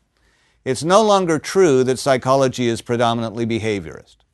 Much of contemporary psychology is cognitive psychology, itself forming part of a wider field known as cognitive science. If there's currently a dominant theory of mind within both philosophy and cognitive science, that theory is functionalism. One of the prime motivations for functionalism is the multiple instantiation argument, which I outlined in the last lecture as a problem for reductive materialism. There, the setting was this. Suppose, as reductive materialism would have it, that mental states are identical to brain states. Suppose that pain is the firing of C fibers. Now consider some organism that doesn't have C fibers, some silicon-based alien on another planet, for example. If pain is the firing of C fibers, if that's what it is, that alien could not possibly feel pain. That seems wrong. And what that seems to be telling us is that pain cannot be taken as identical to the firing of C fibers or any other specific physical state. It seems plausible that pain could have multiple instantiations. In one kind of organism with one kind of physical or neurological substructure, pain might be instantiated in one way. In another organism with a very different neurological or physical substructure, it might be instantiated in another way.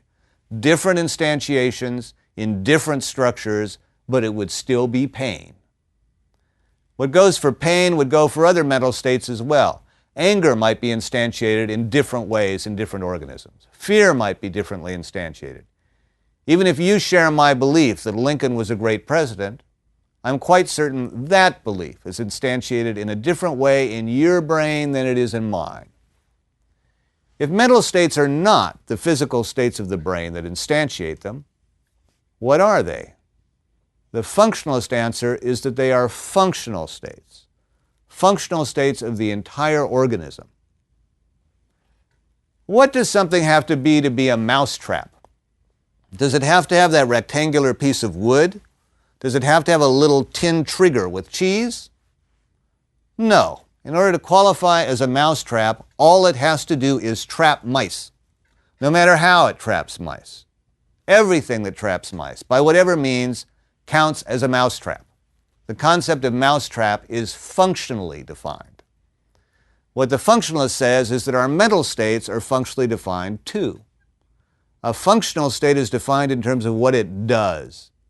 Our mental states are functional states that are triggered by particular inputs.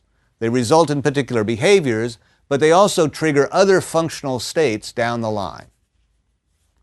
My anger, for example, is a mental state that may have been caused by a series of annoying bureaucratic incidents. Its effects include a range of behaviors, my fist clenching and shouting back, but its effects also include a range of other mental states.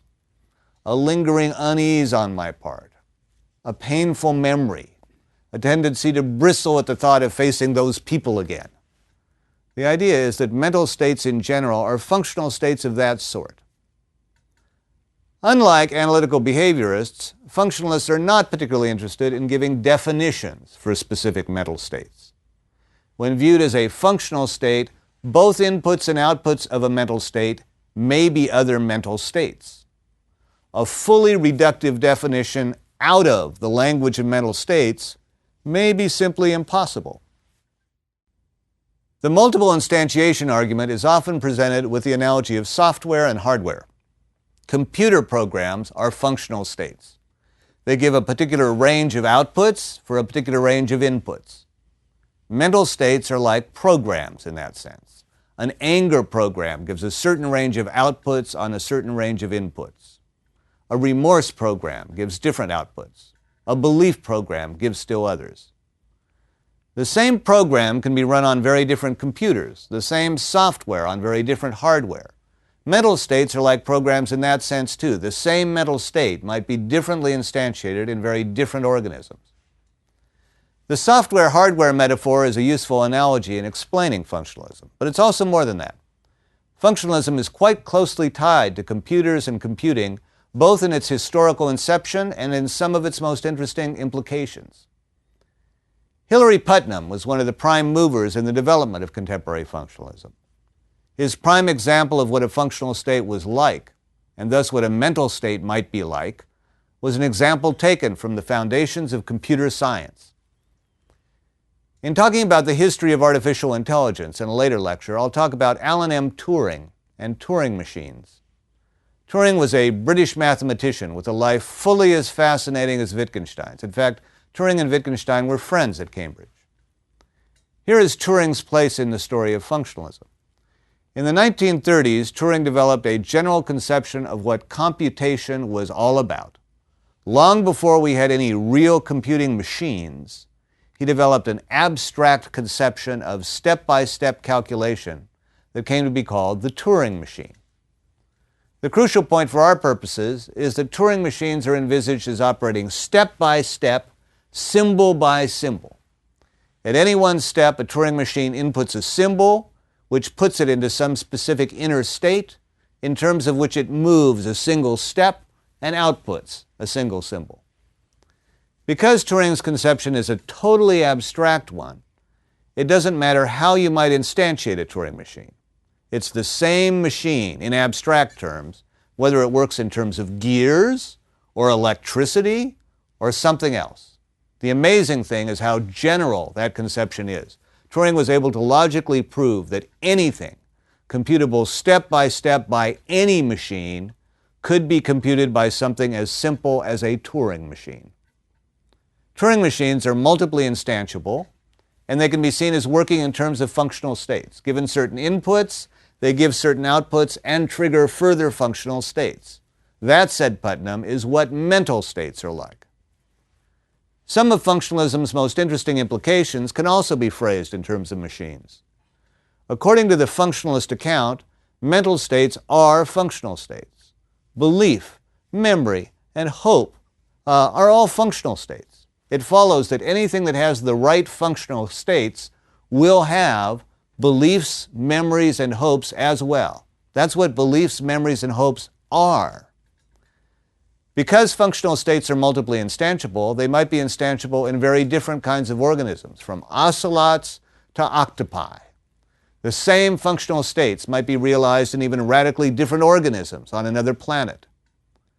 By the same token, because functional states are multiply instantiable, they might be instantiable in machines. Theoretically, if it were built with the right functional states, a robot would have mental states as well. An appropriately functioning robot would have beliefs, memories, and hopes, just as we do. Putnam is quite straightforward about the point.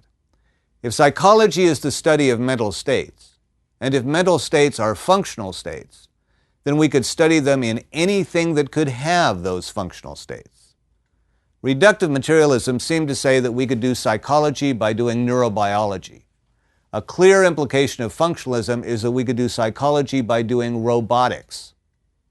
How plausible is that? That's a question you should keep in mind in the next lecture, in which I'll trace the history of robotics. In closing, here's one final point of interest. Functionalism, like behaviorism, radically changes the kind of question we're trying to answer. We've left a presupposition of dualism, idealism, and materialism behind. The question of mind is no longer a question of stuff. Precisely because of that shift, the functionalist approach turns out to be entirely non-committal as to stuff. Most functionalists are probably materialists, but that commitment is not really entailed by the position. The claim that mental states are functional states doesn't imply anything, one way or the other, as to what they are functional states of. As long as they work right, they could be functional states of the materialist's physical stuff, or of the stuff of subjective idealism, or even of the double stuffs of dualism.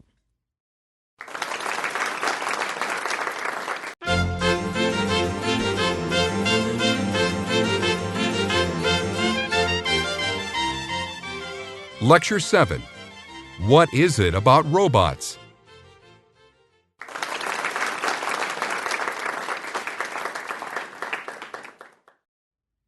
We ended the last lecture with the following implication of the functionalist approach. If mental states are functional states, we should be able to study them in anything that can instantiate those mental states. If functionalism is right, we should be able to do psychology by doing robotics. People have long been fascinated with machines that act like people. One of the things I want to do in this lecture is to trace the history of that fascination. What is it that we see in robots? What makes them so fascinating? Toward the end of the lecture, I'll outline current directions in robotics today, and I'll broach some of the ethical questions we may eventually face. For the moment, those are still questions of science fiction, but they may not remain mere science fiction for long. The term robot is actually a recent invention. It first appeared in a play that opened in Prague in 1921, Rossum's Universal Robots by the playwright Karel Čapek. Robot was Čapek's adaptation of a Czech word for tedious labor, actually a particular kind of feudal labor, unwillingly given. Although robot is a recent term, the idea of creating artificial humans is an extremely old one. Homer's Iliad, written about 800 BC, has several references to robot-like beings. Hephaestus, the crippled blacksmith god who forges Achilles' armor for him, has robot-like assistants. Quote, golden maidservants hastened to help their master. They looked like real girls and could not only speak and use their limbs, but were endowed with intelligence and trained in handiwork by the immortal gods. End quote. I prefer the robots that Hephaestus made for himself. Quote, Hephaestus was hard at work and sweating as he bustled about at the bellows in his forge. He was making a set of 20 three-legged tables to stand round the walls of his well-built hall. He had fitted golden wheels to all their legs so that they could run by themselves to a meeting of the gods and amaze the company by running home again. End quote. Humanoid robots are those made to look like people, like the golden maidservants endowed with intelligence by the gods. By contrast, Hephaestus's self-propelled tables were autonomous non-humanoid robots. These are not the only robots in ancient myth. In Minoan Crete, there was said to be a bronze giant named Telos who patrolled the edges of the island to repel any enemies. The theme of creation appears in Homer's tales of Hephaestus. Themes of protection and power appear in the myth of Telos. Sometimes the creatures that appear in the myths are less obviously mechanical, though still like robots in being artificial people created from inanimate matter. There is, for example, the myth of Pygmalion, which appears in Ovid's Metamorphoses, completed in Rome in the year 8 A.D. In the same year, the Emperor Augustus banished him from Rome for what Ovid refers to mysteriously as a poem and a mistake. Pygmalion is a sculptor. He hates women. Quote, even if he closed his eyes, his instincts told him he'd better sleep alone, end quote. But he creates a sculpture in the form of a woman and falls in love with that sculpture. Here Venus, the Greek goddess of love, conveniently steps in and makes the statue real. Pygmalion and the living sculpture he loves run off together and bear a child. It's the kind of myth that never dies.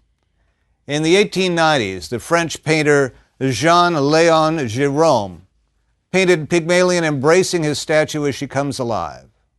Gérôme painted the scene not once but twice from two different angles. The myth inspired George Bernard Shaw to write a play called Pygmalion in 1916. It was later made into a musical called My Fair Lady. There were no robots in Shaw's play. It was about a man who tries to train a woman to be as he wants her to be. The problems that Ovid's Pygmalion had with women are carried over directly to the musical. Rex Harrison sings, "Why can't a woman be more like a man?"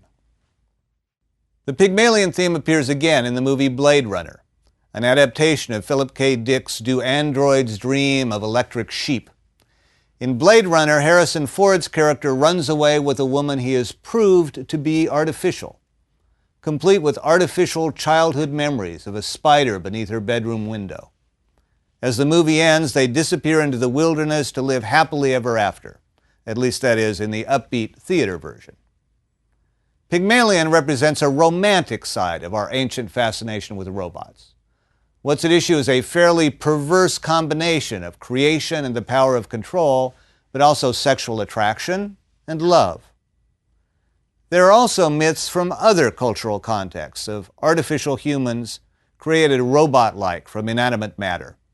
Among these are the Jewish myths of the golem. The myth arose in medieval Prague in a period during which Jews were repeatedly accused of killing their own children. In the golem stories, outsiders attempt to frame the Jewish community by taking dead children and throwing them into the Jewish quarter of Prague. See, they kill their own children. In a typical form of the myth, Rabbi Judah Loew uses a Kabbalistic ritual to produce a golem from clay. The golem is a strong and powerful servant, charged with protecting the Jewish people from the unjust charge of infanticide. He captures the perpetrators, ties them up with the dead children, and deposits the bundle at town hall. Here again the theme is protection, much like the bronze giant Telos on the island of Crete. Our recurrent themes then are creation, power, protection, and love. To these, especially as the myths come into the 20th century, we have to add a sinister fifth theme. The fifth theme is the dark side of technology. Robots increasingly appear with the theme of things gone wrong. By the time the golem myth appears in film, the first was a German expressionist film of 1915, the things gone wrong theme has come to the fore. In that movie, the golem runs murderously amok. The first mechanical robot in film may have been the iconic female robot in Fritz Lang's 1927 film Metropolis. A major theme of that film is industrial oppression in the futuristic year 2026. The robot is produced by hooking up a machine to a living woman. It becomes a force of evil that ultimately tries to destroy both the people and the machines of Metropolis. Murderous robots have clearly established themselves as a Hollywood theme. In Westworld, 1973, Yul Brynner plays a sophisticated amusement park robot in the form of a gunslinger who tracks down and kills the tourists for real. Arnold Schwarzenegger's Terminator 1 is a cold and unstoppable robot messenger sent from a future robot war. Though not quite a robot, the computer HAL in 2001: A Space Odyssey attempts to kill his astronaut crew. Alongside the killer robot, another theme has been growing in recent robot fantasy, the theme of nascent and sympathetic robot consciousness. It happens with Robbie the Robot in the 1956 version of Forbidden Planet. The Terminator shifts his sympathies to our side in the later sequels. The robot-like replicants of Blade Runner commit murder with impunity, but they do so because they've been shortchanged in robot life. R2-D2 and C-3PO are sympathetically comic throughout the Star Wars series. Data in Star Trek, Johnny 5 in Short Circuit, and the robots of Steven Spielberg's artificial intelligence all play with this same theme. So, themes of creation, power, protection, love, things gone wrong, and sympathetic consciousness. It's as if metaphors of mechanical people allow us to examine these ideas in simpler forms, ideas of power, love, and consciousness. Why the fascination with robots? Maybe what we see in them are aspects of ourselves. So far I've been talking about robots in myth, fiction, and the daydreams and nightmares of Hollywood. What about the history of real robots? What was the first real robot? That's a much more complicated question than it may appear at first. Answering it has as much to do with what we count as a real robot as with the history of animate machines. Here's some of that history. You can decide for yourself what counts as the first real robot. Archytas of Tarentum was a friend of Plato. Around 400 BC, he's reputed to have built a mechanical bird propelled for 200 yards by steam. Sometime between 100 BC and 100 AD, Hero of Alexandria constructed a series of animated religious altars that looked like the precursors of robots. The power source in all of these was steam. Hero used fire to produce pressure in a vessel containing water, and that pressure activated levers, ropes, and pulleys to produce some awe-inspiring effects. Here's one example. After lighting a fire to the god on the altar, the doors to the inner sanctuary mysteriously opened by themselves. We know from Hero's writings how the device worked. Steam pressure, activated by the altar fire, opened the doors by pulling ropes under the floor. In a more elaborate example, fire on the altar makes snakes hiss and two statues bend to pour out wine and milk. Descartes may have known about Hero's altars. He certainly would have known about the famous Strasbourg clock, built in 1354.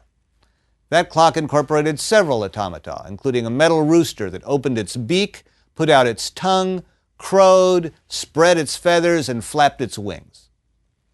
In 1495, Leonardo da Vinci may have built a robotic knight in armor. You remember the legend of Descartes' daughter Francine from Lecture 1. If that legend is true, if the crew really did break into Descartes' quarters, really did find Francine in a box, and really did throw her overboard out of shock and superstition, then Francine was an automaton. Descartes was a major figure in the history of automata, whether the Francine legend is true or not. It's fully possible that accounts of earlier automata inspired his philosophical claims regarding people and animals. It's absolutely certain that Descartes' philosophical claims inspired a flurry of invention in the 1600s and 1700s, known as the Golden Age of automata. Let me take a moment to fill out Descartes' history. In Lecture 1, I mentioned Descartes' dream, the dream of a complete and unified philosophical science. In trying to fulfill that dream, Descartes wrote a major work called De Mundo. It means on the earth. De Mundo incorporated anatomy, physics, mathematics, and astronomy. It took him 5 years to complete. It was ready for publication in November of 1633. But 1633 was also the year that Descartes heard that Galileo had been tried and convicted of heresy by the Catholic Church. Galileo's crime was a book called Two World Systems, in which he lays out powerful arguments for Copernicus's theory that the earth revolves around the sun. For that crime, and despite his public recantation, Galileo spends the rest of his life under house arrest. He goes slowly blind. He wrote of himself, quote, "The noblest eye is darkened which nature ever made. An eye so privileged and so gifted with rare qualities that it may with truth be said to have seen more than the eyes of all those who are gone, and to have opened the eyes of all those who are to come." Galileo was never exactly modest. So in 1633, on the verge of publishing De Mundo, Descartes learns of Galileo's trial and punishment. That posed a problem for Descartes, because his own work championed the Copernican theory, precisely the theory that had doomed Galileo. Descartes wasn't stupid. He simply decided not to publish De Mundo. All that he published of De Mundo in his lifetime were bits that he included in later work. One of those bits is a view of men and machines that he developed in his later Discourse on Method. What Descartes says is that animals really are machines. They work like clocks, like automata, clever machines, and nothing more. Our bodies are much like animals' bodies, and they are mechanical as well. But Descartes thinks there is one thing that raises us above the animals, one thing that makes us more than machines. It's our reason, our thinking being. You can tell that we have a rational soul from our creative use of language. In Descartes' view, animals don't use language, and they don't have souls. Animals are merely machines. So can animals feel? Machines can't, automata can't, and Descartes thinks animals can't. Some thinkers revolted against that conclusion. On the topic of animals, Pascal writes, "I cannot forgive Descartes."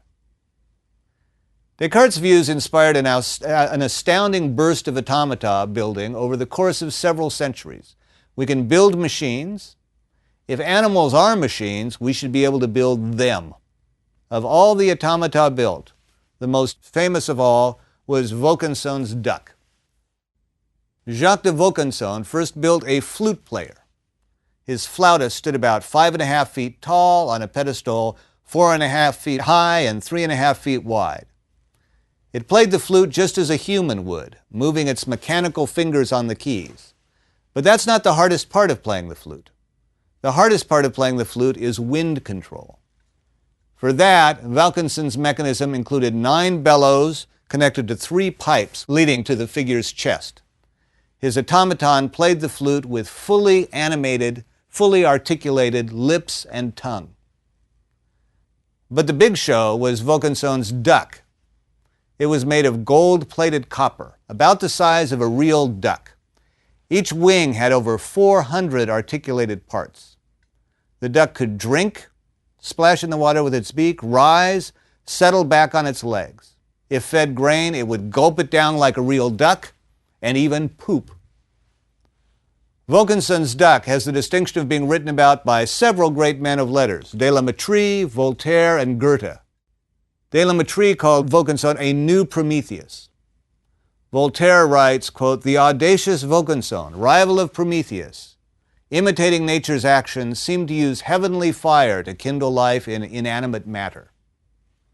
Voltaire is also quoted as saying, "Without the shitting duck, we would have nothing to remind us of the glory of France." Wilkinson's duck was exhibited again and again, apparently destroyed and later resurrected. In 1805, Goethe went to visit a Professor Beireis at Helmstadt, who had bought the remains of Wilkinson's automata, but he reports that they were utterly paralyzed. This is Goethe, quote, in an old garden house sat the flute player in very unimposing clothes, but his playing days were past. A duck without feathers stood like a skeleton, still devouring the oats briskly enough, but had lost its powers of digestion. Napoleon evidently tried to buy the automata, but Beireis refused to sell. After Beireis died, his heirs approached Napoleon again, but he was no longer interested, and it's at that point that the marvelous mechanical duck seems to disappear from history. However, in the 1930s, there were some mysterious photos found in a drawer in the French National Conservatory of Arts and Crafts. It happens to be on the Rue Wilkinson in Paris. The photos date from the 1890s and show what some people think may be the last images of the remains of Wilkinson's duck. Sophisticated automata continued to be developed throughout the 18th and 19th centuries. There were keyboard players and writers, one of which would use a quill pen to carefully write, "I think, therefore I am." Some of these used an inner mechanism of revolving cogs, very similar to the first techniques used by Walt Disney in Mr. Lincoln and the Pirates of the Caribbean. There are repeated references to chess-playing automata. The most famous of these was Wolfgang von Kempelen's 1769 chess-playing wooden Turk, said to be, quote, "for the mind what the flute player of Monsieur de Wilkinson is for the ear." But the chess player was a fake, a cross between a conjuring trick and a fraud. The gameplay was actually controlled by a small person nestled inside the works. The chess player was exhibited by a range of impresarios for over 50 years. In an article for the Southern Literary Messenger in 1836, Edgar Allan Poe offers a chain of inductive reasoning to prove that it has to be a hoax.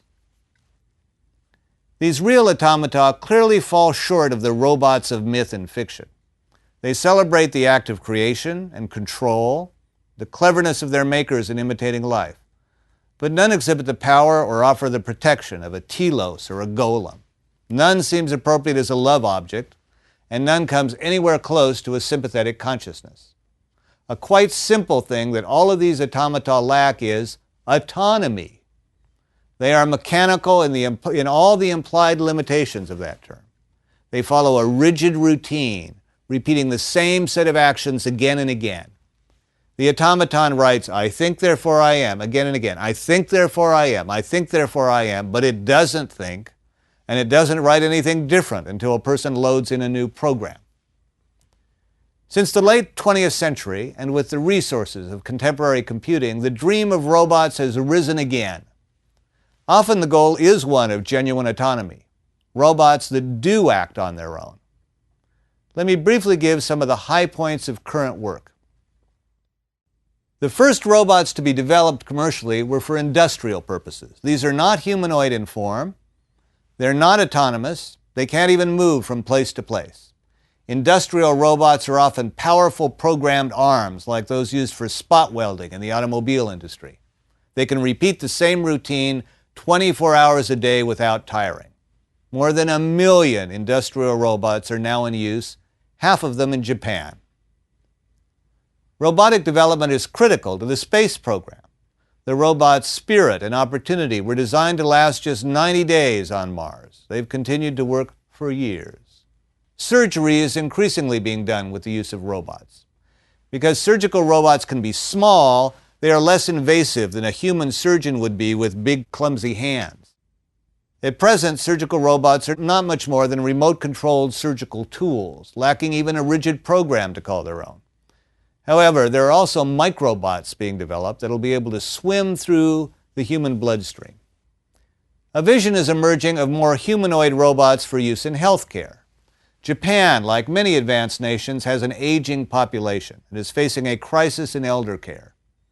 The Japanese have been the first to try to address that problem by developing robots to assume some duties of nursing and support staff, like delivering pills, reminding patients to take their medicine at particular times of the day. Here's another example of robotics being used in healthcare.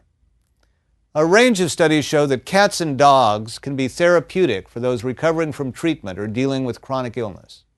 Pets stimulate companionship, and their need for care helps the patient feel loved and valued. But the places where pet therapy might be useful are also places thought to be inappropriate for real pets, like hospitals and nursing homes.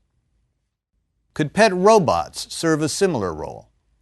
Experiments have been done with both shiny robotic aibo dogs and with furry robotic seals. They're not humanoid, but they are animoid, and as degrees of autonomy increase, so does the illusion of life.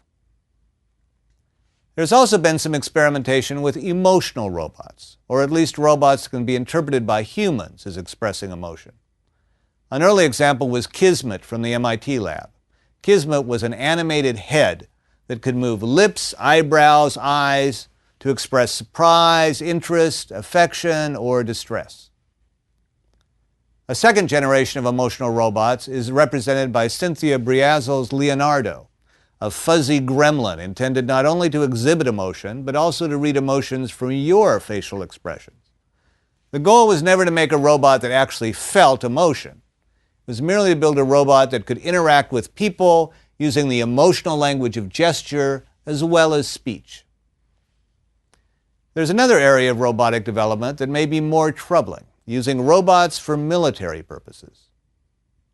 Remote-controlled and bomb-sniffing and bomb-disabling robots are now a standard of contemporary warfare. Given the dangers, one would certainly rather have a piece of machinery blown up than a human being. Drones are a kind of flying robot that serve a surveillance function, but they are easily outfitted to deliver firepower as well. Here as elsewhere, the question arises whether it's desirable to develop robots with autonomous judgment. Often a quick response is the only effective response. But autonomous attack robots present clear dangers. If things go wrong, they could subject soldiers to another form of friendly fire. Self-guiding military land vehicles are now a reality, autonomous in the sense of being able to find the best route on the ground. Such vehicles can be used for delivery and support services without endangering additional personnel. They can also serve as self-guided tanks. Companies under government contract are currently developing semi-autonomous robots designed to rescue wounded soldiers in complicated battlefield situations. That sounds like a worthy act of mercy. But the developers themselves have also realized how easy it would be to put a machine gun on each arm of the rescue robot. The U.S. military has developed soldier stand-ins, controlled from a distance using an interface that looks like a video game.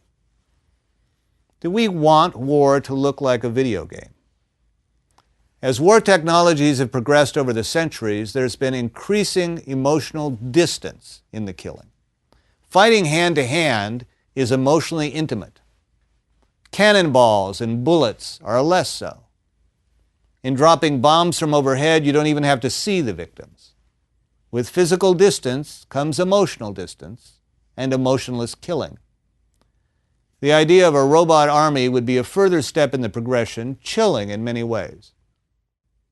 Of all the aspects of contemporary robotics that I've mentioned, it's undoubtedly robots in war that raise the most concern. But I want to mention two other kinds of problems that robots may pose. Here we return to the realm of myth and science fiction. Neither of these poses an immediate problem, but that doesn't mean we shouldn't start thinking about them. The first is the threat of a robotic rebellion. Should we be concerned about robots taking over and eliminating mankind, as they do in the dystopian future of the Terminator?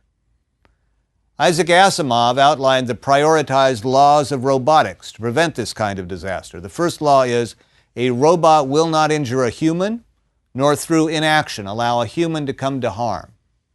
The development of military robots already violates this law. What's to keep a sufficiently intelligent and imaginative race of robots in check?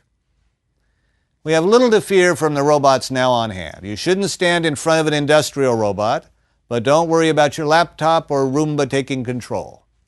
If we do have something to fear, it'll be at the point at which we relinquish human control over robot design and construction. Ray Kurzweil is an inventor responsible for major strides in optical character and speech recognition, and in synthesized music and speech production. He's also a theorist who talks of the coming singularity, a predicted historical point at which our machines become more intelligent than we are. When we have succeeded in building machines more intelligent than we are, we can predict that they will be able to build machines more intelligent than themselves. The vision is of a chain of generation after generation of increasingly intelligent machines. Could we voluntarily limit that chain of events? Could we deliberately limit the intelligence of succeeding machines? Would we? Should we? If there's a crucial turning point in the story, this is it. The point at which we take the first step toward machines that design their own descendants, which in turn design their descendants, descendants that might eventually consider us stupid, obstructionist, and disposable. There are thinkers who don't consider this scenario threatening, but rather the beautiful beginning of a glorious future. The roboticist Hans Moravec is one of them. He proposes that the next step in evolution will be a step of a radically different kind. Our descendants won't look much like us. They'll be silicon-based rather than carbon-based. Design will replace DNA. Our descendants will be machines. Moravec predicts that robots will emerge as their own species by the year 2040. He welcomes them, calling them our MinD children. The second set of problems that robots will pose are ethical issues as to how we should treat them. Ethical concerns of this type also appear as themes in fantasy and film. For example, in the questions of humanity raised in the movie Artificial Intelligence, or in terms of the replicants of Blade Runner. If functionalism is right, all mental states might be instantiated in a machine. If so, we could build machines with conscious perception, emotion, pleasure and pain just like ours. But if a machine has those capabilities, won't it also have ethical rights like ours? We have no right to enslave another person. What right would we have to enslave something that was so much like a person? Perhaps we could avoid the problem by designing happy robots, built to take pleasure in the things we want them to do. We design them to really want to do the laundry, to take real pleasure in washing the dishes, one step beyond the Stepford wives. Would that really be any better? The more you think about it, the more ethically suspect it seems, a deliberate breeding of happy slaves. The robots we are envisaging at this point are robots comparable to people. What right do we have to design another person for our own ends? Here again, questions posed by robotics have immediate relevance to questions about ourselves. In the next lecture, I'll return to issues of human minds and bodies, though robots have something to teach us there as well. The issue I'll raise next time is different from the mind-body problem as we treated it before. The emphasis will be on minds and brains, but on particular conceptions in our minds and brains, our conceptions of our own bodies. The topic next time is body image.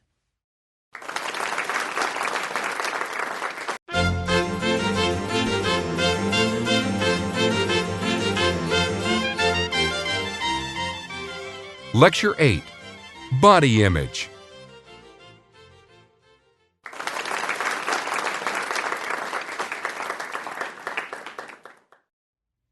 The mind-body problem was introduced in the second lecture and further explored in lectures since.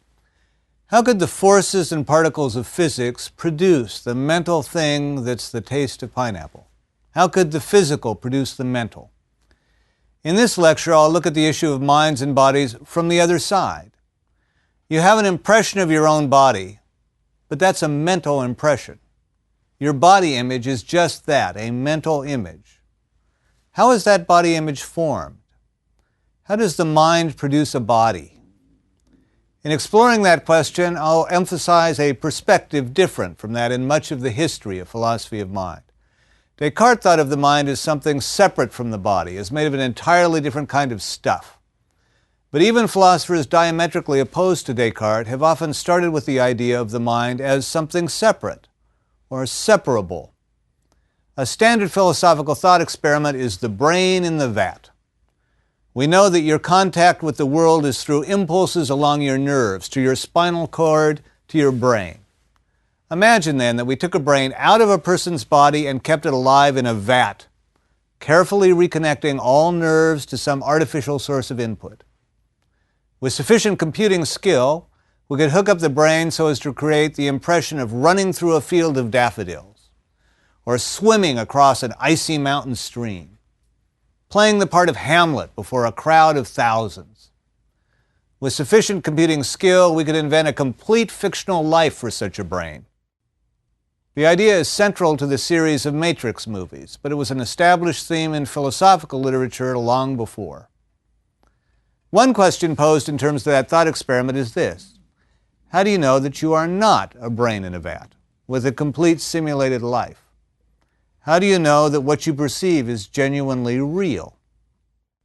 That question is a contemporary form of Descartes' evil demon. How do I know that I'm not deceived in all that I perceive? But what I want to emphasize is that this example represents a specific approach to mind. It portrays minds as things we can think of entirely removed from normal bodies in normal interactions with the world. It pictures minds as things that could be disembodied. By contrast, the approach I want to cover in this lecture is very different. It's an approach to minds as essentially embodied. The neuroscientist Antonio Damasio rejects what he sees as Descartes' error. Damasio claims that we can understand minds only when we understand them as embodied minds. The embodied mind is entirely in line with functionalism, as we outlined it in Lecture 6. For the functionalist, mental states are functional states of an entire organism. The functionalist mind is an embodied mind. This lecture will explore precisely how that works. Where in the brain do we look for a body image? How does the mind produce our sense of our own bodies? Let's start with a little neurophysiology. Imagine you have a pair of old-style headphones on, the kind with the band that goes over your head. Tilt that band back ever so slightly toward the back. Right under the band, inside your skull, is one of the anatomical landmarks of your brain.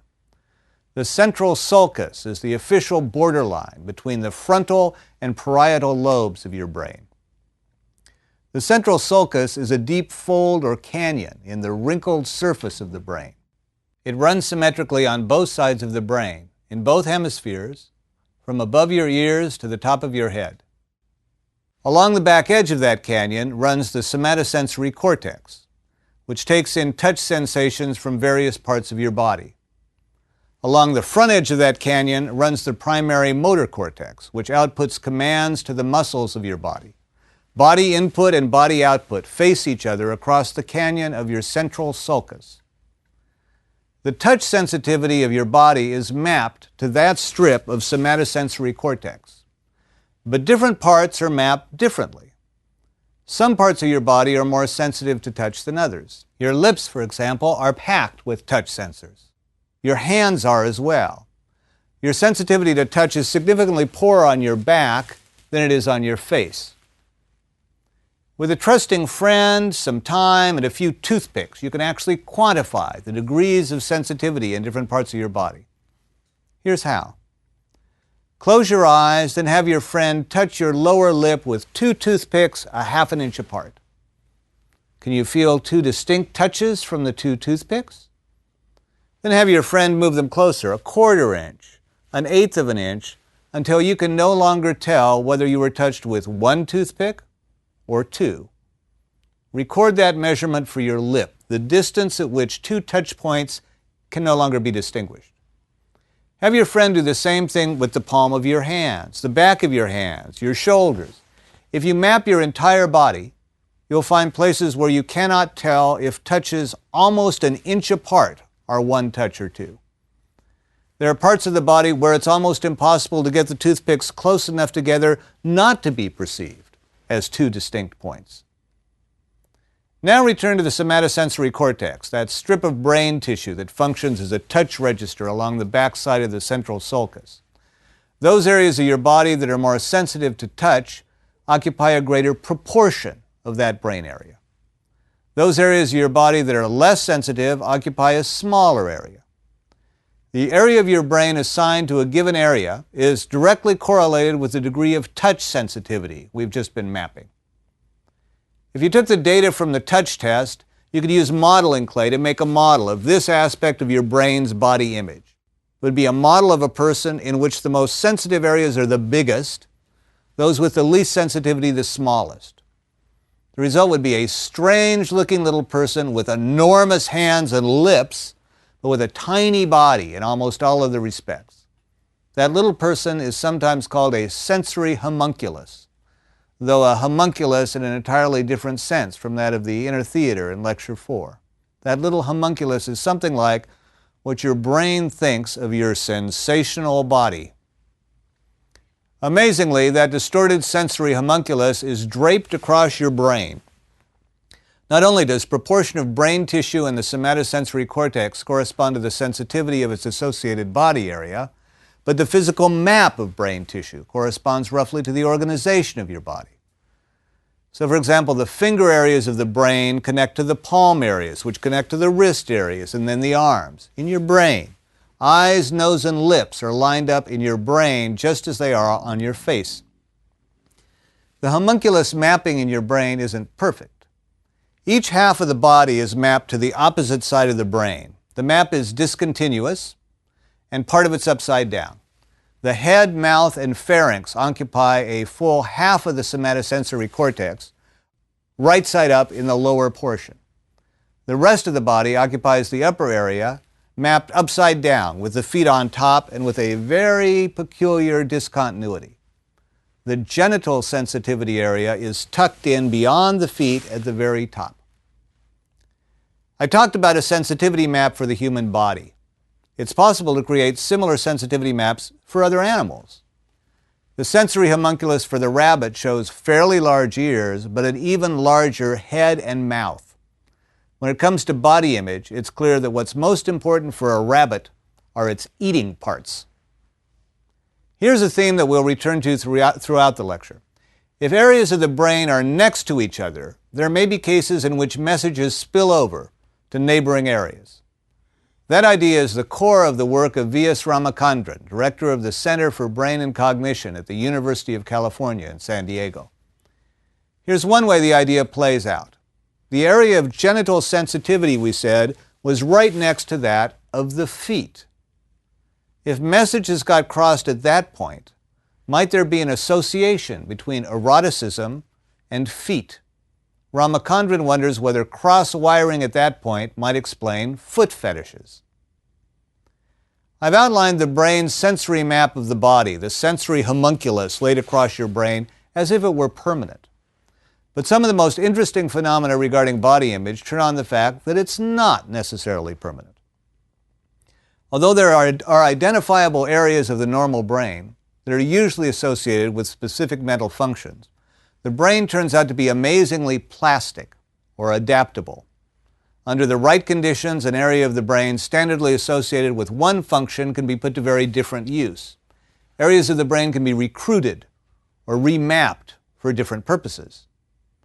That kind of remapping has been shown experimentally in the hands of monkeys.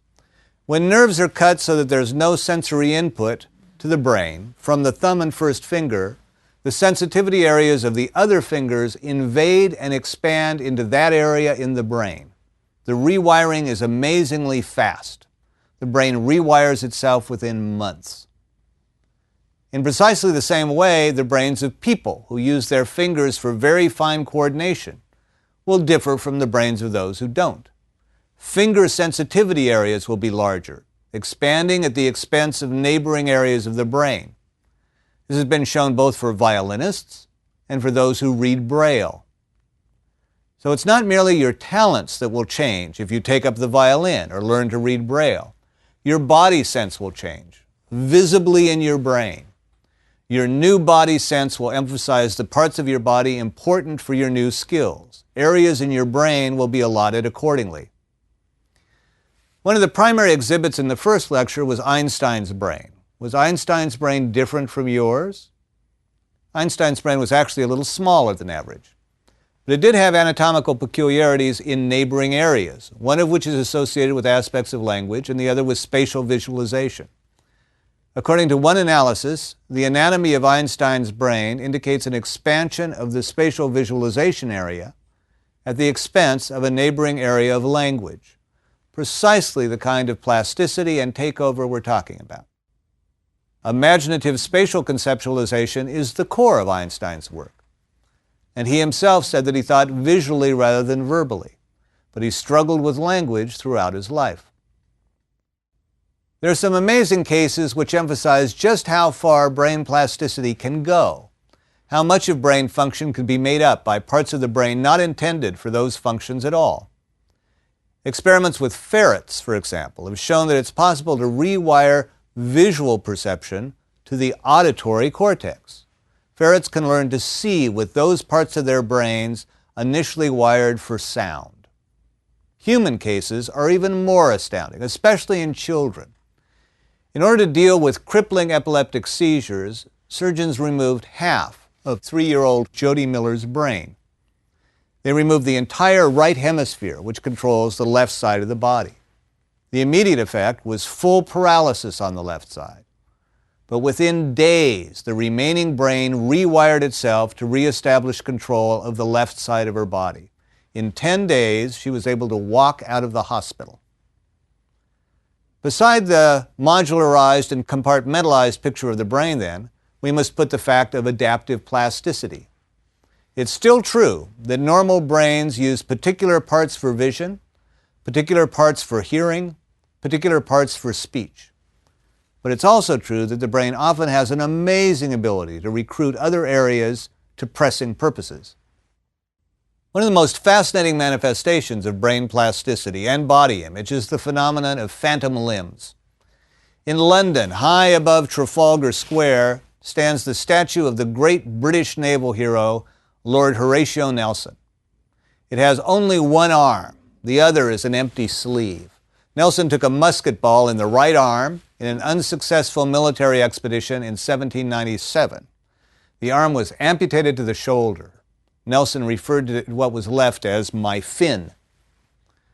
After the amputation, Nelson continued to have a vivid impression of that missing right arm, including the sensation of his missing right fingers digging painfully into the palm of his missing right hand. Nelson took these sensations to be direct evidence for the existence of the soul. If an arm can sensibly exist long after it's gone, he reasoned, why not the whole person after the whole body is gone? Nelson's right arm was a phantom limb, a phenomenon that became all too familiar with the thousands of amputations during the American Civil War. It was on the basis of experience with Civil War soldiers that the distinguished Philadelphia physician Silas Weir Mitchell coined the term phantom limb, but the phenomenon seemed so unworldly that he published his work under an assumed name and in a popular magazine, rather than subject himself to the ridicule of his professional colleagues. Why do people seem to feel limbs that are no longer there? It was long thought that the explanation was stimulation in the nerve endings of the stump, that it was Nelson's fin that was causing his phantom limb. On that theory, there were often secondary amputations performed in order to get rid of the phantom limb. It's unclear how that would have worked, even if the theory were true. You'd just end up with nerve endings higher up, which could be expected to create a new phantom limb. V.S. Ramachandran has proposed an alternative theory, backed up with a range of case histories. The core of the theory is brain plasticity and the takeover phenomenon of one area of the brain by another. When a hand is lost, its associated brain area no longer receives stimuli. But that means that neighboring areas of the brain, like the area of the face, may invade the area and take over. The neural stimulations in what was the hand area are now coming from the face, but may still be interpreted as coming from the original limb. It's not stimulation of the stump that's creating the sensation of a phantom limb, but stimulation of the face. In the case of a young man who had lost an arm in an automobile accident, Ramachandran was able to trace precisely what areas of the young man's face were felt as coming from the missing hand. There are in fact two areas that border the hand and arm in the somatosensory cortex, the face on one side and the shoulder on the other. Ramachandran was able to map the phantom hand on both the young man's shoulder and his face. The invasion that was creating the phantom limb had occurred within 4 weeks of the original accident. Ramachandran has also developed some effective therapies for phantom limbs, again based on the concept of body image. When the phantom appears, it often appears complete with previous pain. Soldiers who have lost a hand because a grenade they were holding exploded may have a phantom that perpetuates the pain at that moment of the explosion. How do you treat pain in a limb that no longer exists? Ramachandran thinks that the pain, like the limb, is an aspect of body image. To treat phantom pain, you somehow have to treat body image. In some cases, for some forms of phantom pain, Ramachandran has been successful using an astoundingly simple device, a mirror. Here Ramachandran's theory gets slightly more complex and involves the motor cortex as well as the somatosensory cortex. Body image includes both a static snapshot of your body and an image of how your body moves. So consider an example of motor action. If you clench your fist right now, what happens is that your motor cortex sends a message to the muscles of your hand. But there's also a feedback loop sending signals back to your somatosensory cortex. At some point in the process, your fist is clenched enough and a message is sent back dampening the original motor impulse. This keeps you from clenching your fist to the point that you actually harm yourself. Remember Lord Nelson's complaint that the fingers of his missing hand would dig painfully into his palm. Ramachandran proposes that what's happening is that motor neurons are sending a message as if to the hand, but there is no hand to give the feedback that says, enough already. The phantom fingers continue to dig into the phantom hand without anything to stop them. The result is Nelson's painful spasm in his phantom hand. Ramachandran's solution in cases like this is to offer some body image feedback, indicating that the phantom fingers should stop. But how can you do that? There's no hand there to give that feedback. What he does is to set up his patients with a mirror box in which they can see an arm and a hand precisely where their missing arm and hand would be and fully under their control. What they really see is the reflection of their other hand. When the phantom fist clenches, about half his patients found they could relieve it simply by opening their other fist in the mirror box. The mirror makes it look like they can open their phantom hand, and that visual feedback is enough to relieve the pain. If you'd like to experience a phantom limb, there's an experiment that creates a similar sensation that works for about 50% of the people who try it. The experiment reveals still more about how minds create our bodies. In order to do this experiment, you'll need a cardboard box that's open at both ends, a friend, and a rubber hand of the type available from novelty shops. Here's how to perform the experiment. You sit at a table opposite your friend, and you put your left hand into one side of the cardboard box. You can no longer see that hand, but your friend can see it and touch it from the other side. Now put the rubber hand next to the box where you can see it, as if it were your left hand laying there. The setup for the experiment is complete. Now have your friend draw simultaneous and identical patterns on the rubber hand, which you can see, and your real right hand, which you can't. Your friend touches each with a light patter of her fingertips, or she draws a spiral on each, or a square. For about half the people who try this, the rubber hand starts to feel like their own.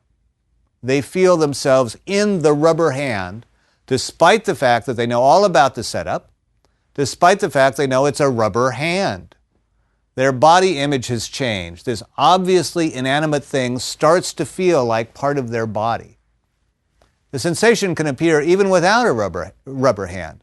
With identical patterns of simultaneous touching, it's sometimes possible to feel as if a coffee cup or a tabletop is part of your own body. Are you fooling yourself? Absolutely, but the feelings are real. This phenomena of feeling yourself in something inanimate can be crucial for the successful adoption of artificial limbs. For those who have lost a limb, it's important to have a phantom. It's in terms of that phantom limb that they can come to feel a prosthetic limb as their own. I've introduced images of extended body issues in terms of phantom limbs and a rubber hand, but the basic idea, the idea that your body image can expand to include inanimate objects, should be familiar from everyday experience. When you've worked repeatedly and consistently with a tool, a hammer or a wrench, for example, it's as if it becomes part of your body. You act unerringly and unthinkingly, as if the hammer were as natural as your hand. You may even sense the world through the head of the hammer. How do we learn our bodies? We can draw a distinction between your conscious impression of your body and your unconscious assumptions regarding it, what some philosophers call your body schema. That unconscious body schema is something you don't think about. It's a sense of your body through which you just act. As you know from your own experience, over time your conscious body image can be incorporated into this unconscious body schema. The first time you hold a tennis racket or ride a bike or try to drive a car, you are conscious of everything. The first time you try to play a violin, you are intensely aware of how you are standing, where the violin is resting on your shoulder, how you're holding the bow, where your fingers are on the fingerboard, the height of your elbow, how your fingers are moving. Your body perception, your thinking about your body image is working overtime. Learning to play an instrument or to drive a car or to ride a bicycle or to swing a tennis racket involves submerging some of those aspects of awareness into something less than conscious. Now that you know how to ride a bicycle, you don't think about all aspects of your body all the time. You don't have to. Your body awareness and your actions have become automatic. The overwhelming consensus is that our sense of our own bodies is learned in precisely this way. This doesn't appear to be true for all mammals. Calves walk within hours of birth. They either come with a fully equipped body image or learn one in an amazingly short space of time. Human babies, on the other hand, take months to learn that those things waving in front of them are their own arms and that they can even control them. There's also clearly a way in which our sense of our own bodies has to be learned and even relearned. Our bodies at 20 are very different from our bodies at birth. Were we hardwired with just one body image, whether that of an infant or that of an adult, we'd be at a severe disadvantage at some important period in our lives. At periods of rapid change in our physical bodies, our body image may take a while to catch up. Adolescents are notoriously clumsy, all arms and legs. They knock the ketchup over when they reach for it because their arms are longer than they expect them to be. Although the overwhelming consensus is that body image is learned, there is some qualifying evidence on the other side. Evidence that some of it, or a default basis for it, may be hardwired at birth. Within the first day or two, newborn infants seem capable of imitating facial gestures at better than a random rate. That might suggest that they have a default body image of what their own faces are like. There's also some evidence of innateness from phantom limbs. There are some cases in which people who have never had limbs nonetheless sense phantom limbs. Explanation of that kind of phantom limb seems to require a body image of limbs laid down to begin with. In order to interpret the evidence, it may turn out that we have to suppose at least a default body image from the beginning, a default mapping of certain areas across your somatosensory cortex, for example. Nevertheless, innate does not mean unchangeable, and that default mapping may still be adaptable in all the ways we've talked about. In the last lecture, I traced the history of robotics. That comes in here too. Professor Josh Bongard has constructed a robot that learns its own body. He calls it the star robot. It has roughly the shape of a starfish, but with only 4 limbs rather than 5. Each of its limbs has 2 knuckles powered by motors. Its sensory equipment includes touch sensors on the tips of its limbs and a positional sensor at its center. To begin with, the robot's given no data regarding the length of its limbs or how they're connected. In order to figure out its own body, it's programmed to generate random pictures of possible body configurations. It tests each picture for goodness of fit by firing its motors randomly and collecting sensory feedback. In essence, the star robot is asking itself, how does the sensory feedback correspond with this theory of my body? Does it correspond better to this image or that one? The robot picks its best scoring theories and builds further hybrids and variations from those, testing each theory in turn. In a sense, it's generating and testing possible body images against incoming data. In most test runs, the robot's able to figure out what kind of body it has within minutes. It settles on a body image that's very close to the one it actually has. At that point, Bongard assigned it the task of moving a certain distance across a tabletop. If this is what my body's like, how can I get it to move over there? Once again, the star robot spins theories. Once again, it sorts them for the best, and eventually it finds a way to move its newly learned body. How do you think the 4-legged starfish is going to move? 2 legs on one side, then 2 on the other, or crawling 1 leg at a time? There's a video online at a website listed in your references. In the run shown there, the robot learned to propel itself forward by throwing 1 leg back and over like a scorpion's tail. The robot scoots forward with the inertia generated by flinging that leg back and over. That movement is not what you'd expect. It's certainly not what anyone would have programmed in. The star robot has formed an image of its own body and has figured out a novel and surprising way to move it. To a great extent, our body images are learned. They are mental constructs. Ramachandran at one point says, your whole body is a phantom limb. Like many things, there are certain aspects of our body images that are learned socially, that are social constructs. We not only have an image of what our bodies are like, we have an image of what our bodies should be like, what makes a body beautiful or handsome, and how our own bodies measure up. Historically, images of the perfect body have varied greatly. Renoir was known for painting beautiful women and for painting them beautifully. But to contemporary eyes, Renoir's women look distinctly short and plump. Botticelli's Venus, standing nude in a shell, is muscular and small-chested with wide hips and thighs. Albrecht Dürer's women look positively pregnant. One of the oldest pieces of human art we have is the Venus of Willendorf, found in Austria and dated to at least 25,000 BC. It might have been an image of the ideal female, fertile and well-fed. By contemporary standards, the Venus of Willendorf is obese. Differences in conceptions of beauty are evident even over the course of the 20th century. Mary Pickford was America's sweetheart in the films of the 1920s and had the tiny Cupid bow lips considered beautiful in the period. Julia Roberts was America's sweetheart starting in the 1990s and has an enormous mouth by comparison. Mary Pickford struggled to perfect her ringlet curls. By the 1960s, women were ironing their hair in order to be beautiful. In order to fulfill concepts of beauty in the 1930s, Jean Harlow plucked out her eyebrows entirely and penciled in thin lines to replace them. Very few women do that now. Our contemporary images of beautiful bodies are statistically out of reach for almost everyone. The average American woman is 5'4" and weighs 140 pounds. The average fashion model is 5'11" and weighs 117 pounds. That simple contrast accounts for an astounding amount of unnecessary negative body image. 80% of American women say they are dissatisfied with their own bodies. And then there's Barbie. Were she enlarged to 6 feet tall, Barbie would weigh in at 100 pounds. Her back would be too weak to support the weight of her upper body, and her torso would be too narrow to contain more than half a liver and a few inches of bowel. The dark side of social norms for body image also shows up in eating disorders like anorexia nervosa and bulimia. Both of these are complex disorders with clusters of psychological symptoms, including low self-image, anxiety, and depression. In each case, there's evidence that serotonin levels in the brain play a part, that there may be genetic links. But it's also clear that social pressures are part of that mix. The socially inculcated and often damaging pressures to have a beautiful body, a model's body, a perfect body. The mind-body problem is cast in terms of two entities, body and mind. In order to understand the organisms we are, we have to understand both aspects. In order to understand our bodies, we have to recognize that they are mind-driven.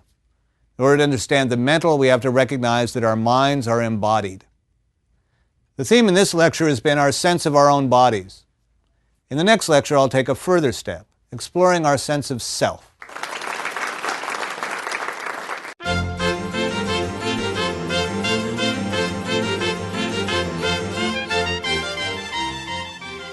Lecture 9, Self-Identity and Other Minds.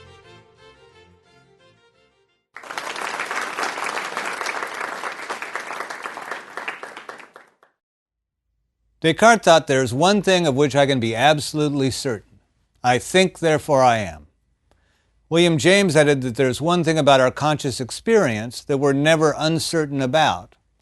We're never uncertain whose conscious experience it is. It's mine, of course. But who is this me? In his analysis of Descartes' argument, Bertrand Russell thought that Descartes' I think, therefore I am said something more than what was absolutely certain, because it smuggled in a full notion of an I, a self, a me lasting over time. What was absolutely certain was merely that thinking is happening. Something is doing the thinking at this particular moment, certainly, but I have no right to think that something really had a past and really will have a future. No right to think that thing did. I have no right to assume it really is an I. The topic of the previous lecture was our concept of our own bodies. What I explore in this lecture is our concept of self, of an I. I will consider what that self-concept consists of, how far it extends in the animal kingdom, and some of the puzzling questions about self posed by split brain cases. In examining our concept of self, the other side of the coin is our concept of other people, the concept of other minds. There, too, I want to look at issues using both the data from the neurosciences and the conceptual resources of philosophy. In a study in 1872, Charles Darwin describes putting a mirror in front of two orangutans. Quote, "At first they looked at their reflections in surprise. They protruded their lips as if to kiss the mirror, like another orangutan. They put their hands behind the mirror, looked behind it, and finally became cross and refused to look any longer." End quote. Darwin's orangutans seemed to see an orangutan in the mirror. What's not clear is whether they saw the reflections as reflections of themselves. Since the work of comparative psychologist Gordon Gallup in the 1970s, 100 years after Darwin, a recognition test using a mirror has become the standard test for a sense of self across the animal kingdom. The test involves introducing an animal to a mirror and then surreptitiously putting a mark on the animal's face at some other time, a red mark above its right eyebrow and its left ear, for example. When it returns to the mirror and can see the red mark, will it investigate the mark on its own body? If so, it must conceive of the reflection as a reflection of itself. Chimpanzees immediately reach to touch the red marks above their eyebrow and ear. Sometimes they then look at their fingers. Did it rub off? Rhesus monkeys, capuchin monkeys, and marmoset monkeys don't. They generally fail the test, as do gorillas. Of 25 gorillas that have been tested, only one seemed to recognize the animal in the mirror as itself. The one gorilla with a sense of self was a very special gorilla, moreover. It was Coco, raised from infancy by Penny Patterson and taught a form of sign language. Human children start to pass the mirror test at about the age of 2. Self-recognition isn't limited to the primates. Elephants see themselves in the mirror and explore the mark on their foreheads with their trunks. What is our sense of self? The 1944 movie To Have and to Have Not is based on a novel by Ernest Hemingway and stars Humphrey Bogart and Lauren Bacall. At one point, someone says to Bogart, "You have to excuse her, she's not herself." Bogart says, "Who is she then?" When I think of myself, I think of myself as the same person over time. I was that little boy running to the top of the hill. That's me in the old photograph. Yes, I have to admit it was I who wrote that brash article early in my career. Those are all the same person. Those are all me. Indeed, some seem more like me than the old guy that stares out at me from the mirror as I shave in the morning. But what's this notion of the same person? What does it mean to be the same person over time? This is the philosophical problem of personal identity. What is it for the person in the photograph and me to be the same person? Concepts of identity are often problematic. In Greek legend, Theseus slew the Minotaur deep in the labyrinth on the island of Crete. He sailed back the young people he had freed back to their homes in Athens. Plutarch writes that the ship of Theseus was preserved for generations in honor of the feat. Like all ships, it's constantly in need of repair. Part of the decking has to be replaced. New boards have to be put in for rotting parts of the hull. Plank by plank, every piece of the honored ship is eventually replaced. In his De Corpore of 1655, Thomas Hobbes adds a further spin. What happens to the old pieces? The worn and rotted pieces go off to the junkyard, where the manager amuses himself by putting them back in their original arrangement. So here's the problem. Is the ship of Theseus the pristine ship on display in the harbor, or the rotting hulk crutched together in the junkyard? Who has the real ship of Theseus? Plutarch writes that even in ancient times, the ship of Theseus was an example disputed among the philosophers. The same problem can be repeated for almost any historically important object existing over time. Museum curators face it every day. Picasso sometimes reused his canvases. The Guggenheim has announced that the first piece he painted in Paris has been found beneath one of his later works. Which layer of paint is the Picasso that should be on display? The problem can be repeated even for our own bodies. Our cells are constantly replaced. There's no cell in your body that's identical to any cell in your body when you were 2. You are a walking ship of Theseus. The major question at issue here is what makes you the same person you were then, but what makes your body even the same body? Here's another spin on the problem of identity. Wild Bill Hickok was playing poker in the gold rush town of Deadwood, South Dakota in 1876 when he was shot in the back of the head by Jack McCall. Wild Bill was holding 2 pair, aces and eights, known ever since as the dead man's hand. If you go to Deadwood today, you'll see 2 separate shops with signs billing themselves as where Wild Bill Hickok was killed. One's on the north side of the street, the other's on the south. Where exactly was Wild Bill Hickok killed? Is one of the 2 shops lying? Is there some historical mystery about the shooting? Not really, but there is a philosophical puzzle of identity. Wild Bill Hickok was killed in saloon number 10 on the south side of the street. But saloon number 10 was later moved across the street to the north side.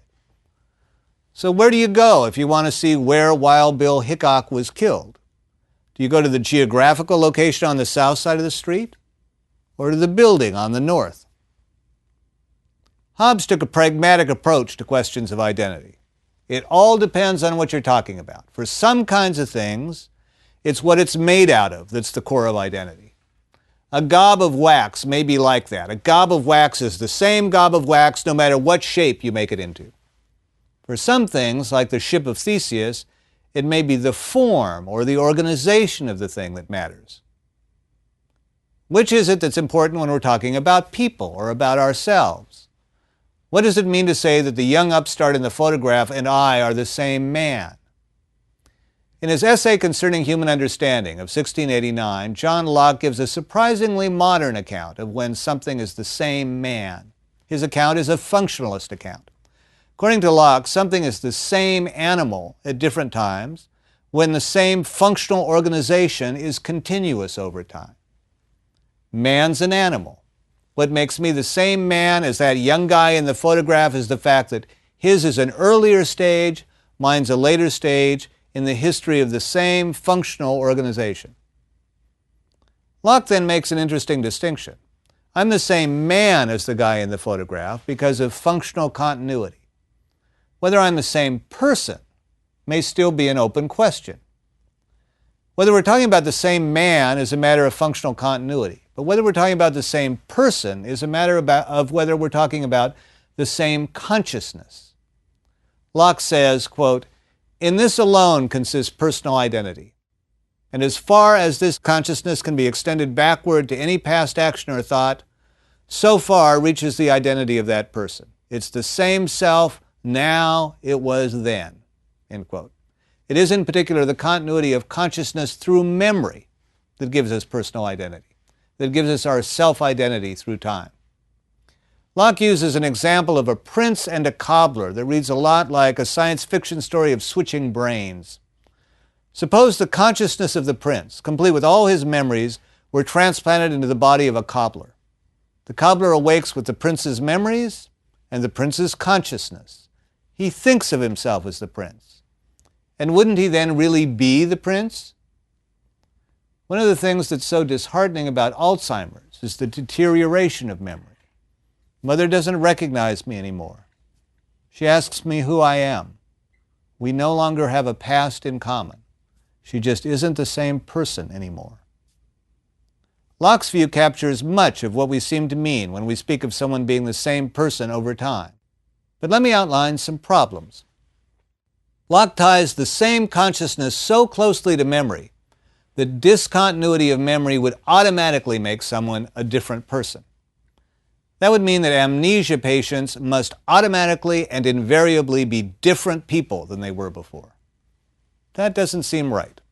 Surely someone could be the same kind, loving, and thoughtful person with the same wonderful sense of humor, despite the fact that they can't remember much of their past. Locke used the science fiction thought experiment of the prince and the cobbler. I'll use another one in order to pose a problem for Locke's account, indeed for many accounts of personal identity. A device that appears in many science fiction stories is the teletransporter. If you want to be across the galaxy in a short span of time, we put you into the teletransporter. What it does is map all your atoms and molecules, all the information about the chemical composition of every bone, every muscle fiber, every neuron and its state. A total map of you and your brain. Your brain and body here on Earth are then destroyed, but the information is sent to Alpha Centauri in seconds and is used to assemble identical atoms and molecules in an identical structure. Neurons function in all the same ways. Memory traces are of precisely the same form. You've been faxed to Alpha Centauri. Ah, you say as you step out of the transporter, here I am. Is that really you that stepped out of the teletransporter on the other side? If it's not the precise atoms of a body that matters, but the form, it looks like it would have to be. We've mapped the form exactly. If causal connection from the past to the future is what matters, it looks like the teletransporter gives us a causal connection from you at the sending end to you at the receiving end. If it's personality that matters, sense of humor, likes and dislikes, goals and hopes, it still looks like it's got to be you. If it's the same memories that matter, as Locke seems to insist, he's got all of your memories as well, so it must be you. He must be you, mustn't he? Well, maybe not. Here's a complication. Suppose we say that it is you that steps out at the other end, complete with all the same memories, goals, expectations, and personality traits. Consider then a second case. in which we send the same message across space, but something goes wrong. It ends up at 2 receiver stations. Out step 2 people on 2 different planets, each of whom says, "Ah, here I am." From then on, of course, they may go on to have very different experiences and to lead very different lives. Which of those 2 people is you? This is a branching teletransporter scenario. If our criterion of personal identity, same memories, personality, atom-by-atom duplication, even causal connection, says that it's you that steps out of a single transporter, it looks like we have to say that both of those people are you in the double reception case. But that won't work. Remember Leibniz. If 2 things are identical to the same thing, they have to be identical to each other. That would mean that those 2 people, clearly distinct people leading different lives on different planets, have to literally be the same person. That seems wrong. What philosophers do when a thought experiment reaches an unacceptable conclusion is to try to figure out where the reasoning went wrong. But in this case, it looks like we'd have to give up the idea that either of those people who stepped out of the teletransporter was you. That seems to be grounds for denying that it's really you that steps out of the teletransporter in the single message case, too. It wasn't really you. It was just a Xerox. Perhaps no one's used teletransporters to better effect than the Oxford philosopher Derek Parfit. Parfit has you imagine you're about to step into the teletransporter. Yes, you're a little nervous. The technicians tell you that you'll fall asleep for a bit, they'll map your body down to the atom, send the signal, and then you'll wake up at the other end. That's what they say. But is it true? Then you remember your wife laughing at your nervousness over the breakfast table. As she reminded you, she's been teletransported many times. She giggled, and there's nothing wrong with me, is there? So you begin the procedure. But they've been having problems with the machine. A duplicate of you appears at the other end, all right. Ah, here I am. But the machine neglected to destroy your brain and body at this end. You're still here. There's also some bad news, I'm afraid. Your body here wasn't destroyed, but it was negatively affected. I'm afraid we have to tell you that you can expect to have a fatal heart attack in the next few days. To console you, the teletransporter staff allow you to talk to yourself, to talk to the you that walked out of the other end. Don't worry, he says. I'll love your wife faithfully and take care of your children. I'm really you after all, so you'll live in me to see them grow and prosper. Just how consoling is that? If you're like me, the answer is not at all. I'm going to die, and this guy's going to be frolicking with my wife and kids. That's not me. No thanks. The interesting thing about such a case is that it makes it look like none of the standard accounts of personal identity really captures our sense of self. It's not bodily continuity that seems to matter. It's not personality continuity. It's not continuity of memory traces. Locke's account of personal identity in terms of memory seems wrong for 2 reasons. It's wrong because someone could remain the same person despite losing memories. It's also wrong because identical memory traces in the guy who steps out of the transporter at the other end don't guarantee that he's really me. Despite that, Locke's idea of the same person as tied to the same consciousness seems right.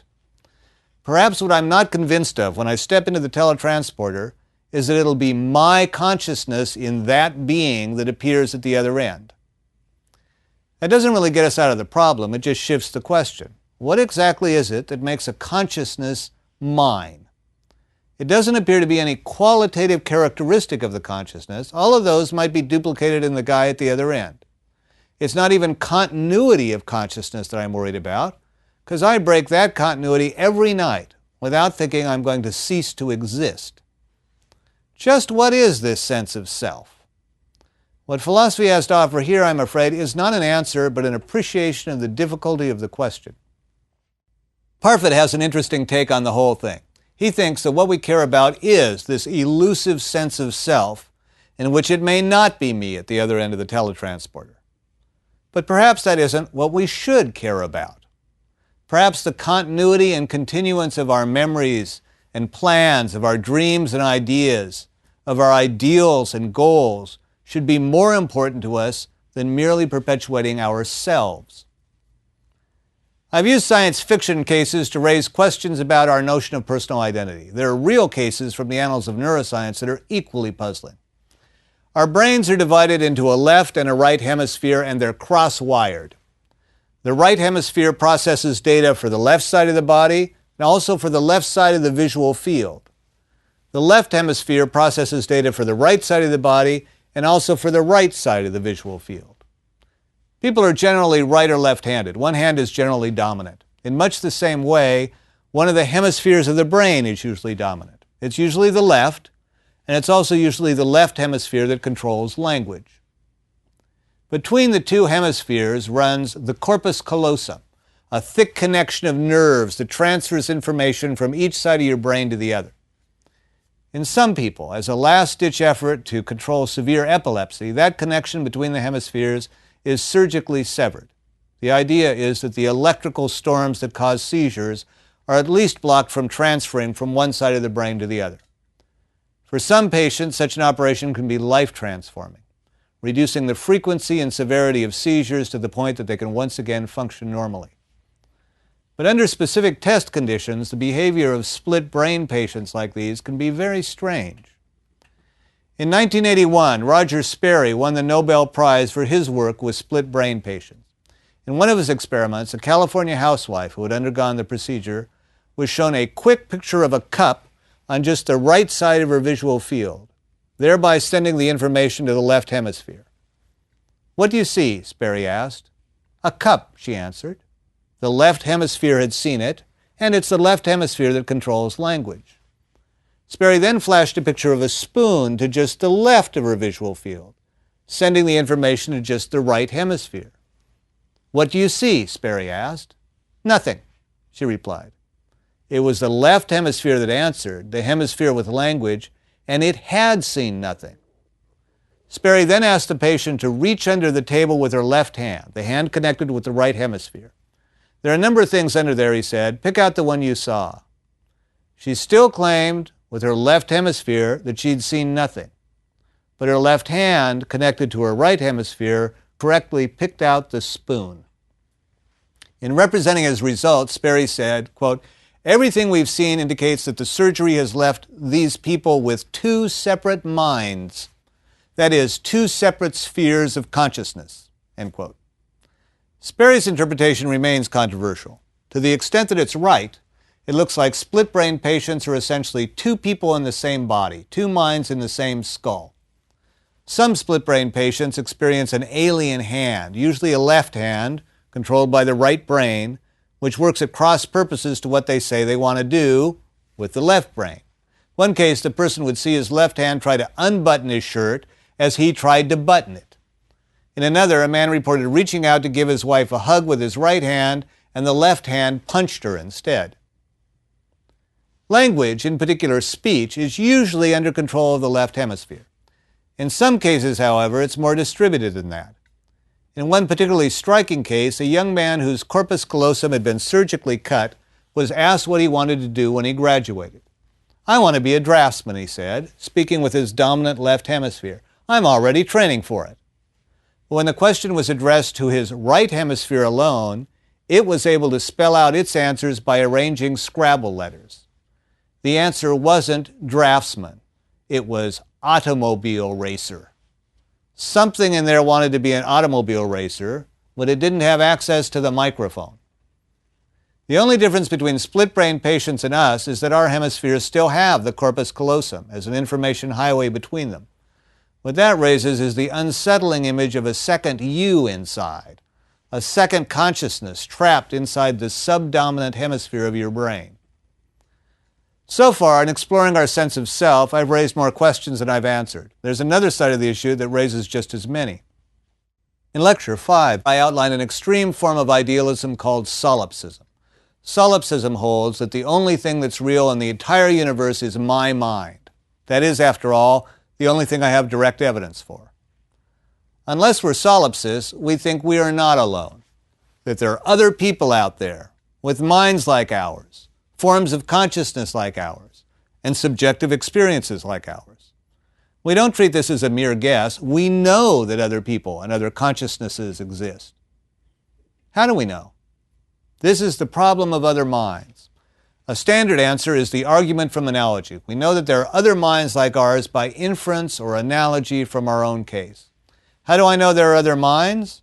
I experience my mind as a link between my environment and my behavior.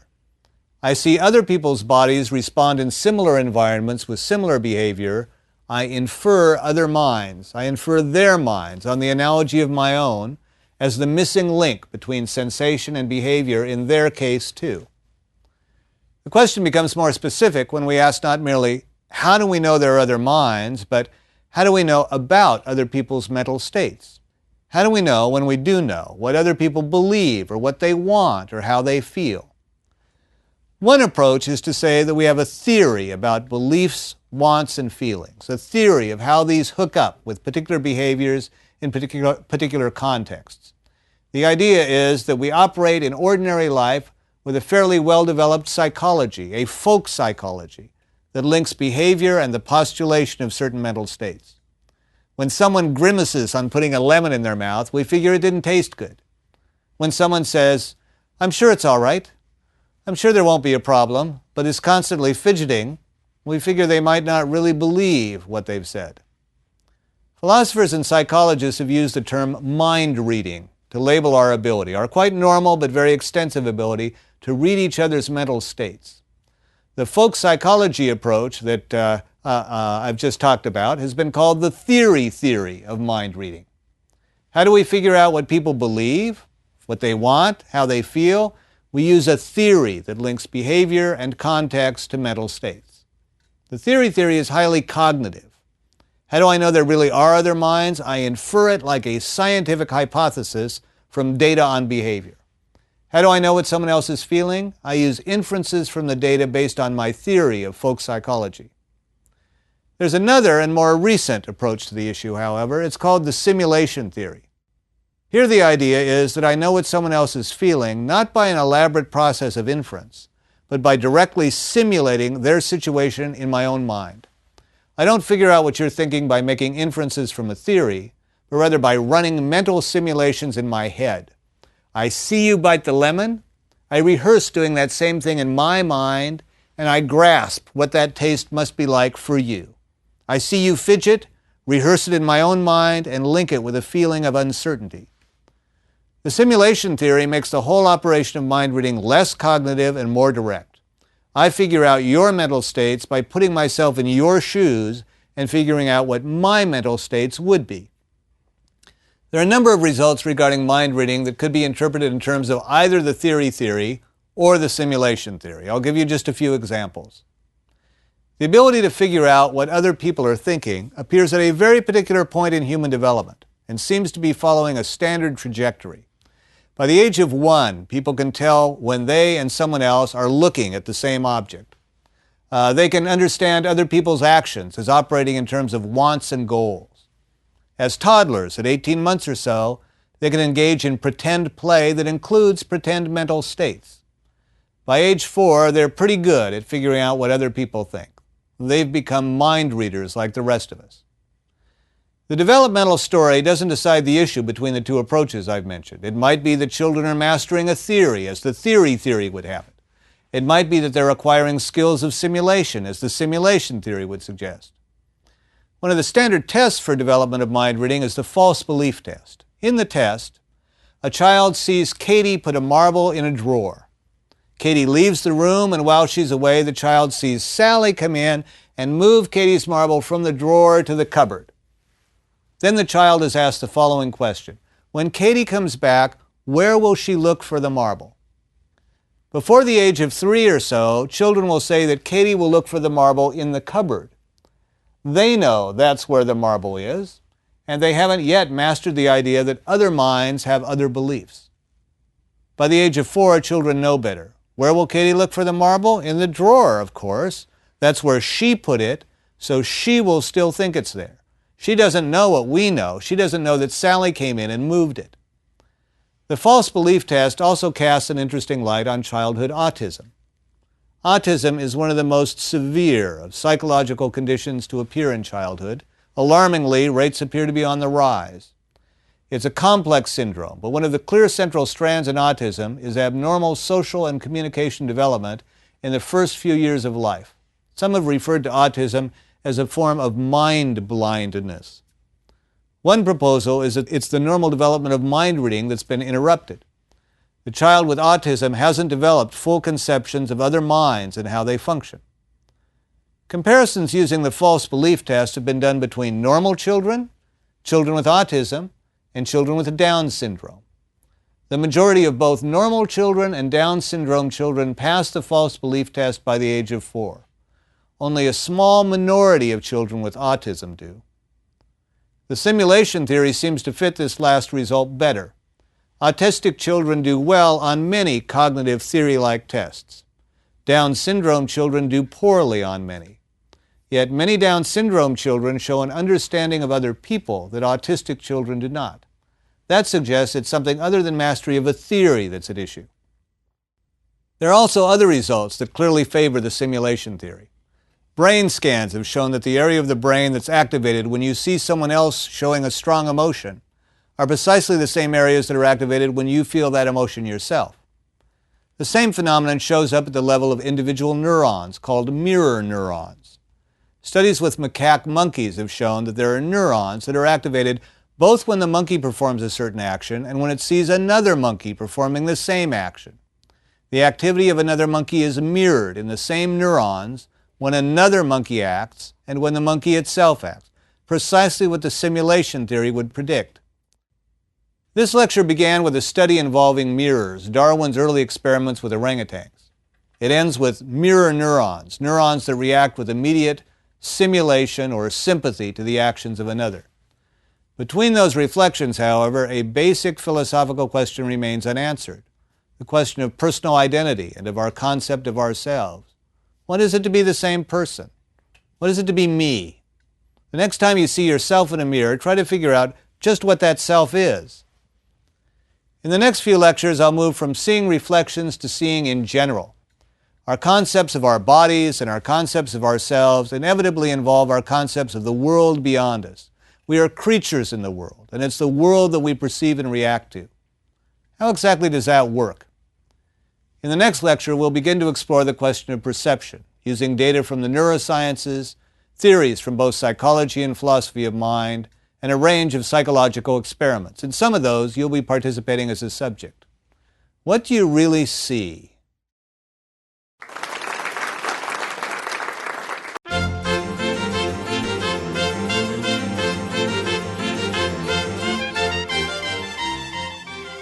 Lecture 10. Perception. What do you really see?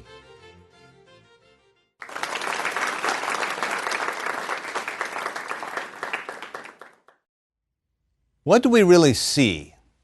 This lecture and the next are structured around experiments from psychology and the neurosciences regarding perception. I want to put those experiments to work in guiding us through the philosophical debates regarding the nature of perception. There are 3 very different theories of what perception is all about: an empiricist theory, an intentional theory, and an evolutionary theory. In this lecture, I'll focus on empiricism. We'll pick up the other 2 theories next time.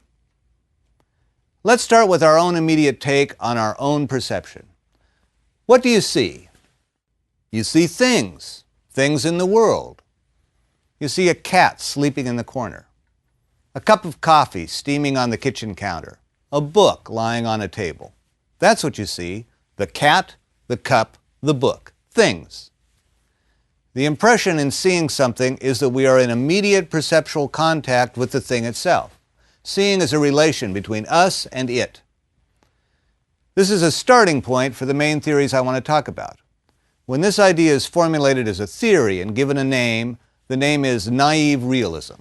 The theory is that perception is a 2-place relation, a relationship between you and the world. You see things. What do you see? Things in the world. How good is that intuitive theory?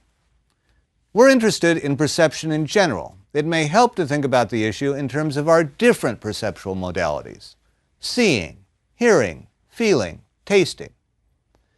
With regard to hearing, the initial intuition of direct contact may not be as strong.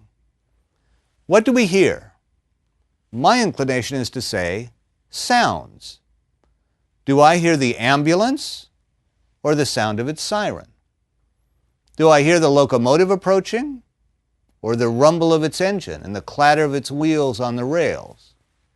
Do I hear the oboe or the sounds it's producing? How interesting. It seems easy to say that we hear sounds of things rather than the things themselves.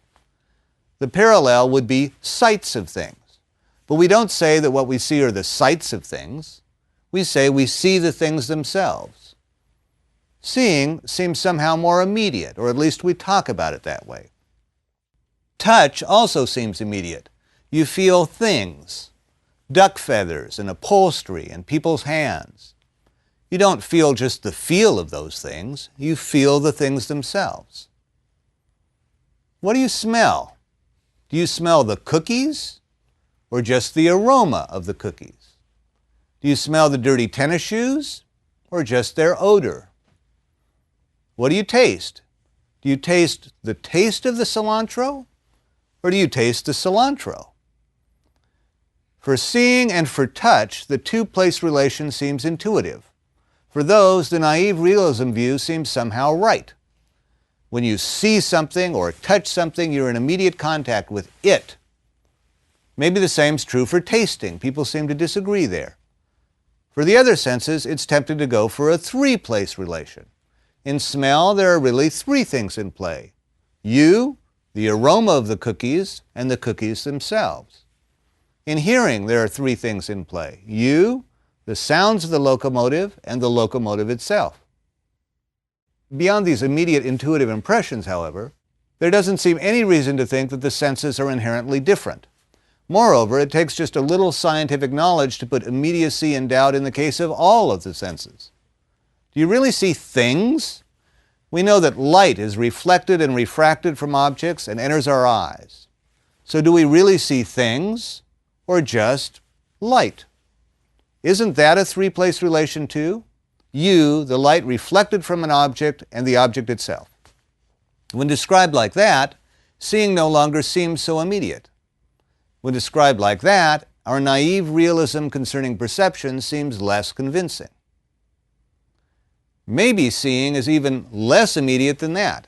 Light impinges on your retinas, stimulating a pattern of firing in the retinal cells. What you really see, then, is not the light, but the pattern it creates on your retinas. That seems even less immediate. We are already on the road that leads to the empiricist theory of perception. A good way to introduce the theory is in terms of illusions. Here's one example. Things at a distance look bluer. If you're looking at mountains at the far edge of the desert, you might think they have a distinctly blue tinge. But the rocks and trees of those mountains are actually no different in color from the brown rocks and the green trees of the mountains you see closer up. Artists have long been aware of that. One of the things Renaissance artists did to make part of the landscape look farther away was to make it look bluer. Leonardo da Vinci wrote about the trick in his notebooks, later published as his Discourse on Painting.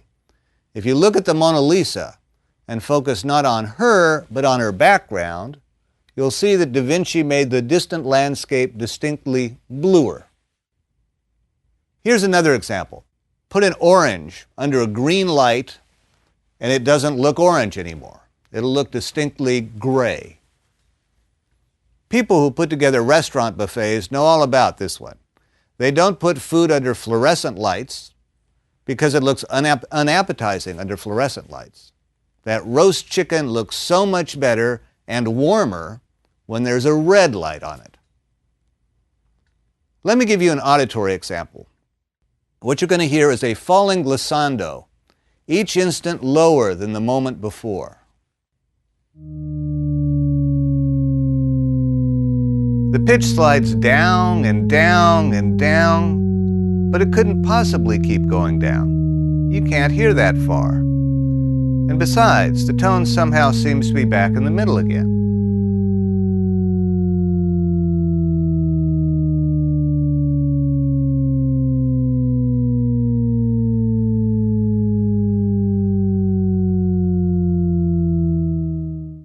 Philosophers have long been obsessed with illusions. Part of the obsession is epistemological, an obsession relevant to theory of knowledge. How can we know whether what we perceive is not just an illusion? You remember, that was part of Descartes' methodology of doubting, outlined in the second lecture. But questions of philosophy of perception and philosophy of mind are just one step away from questions of knowledge. There will be cases in which I can't tell whether I'm looking at something that's really gray or something that's orange under a green light. If I can't tell the difference between visual illusion and reality in some cases, if there is no perceptual difference in the two cases, what is it that I really see? The same issue arises in cases of hallucination. If I can't tell the difference between visual hallucination and reality, if there is no perceptual difference between the two, what is it that I really see? The empiricist theory has a clear answer to that question. What is it that you really see? What you really see are sense data. Consider what's now in your visual field. Consider those patches of color, those shadings moving across your visual field. Those are your sense data. Those are what you really see. Everything else is an inference from those. Your knowledge that it's objects you are looking at, real and external to you, is an elaborate inference on the basis of your immediate sense data. For the empiricist theory, all perception is a three-place relation. It's a three-place relation between you, the sense data that you immediately perceive, and the objects behind those sense data. You don't have immediate contact with those objects, even if they originally caused your sense data. The theory is set out with variations by philosophers known appropriately as the empiricists, John Locke, Bishop Berkeley, and David Hume, writing in the first half of the 1700s. But it has ancient precursors and contemporary representatives as well. Is it a psychological theory or a philosophical theory? It's both. In Lecture 1, I pointed out that different scientific fields have only gradually peeled off from philosophy. And empiricism first flourished as a theory at a point before psychology had peeled off as a distinct field. It remained a dominant theory well into the first half of the 20th century. Here's Bertrand Russell taking an empiricist line. Quote, "To say that you see a star when you see the light that has come from it is no more correct than to say that you see New Zealand when you see a New Zealander in London. The physical space in which you believe the real star to be is an elaborate inference. What's given is the private space in which the speck of light you see is situated. That speck in a private space is a sensation, a sense datum." Russell says, quote, "You see certain patches of color differently situated in visual space and say you are seeing things outside your body," end quote. What you really see are just the patches of color. The rest is an elaborate inference. There are two important parts to the empiricist story of perception. First, its fundamental entities, sense data. The theory is based on an explanation of how things appear in terms of how the sense data are. The theory offers an immediate explanation for illusion, for example. Why is it that the orange looks gray under green light? The orange looks gray to you because you see something that really is gray, that gray patch in your visual field, that gray sense datum. What happens in hallucination? Here's a classic hallucination. Shakespeare's Macbeth is a character who's tormented by hallucinations. He has horrible dreams. He sees ghosts. He's spoken to by witches. He has decided to murder the king in order to usurp his crown. But Macbeth is racked by anticipatory guilt, and he hallucinates a murder weapon. His is a visual hallucination. He grasps for it in the air. "Is this a dagger which I see before me? The handle toward my hand. Come, let me clutch thee.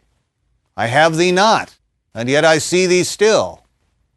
Art thou not, fatal vision, sensible to feeling as to sight? Or art thou but a dagger of the mind, a false creation proceeding from the heat-oppressed brain? Mine eyes are made the fools of the other senses, or else worth all the rest.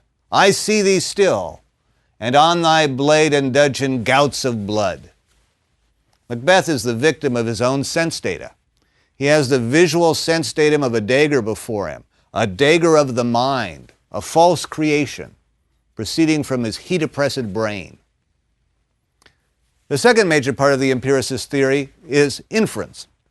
What you see are sense data, the patterns in your visual field. From those you infer the existence of external objects and what they're like. There's a great deal of psychological data that supports the empiricist picture.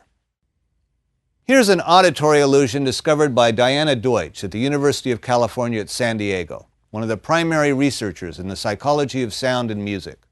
This is called the glissando illusion. In order to hear this to best advantage, you want to listen to it through loudspeakers rather than headphones. Ideally, the speakers should be in front of you, perfectly balanced in loudness and equidistant to your left and right. What you will hear is an oboe note that bounces back and forth between speakers. But you will also hear a glissando, a sine wave that glides up and down in pitch. Pay attention to where you hear that as it moves in space.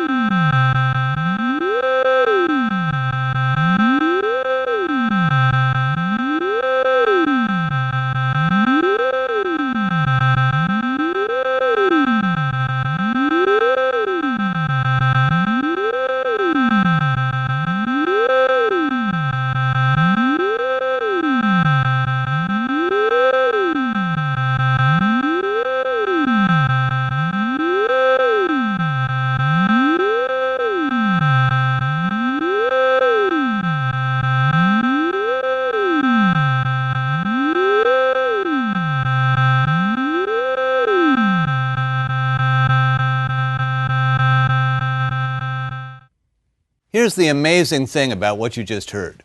The oboe tone that sounds like it bounces back and forth between speakers does exactly that. But the glissando is actually cut into little bits that do precisely the same thing.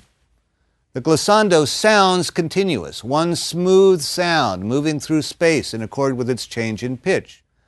But it's actually composed of little bits that are cut up just like the oboe tone. They alternate with the oboe tone in each speaker, so that the oboe tone is coming from one speaker when a fragment of the glissando is coming from the other. Here's a sample of what was actually coming out of one speaker.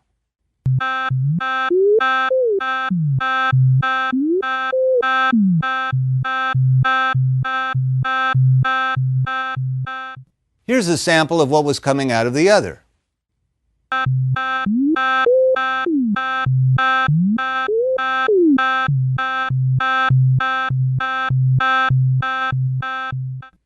And yet when we put them together, you hear a bouncing oboe tone discretely in the two speakers, but a glissando that's smooth and continuous. Here it is, one more time.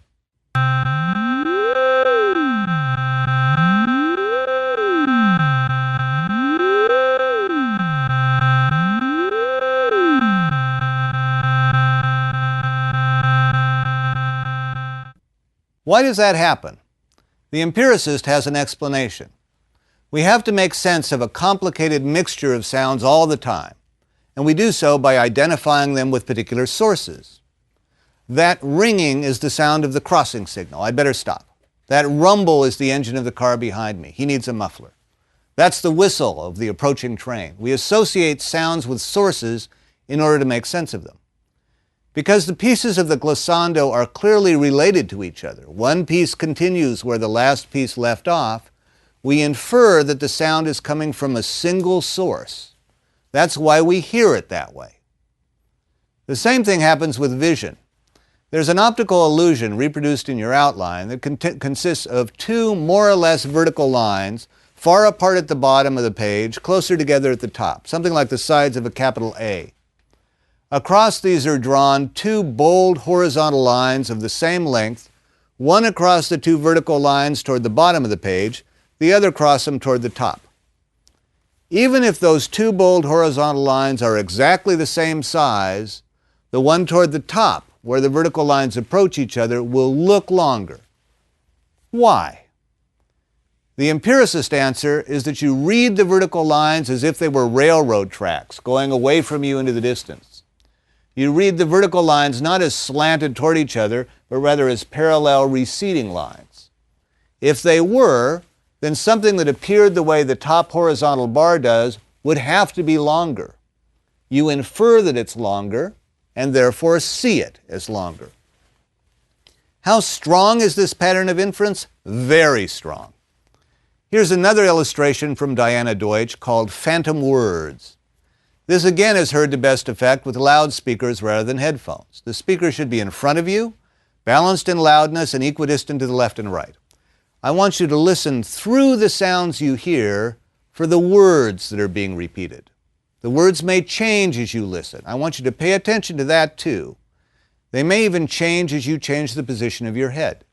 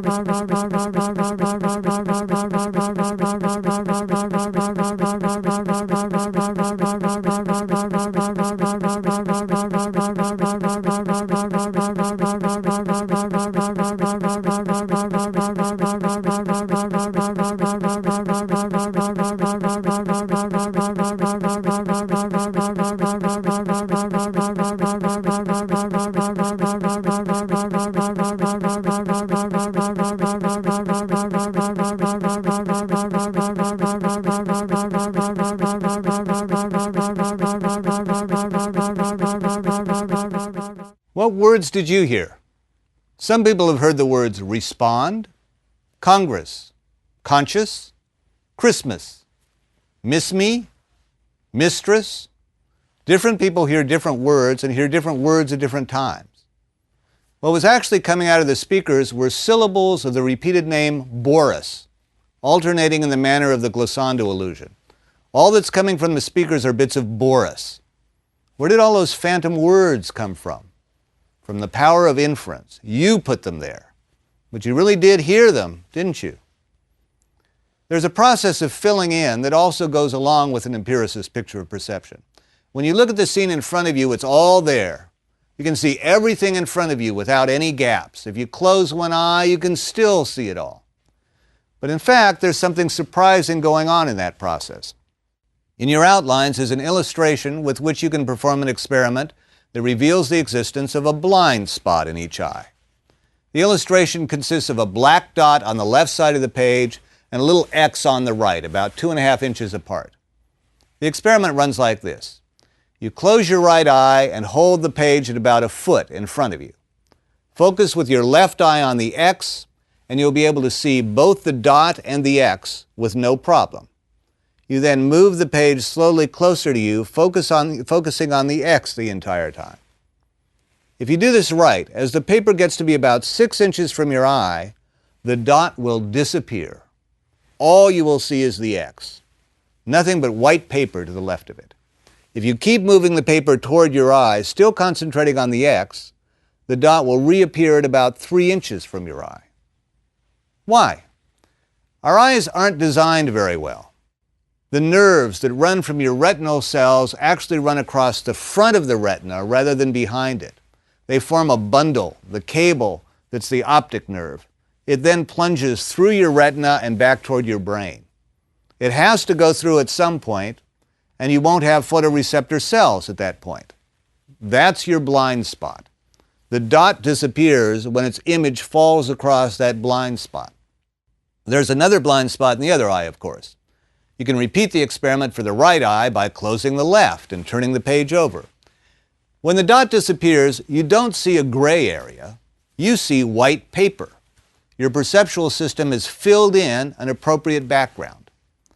In variations of the experiment in which the X is in a yellow area and the spot's in a green area, your perceptual system fills it in green, the right color.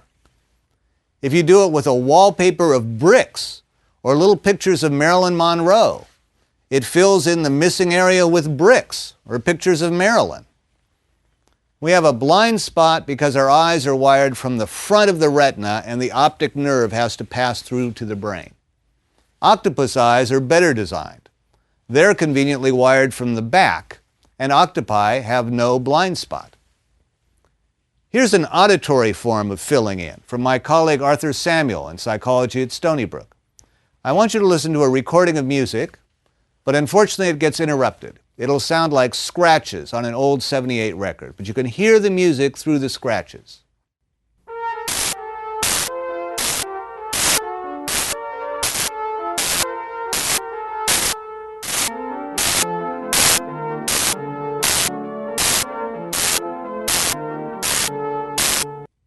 You were able to filter out the scratches in order to hear the basic melody, right?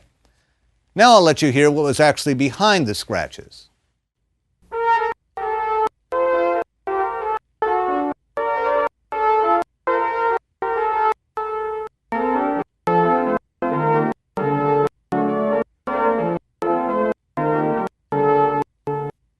Why did it sound like there was continuous music there when there wasn't? You filled it in. You inferred it. All of that is perfectly in accord with the empiricist theory. We've surveyed some important psychological data in support of the empiricist theory, the theory that what we perceive are sense data from which we infer a world out there. But empiricism also faces some important problems. One problem has to do with the description of the data. In thinking about perception, we want to take in all the scientific data available. But in order to really understand what that data is telling us, we have to be wary of conceptual errors that can slip in with description and interpretation of the data. According to the empiricist reading of the data, what you have immediate access to are sense data. From those you infer other things, the size of objects and the continuity of sound and music, for example. The notion of inference is crucial to the theory, but that concept may be misapplied here. Did you infer the continuity of the glissando? In its ordinary sense, at least, inference is a conscious and cognitive process, a rational process of moving from one thing to another in thought. Were you aware of any cognitive process? Or did you just hear the glissando without doing any explicit thinking at all? We can put the point this way. In the Conan Doyle stories, Sherlock Holmes makes some brilliant and masterful inferences. Conan Doyle calls them deductions, but never mind that. From footprints, Holmes infers the height and weight of the man who made them. From the mud on Watson's boots, he infers what route Watson took. But does Holmes ever infer that he lives at 221B Baker Street? Does he infer that he is Sherlock Holmes? No, he just knows those things. Infers the wrong word there. Those are too simple and too immediate to be inferences. The same thing seems to be true of our perceptual data. Inference makes the process sound more cognitive and deliberate than anything we have evidence for here. It's important to know what we're doing here. In asking whether the term inference is right, we're not doubting the data. What we're questioning is the empiricist interpretation of the data. What is it that the psychological data is really trying to tell us? Here's another objection to empiricism. In Lecture 4, we talked about the inner theater and the conceptual problems it presented.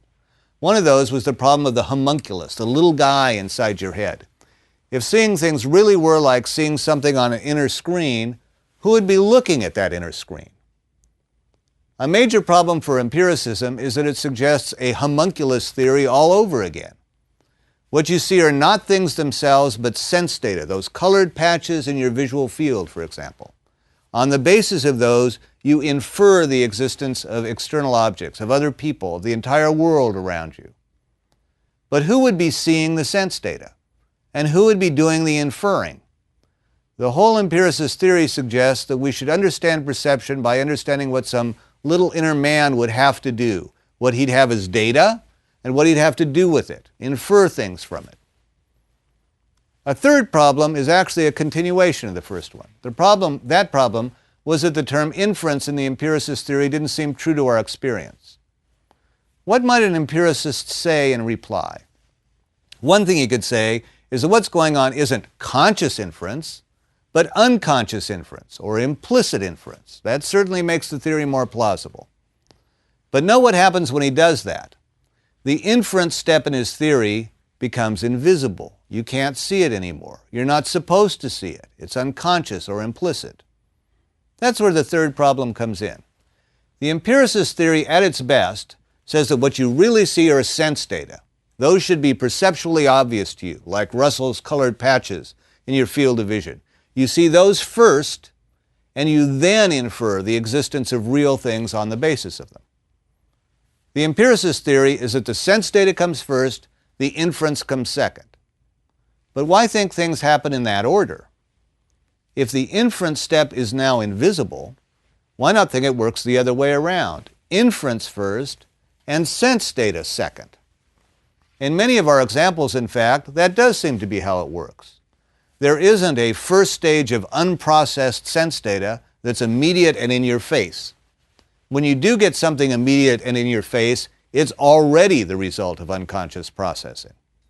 In many of our examples, sense data appear to be not the raw materials that go in for unconscious processing, but the final product that comes out, packaged at the other end. That's true of the glissando illusion, for example. You don't have a first stage of little cut-up bits of glissando. You can't even hear those when you want to. What you hear, your sense data, in any sense you can access them, is the already processed smooth glissando. That's true in many of the other cases as well. You don't first have sense data and then proceed to inferential processing. By the time you have sense data, the processing has already been done. Let me step back from those specific problems to a more general reflection. The story that empiricism tells about perception is essentially a cognitive or rational process, a process of inference from data, whether conscious or unconscious. In Locke, in Kant, in Russell, in much of Western philosophy, the story is told as if our development in the world were the development of isolated individuals caught behind a veil of perception. Something like this. Your task, should you accept it, would be to figure out the nature and character of the external world. We want to see if you can reason your way out of this paper bag of immediate sensations. Maybe that's to be expected. The history of philosophy is a history of people intensely devoted to rationality. It may be an inevitable professional liability that they tend to portray things, even perception, in terms of some kind of rational inference. The result is that the history of philosophy has tended to portray perception on the model of fairly high-level processing, some kind of rational inference from limited data. But is that the right way to understand perception? There are two other theories that say maybe not. Maybe perception isn't much like inference from sense data after all. I'll talk about two of these alternatives next time, the intentionalist and evolutionary theories of perception.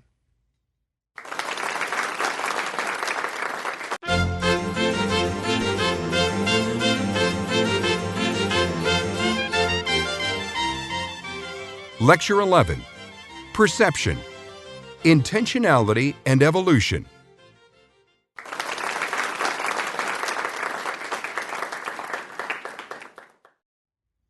The focus of the last lecture was the empiricist theory of perception.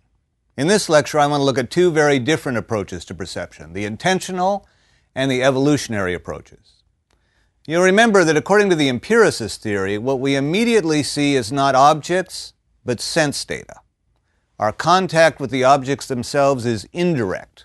We infer the existence of outside objects on the basis of our sense data. One of the conceptual problems that I pressed last time was that the notion of inference seems inappropriate here, a normal term hijacked for a theoretical purpose. The term inference seems too deliberate, cognitive, too rationalistic to fit the facts of perception. That's precisely where the intentionalist steps in. The empiricist picture, says the intentionalist, doesn't reflect the reality of perception as we know it. When I feel the duck's feathers, I don't feel something else from which I infer the feathers. I feel the feathers. When I see the car in front of me swerve, I don't see patches of color from which I infer the existence of a car and its movement. I see the car swerve. Isn't this just naive realism again? Not quite.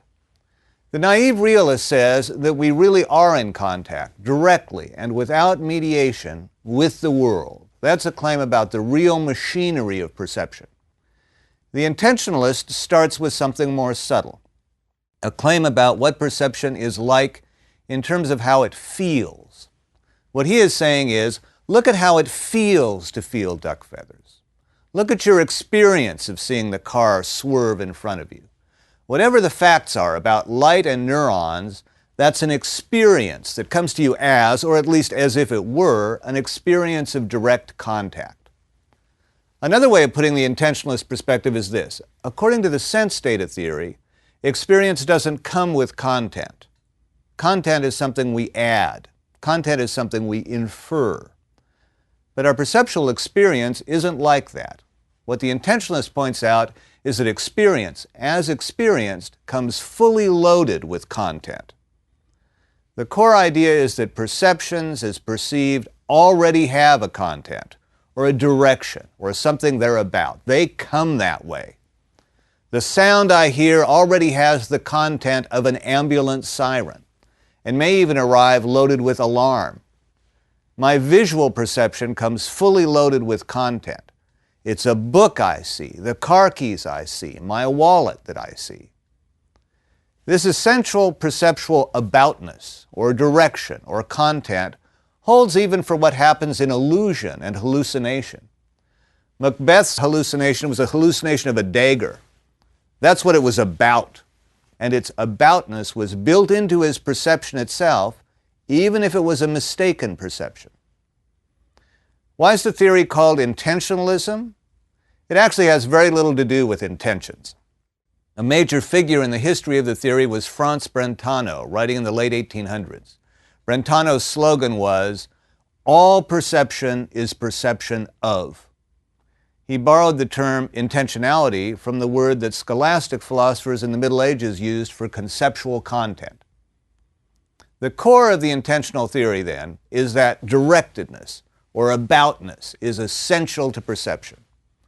Does that accord with results in the neurosciences? Yes.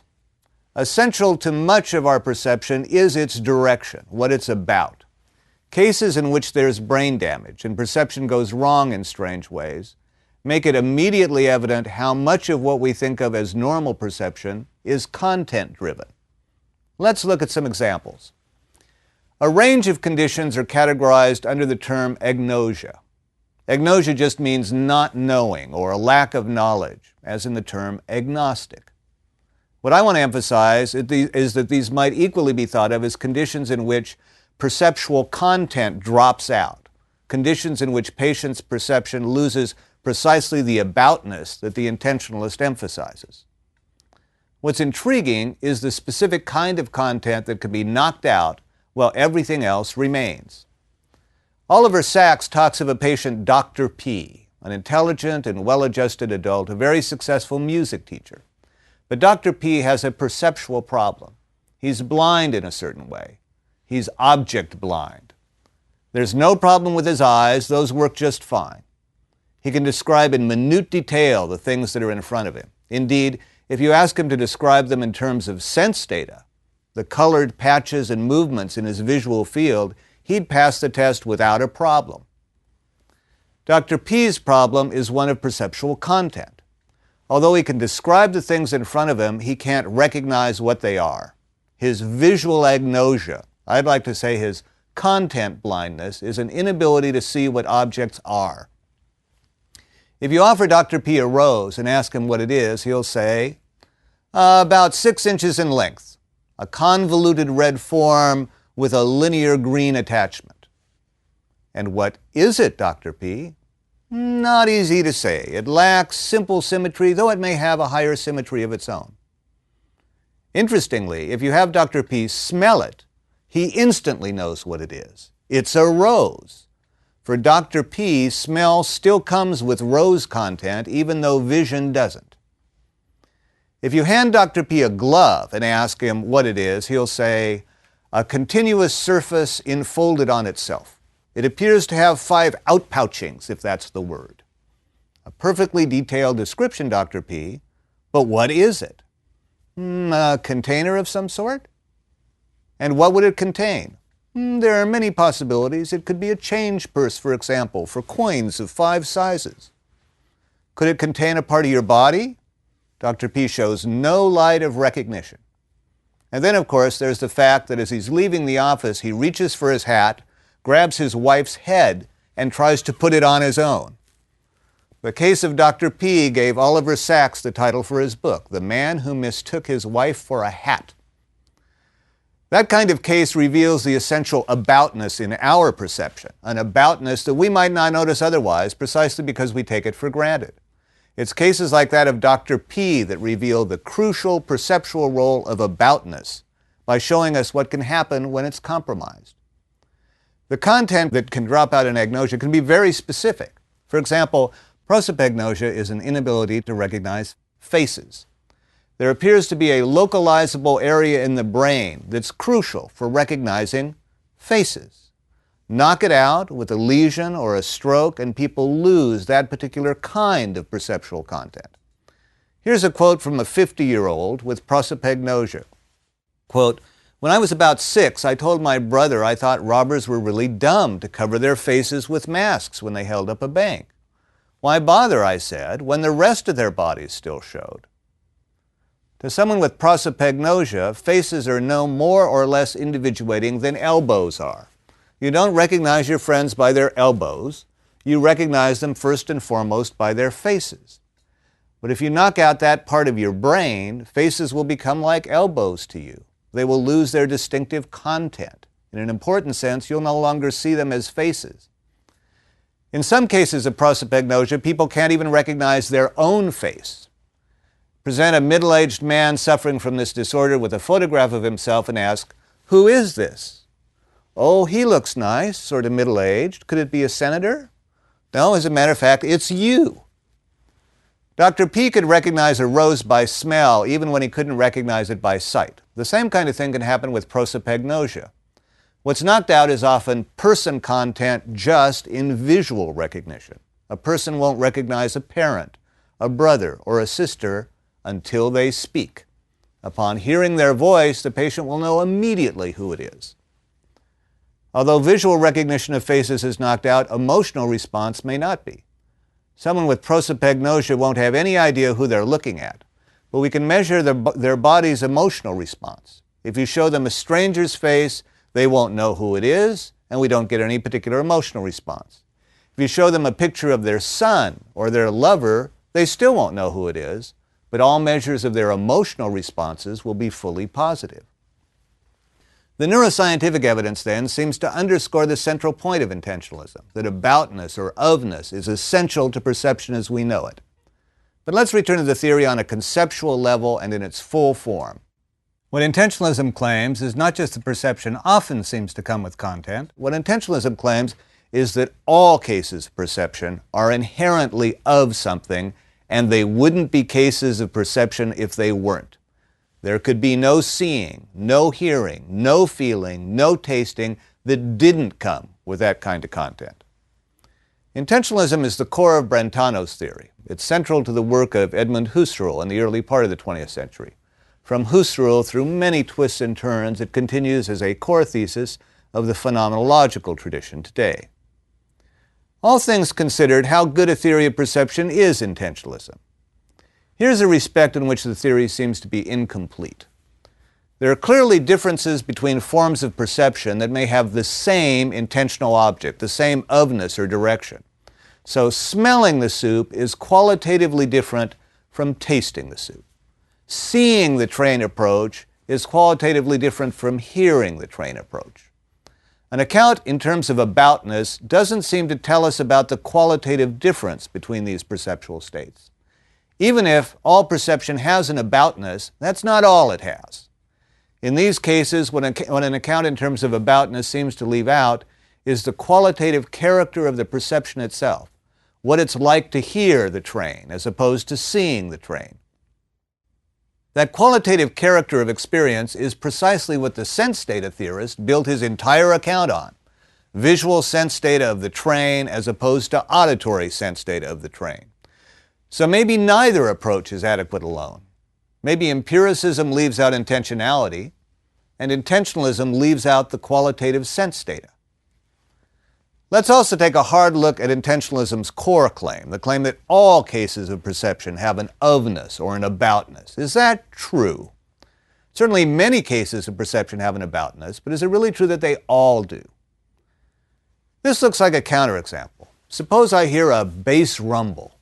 It's not an electric guitar string, it's not an approaching locomotive, it's just the sensation of a bass rumble. It's just that sound, and it's just there. Or here's another case. I open my eyes in the hospital and I see a blue field before me. That's all I see. I distinguish no ceiling, I recognize no building parts, I'm not even sure that I'm looking at something external to me. Can those things happen? Certainly. Aren't they direct counterexamples to the claim that all cases of perception are about something? There are two directions the intentionalist can take in the face of these examples. Let's follow his argument through both of them. First, the intentionalist might say that these are not counterexamples because these cases do have an object. In the case of the bass note and the blue field, intentionalists have often said, those two are about something. If nothing else, they're about themselves. Although that's an attempt to save the theory, I think it just weakens it. Part of the impetus for the theory was a criticism of empiricism. We don't perceive sense data because perception essentially has content. It's perception of things, about things. If the theory has to say that the experience of the bass note and the blue field are still of things, about things, then even the empiricist pure sense data would qualify as of things, about things. On that line, the intentionalist critique of empiricism would fail. Here's a second tack the intentionalist could take. Instead of saying that there's something these experiences are about, he can admit that there isn't. How can he save the claim that all perception involves content? By denying that those cases really count as perception. So the intentionalist might say, the case of the bass note and the blue field do happen. It's just that they're not perception. Something is happening in the case of the bass note, even something experiential, but it's not hearing, not even the illusion of hearing, precisely because it doesn't come with an of. Something's happening in the case of the blue field, even something experiential, but you don't see anything because that requires content. That again would save the theory by weakening it. On that interpretation, the theory is no longer a theory of the full range of perceptual experience. It's protected itself by limiting itself just to perceptual recognition. Indeed, all the support from studies of agnosia can be interpreted this way. What the object-blind Dr. P has lost, we might say, isn't his vision, but his ability to recognize the things he sees, as gloves or hats or as his wife's head. If intentionalism shrinks to just a theory about the recognition aspects of perception, it's a much thinner theory than it might have at first appeared. It would amount to this simple claim that perceptual recognition is always of something. Since recognition is always of something, that's hardly surprising. We'd like our theories to be more informative than that. So what's the verdict on intentionalism? The truth is that the ways in which we ordinarily think and talk about perception are complex. We can say, yes, you saw the signal, but did you really see it? What we mean in context may be, did you see that the signal had changed to yellow? Someone might say, yes, you saw her dress, but did you really see her dress? In one context, that might be meant as, did you see the incredible handwork in the embroidery? In another context, what might be meant is, did you notice that her dress was identical to her sister's? In the way we think and talk about perception, this is complex. Some concepts may fit an intentionalist account and some may not. Sometimes we use perceptual concepts in a way that requires certain kinds of recognition. Sometimes we don't. I saw the signal swinging in the wind, but I didn't realize it had changed to yellow. Let me turn to a third theory and a more recent contender, the evolutionary approach. In the last lecture, I ended with a reflection on the fact that empiricism, indeed the whole history of philosophy of perception, emphasizes rationality and the perspective of the individual. The history of philosophy has tried to tell the story of perception as if it were the story of a single individual attempting to rationally construct a world from the limited input of sense data. The evolutionary approach is entirely the opposite. It's radically non-individualistic and radically non-rationalistic. I'm not sure this approach has yet crystallized as a full philosophical theory of perception, but here's the general line of thought. We are evolved organisms. We had to develop certain skills to survive in a certain environment. Successfully dealing with important aspects of that environment has been absolutely necessary for our survival. But evolution is a catch-as-catch-can process. If there's something in the way an organism interacts with the world that increases the chances of survival and reproduction, that something will be passed on to future generations, whatever that something is.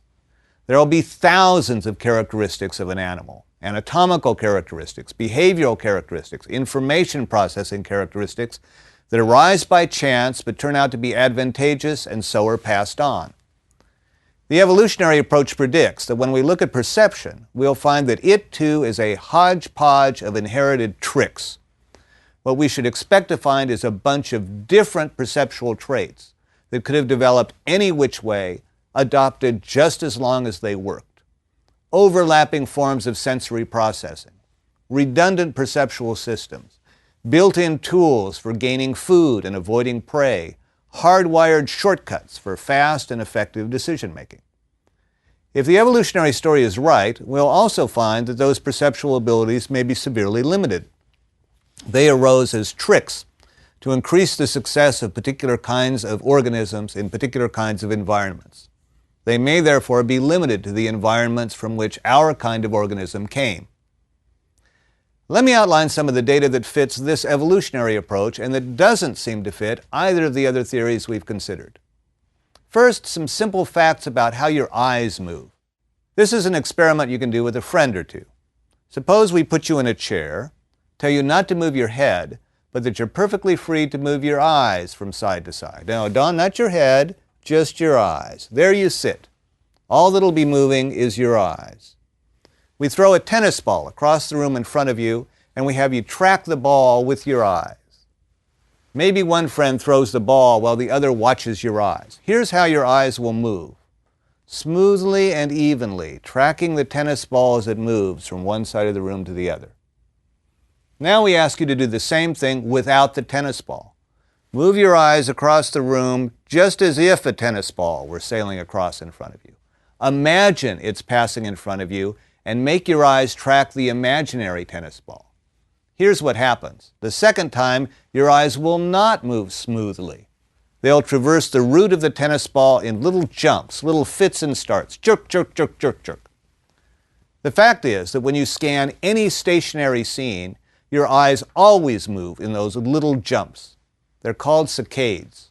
When you scan a room, your eyes are jumping from the car keys to the counter, to the refrigerator, to the windowsill. Jerk, jerk, jerk, jerk, jerk. They always move that way, whether you know it or not. In fact, you can't consciously make your eyes move any other way. When you're tracking a moving object, on the other hand, they can lock on the object and follow it smoothly. Ooh, no jerks at all. Your perceptual system then uses two radically different kinds of eye motion. Why? There's no explanation for the two kinds of eye motion on the empiricist account. There's no explanation on the intentionalist account. But it fits an evolutionary account very nicely. You have two different eye motion systems because your evolutionary forebears needed to move their eyes in two different ways for two different purposes.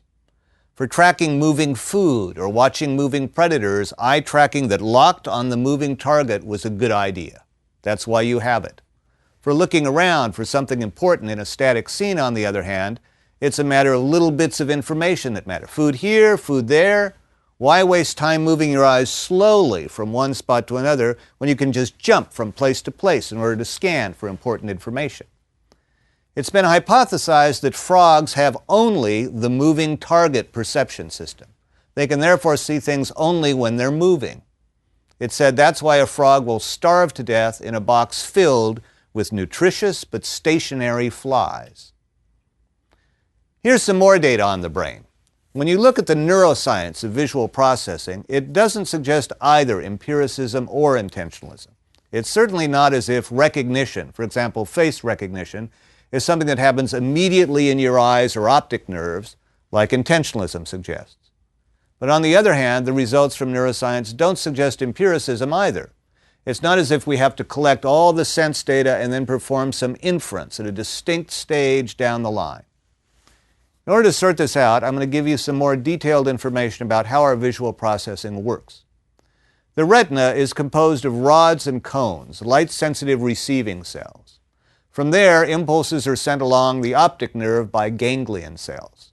But the system doesn't work the way you might expect. There's not a single ganglion cell assigned to each rod or cone, and they don't just send a message, this rod is on or this rod is off. What each ganglion cell responds to is not a single rod or cone, but several, a certain area of rods and cones. The part of the visual field associated with a particular ganglion is called its receptive field. What the ganglion responds to in particular is a small spot of light turned on or off in its receptive field. There are several kinds of ganglion cells which respond to specific conditions in their receptive field.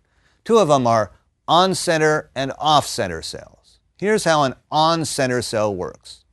If it's in darkness, it won't fire. If you shine light on its entire receptive field, it still won't fire. It fires when a light goes on just in the center of its field. Just to make things complicated, it also fires if light around the edges of its receptive field goes off.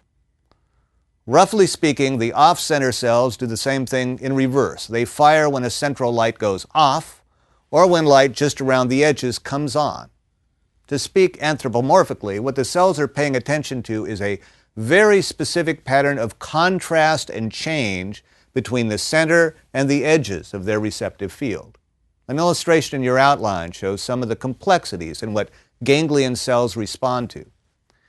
The on-center and off-center are just two types of ganglion cells. There's also a distinction between M cells, which have a larger response area, and P cells, geared to fine detail and especially color. But what even P cells respond to is not color per se, but color contrast. The important point about all of this is that it looks like the information processing of sensory data starts immediately. If what you're trying to do is evolve a successful animal, there's no need for some pure sense data level later down the line, processed later down the line. The more processing that can be done up front, the better. And the fact is that a lot is done up front. If you follow the optic nerve as it leads back into the brain, it'll take you first to the lateral geniculate nucleus, part of the thalamus, centrally located toward the bottom of your brain. From there, impulses go to what's been classified as V1, or the first visual processing area in the cortex. What kind of computation goes on in the primary visual cortex? What makes the neurons in V1 fire? The neurons in V1 appear to be line detectors and edge detectors. It looks like computation has gone from the on-center and off-center detection in the ganglion cells of the optic nerve to higher-order line detection in V1. For any particular neuron there's a line orientation at which it fires best.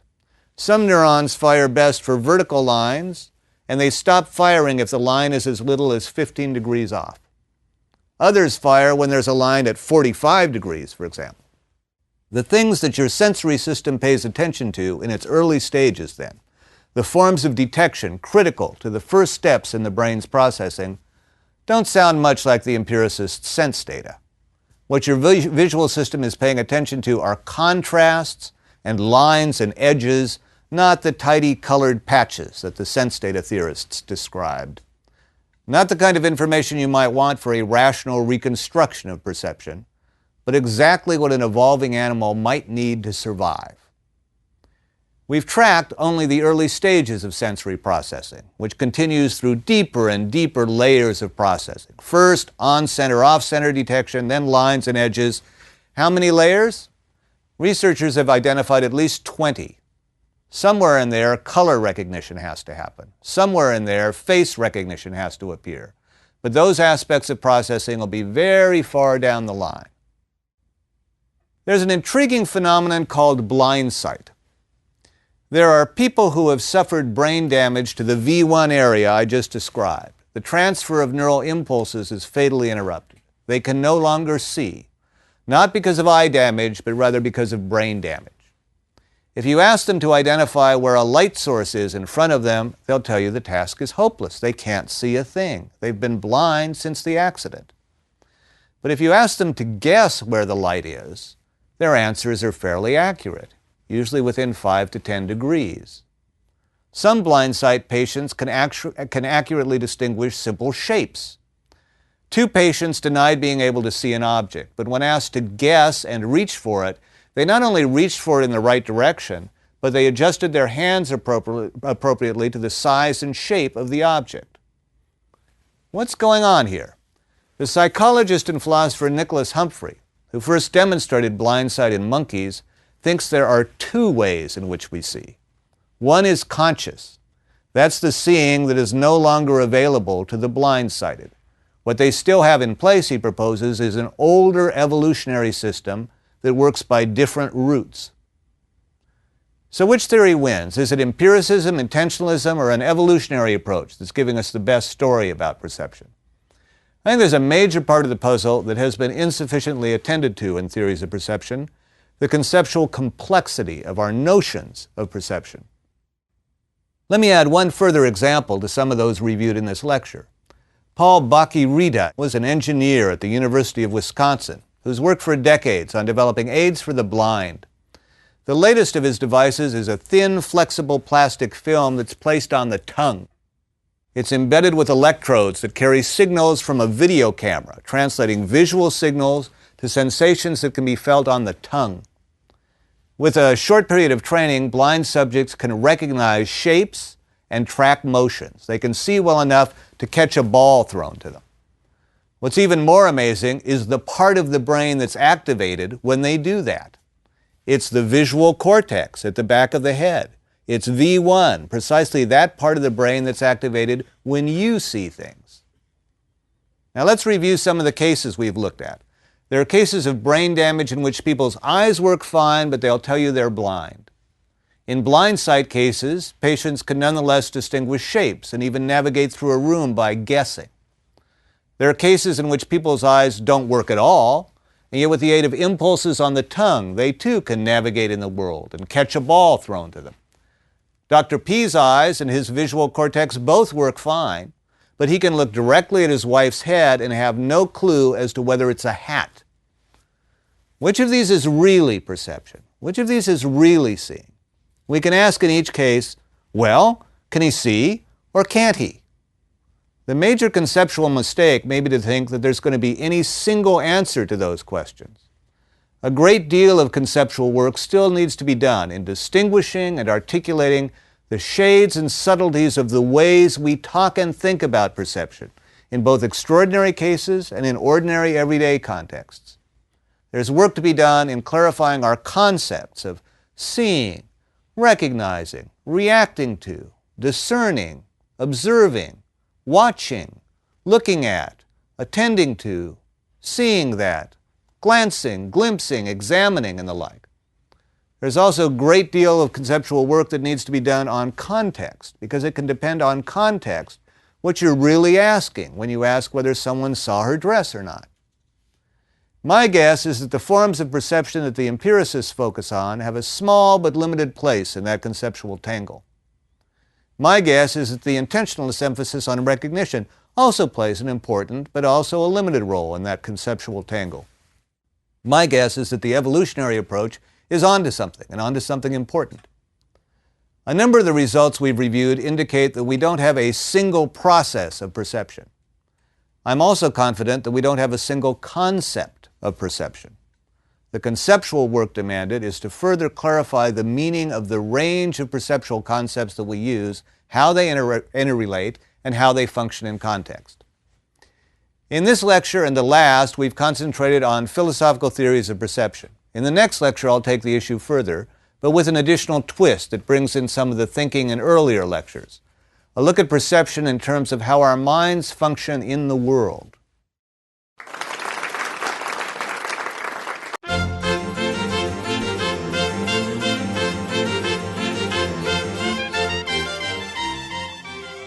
Lecture 12, A Mind in the World.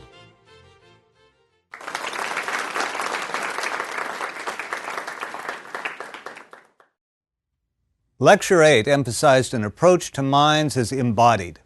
The core idea of such an approach is that we won't be able to understand the mind if we insist on thinking of it in isolation, as a brain in a vat, or as a mind separate from a body. To really understand minds, we have to understand the organisms whose minds they are. This lecture continues that kind of emphasis, but extends it further. Just as we go wrong if we think of the mind in isolation from the organism, we can also go wrong if we think of the organism in isolation. Organisms are what they are. They do what they do. They function as they function, largely because of the environment of which they're a part. Our understanding of minds demands that we understand both the organisms of which they form a part and the environments crucial to those organisms. In order to understand the mind, we have to understand the mind in the world. In this lecture, I want to explore that idea in several different forms, as it shows up in psychology, as it shows up in philosophy, and as it shows up in the development of robotics. The central idea is very much in line with the functionalist approach. What are mental states? The functionalist claims that mental states are functional states of an organism. But organisms function in an environment. For functionalists, the link from mental states to environment, from mind to world, will be quite direct. The central idea is also very much in line with the evolutionary approach to perception outlined in the previous lecture. In 1831, the British ship Beagle left on an expedition to chart the coastline of South America. The young Charles Darwin signed on as an unpaid naturalist. The Galapagos are a cluster of 19 volcanic islands off the west coast of Ecuador. One of the things that impressed Darwin during the voyage of the Beagle were the Galapagos finches. The finches of the different islands are clearly related, variations on a theme, and yet they differ from one another in habit, coloration, and in the size and shape of their beaks. There are woodpecker finches, large cactus finches, sharp-beaked ground finches, mangrove finches, vegetarian finches. Why so many different finches with such varied characteristics? The answer that struck Darwin was because of so many different environments. Environmental pressure is a crucial element in the evolutionary process. It is in particular environments that certain variations succeed or fail. In that sense, it's environments that do the selecting in natural selection. If perception's been molded by evolutionary pressures, we can expect it too to be molded by environment. If mind has been molded by evolutionary pressures, we can expect it to be shaped to fit the world. In psychology, it was James J. Gibson who argued most vehemently that you can only understand the mind in terms of the world of which it's a part. Gibson concentrated on perception, in particular on visual perception, and that's where we'll start. In World War II, Gibson was assigned to research the training of pilots for the Army Air Corps. Much of his later work stemmed from that experience. In trying to train pilots, it quickly became clear that studying written descriptions of flying maneuvers was of little use. Lectures weren't any better. Static diagrams of landings and takeoffs didn't help much either, particularly when they were drawn from a perspective outside the plane. Motion pictures could be useful, but only when they were motion pictures from the perspective of the pilot. Here are Gibson's words, quote, "What had to be learned was a system of how to aim at a moving target, a fighter plane, from a moving platform, a bomber. As the situation changed, the action changed. The film showed how one thing varied with another.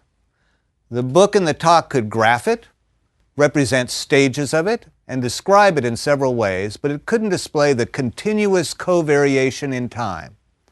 Moreover, the film could make use of the subjective camera, taking the point of view of the learner and displaying how the situation would look to him." End quote. Best of all was a form of training that made learners an active part of that environment, training that put them into something like real situations in something like real time, and that demanded interaction with the environment. That's why we now train pilots using flight simulators. Here's a clear core of Gibson's theory. What is perceived is not sense data, nor anything like it. We do not see base-level sensations of any kind from which we have to infer objects and their motions. Gibson notes that, quote, eyes evolved so as to see the world, not a picture. What any organism is going to see is what is important for it in the environment. According to Gibson, what it perceives are affordances. What are affordances? Possibilities for action. The features of your environment afford you certain possibilities. That door is something you can walk through. It affords a certain prospect for motion. That window is something you can look through. That hammer is something you can use to hit nails. Those possibilities for action are affordances, and what you perceive is less the things around you than the things they can let you do. You can see how this would work in training pilots. You have to train them for fast and accurate action. What they have to be sensitive to in their environments are precisely those aspects that afford effective action. In later work, Gibson generalized that story as a story about all perception. Perception is direct rather than inferential. It's tied directly to meaningful action in the world. He says, quote, the infant doesn't begin by first discriminating the qualities of objects and then learning the combinations of qualities that go together to make objects. Perceived objects aren't built up from qualities, it's the other way around. The affordance of an object is what the infant begins by noticing. The meaning is observed before the color and the form. End quote. Although perception was his first target, Gibson eventually extended the picture to include all cognition, all aspects of mind, or aspects of a mind in the world. I've emphasized the ties between this kind of approach and evolution, but Gibson's approach also ties in with an intentionalist theory of perception. The intentionalist theory, like Gibson's, is anti-sense data. The intentionalist theory, like Gibson's, claims that perception comes with content up front. The intentionalist claim is that perception is always perception of something, and Gibson agrees. He says that perception is always perception of affordances. Gibson's theory has important things to say about what perception is really like. It's led to important research on what a perceptual system like ours really picks up on. But a theory can have those virtues and still turn out to be wrong if taken as a complete theory of perception. That was the charge leveled against intentionalism in the previous lecture. Gibson's approach is open to a similar criticism. Let's admit that we do often perceive affordances, that what we notice and respond to are first and foremost prospects for action in an environment. Two questions still remain. Does that tell us the full story of what's happening in perception? And secondly, is it true that affordances are all we ever perceive? In answer to the first question, there's a simple reason to think that Gibson's theory can't be giving us the full story. The simple fact is that we're sometimes fooled. Sometimes we think we see the other train moving forward, but it's actually our train moving backward. Sometimes we think we see an open door, and it turns out to be a clever painting. It's possible to set things up so that someone thinks they are looking through a window open to the outside, when what they really see through the window is just a back projection on a screen. Affordances are defined in such a way that they have to be real features of the environment, real open doors, real scenes through windows. A theory that says you perceive affordances will therefore leave something out. It's not going to be able to explain why we're fooled in these cases, because the painted door and the apparent motion of the train and the scene outside the window aren't real. In answer to the second question, then, it looks like it can't be true that all we ever perceive are affordances. We could vary the theory so that what we perceive are apparent affordances, apparently open doors, apparent scenes through windows. But then we'll want to know what the real and the merely apparent affordances have in common. What is it about the painting that explains the fact that we mistook it for a door? It looks like any theory is going to have to say something like this. Well, in both cases what you saw was a door-like shape and what looked like a handle. And the light was right. As you can see, that explanation is not written in terms of affordances. That explanation is written in terms of some lower-level perceptual elements that indicate real affordances in one case and that fool us in the other cases. Those are precisely the lower-level perceptual elements that Gibson said we never perceive. We might still agree that we can't understand the mind unless we understand how the mind works in the world, but it looks like we have to add a critical qualification to Gibson's theory. Just saying that the mind reacts to the world around it, or perceives affordances, won't be the whole story of perception. There are particular ways that the mind does that, and we'll still want to know how. There's a classic psychological experiment that underscores the theme of the mind in the world. Here again, in terms of perception, this is the experiment of the inverted lenses. If you remove the eyepiece from a microscope or a telescope and you look through just that lens, you'll see everything inverted, exactly like looking at a photograph upside down. What if you wore a pair of glasses with lenses like that for an extended period of time, a pair of glasses that turned everything upside down? The classic experiments have been done with something similar, with reversing lenses that switch things left to right, like a photograph that's been printed through the wrong side of the negative. What should be on the left is on the right. What should be on the right is on the left. What if you wore a pair of glasses with left-right reversing lenses for an extended period of time? Alvin Noe is a philosopher who's continued the Gibsonian tradition by arguing for an enactment theory of perception, and who uses this classic experiment as a prime piece of evidence for the theory. Noe analyzes what happens when you put on reversing lenses into 3 stages. The first stage is one of disorientation. You might think that everything simply looks reversed, but the initial impression is significantly more bewildering than that, particularly when you try to move. One subject described the experience like this, quote, "Every movement of my head gives rise to the most unexpected and peculiar transformations of objects in the visual field. The most familiar forms seem to dissolve and reintegrate. Parts of figures run together. At other times they run apart. Countless times I was fooled by these extreme distortions and taken by surprise," end quote. In the second stage, things become clearer, but they are distinctly reversed. What should be on the right looks like it's on the left. If you try to pour a glass of water from a pitcher, you'll miss the glass. There are also clashes between the senses. You see your left hand on the right, although you still feel it on the left. You see the tea kettle steaming on the left, but the sound it's making is clearly coming from the right. The third stage is the one that most effectively shows the mind in the world approach, though it's also philosophically perplexing in certain ways. In the third stage, subjects say that the world has righted itself. Things again look the way they should. After a few days of wearing reversing lenses, things on the left look like they're on the left. Things on the right look like they're on the right. Cross-sensory conflicts disappear. Despite the fact that you still have these reversing lenses on, you can ride a bicycle as well as you ever could. All of this supports the basic story, that perception is keyed to the world and so necessarily adapts to it. The mind is a mind geared to action in the world, and the brain's plasticity adapts perception to fit action in the world. The new environment of reversing lenses is a mirror image environment, like Alice through the looking glass. In order to fit that environment, the mind has to change, so it does. Interestingly enough, different aspects of your mind may accommodate to reversing lenses at different rates. You may be able to ride a bicycle down a normal street, for example, though the writing in the shop windows still looks backwards to you. When you take off the reversing lenses, the mind has to change again. What the classic experiments show is that subjects have to go through the same 3 stages in order to restore normal vision. Initially, the world will look confused, then reversed right to left, and then it will right itself again.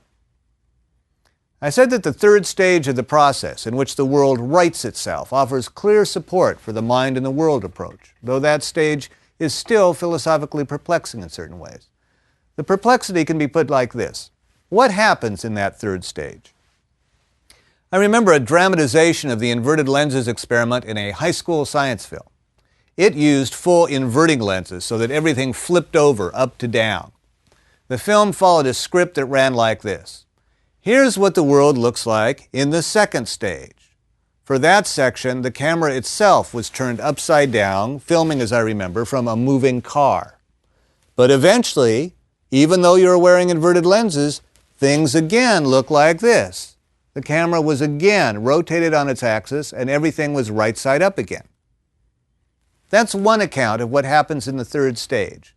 There is some level of perceptual experience, some sense data or internal movie that comes to match precisely the sense data that you had before putting on the inverted lenses. Things are back to normal in that the sensations you experience are just what they were before. Here's a different account of what happens. You just get used to it.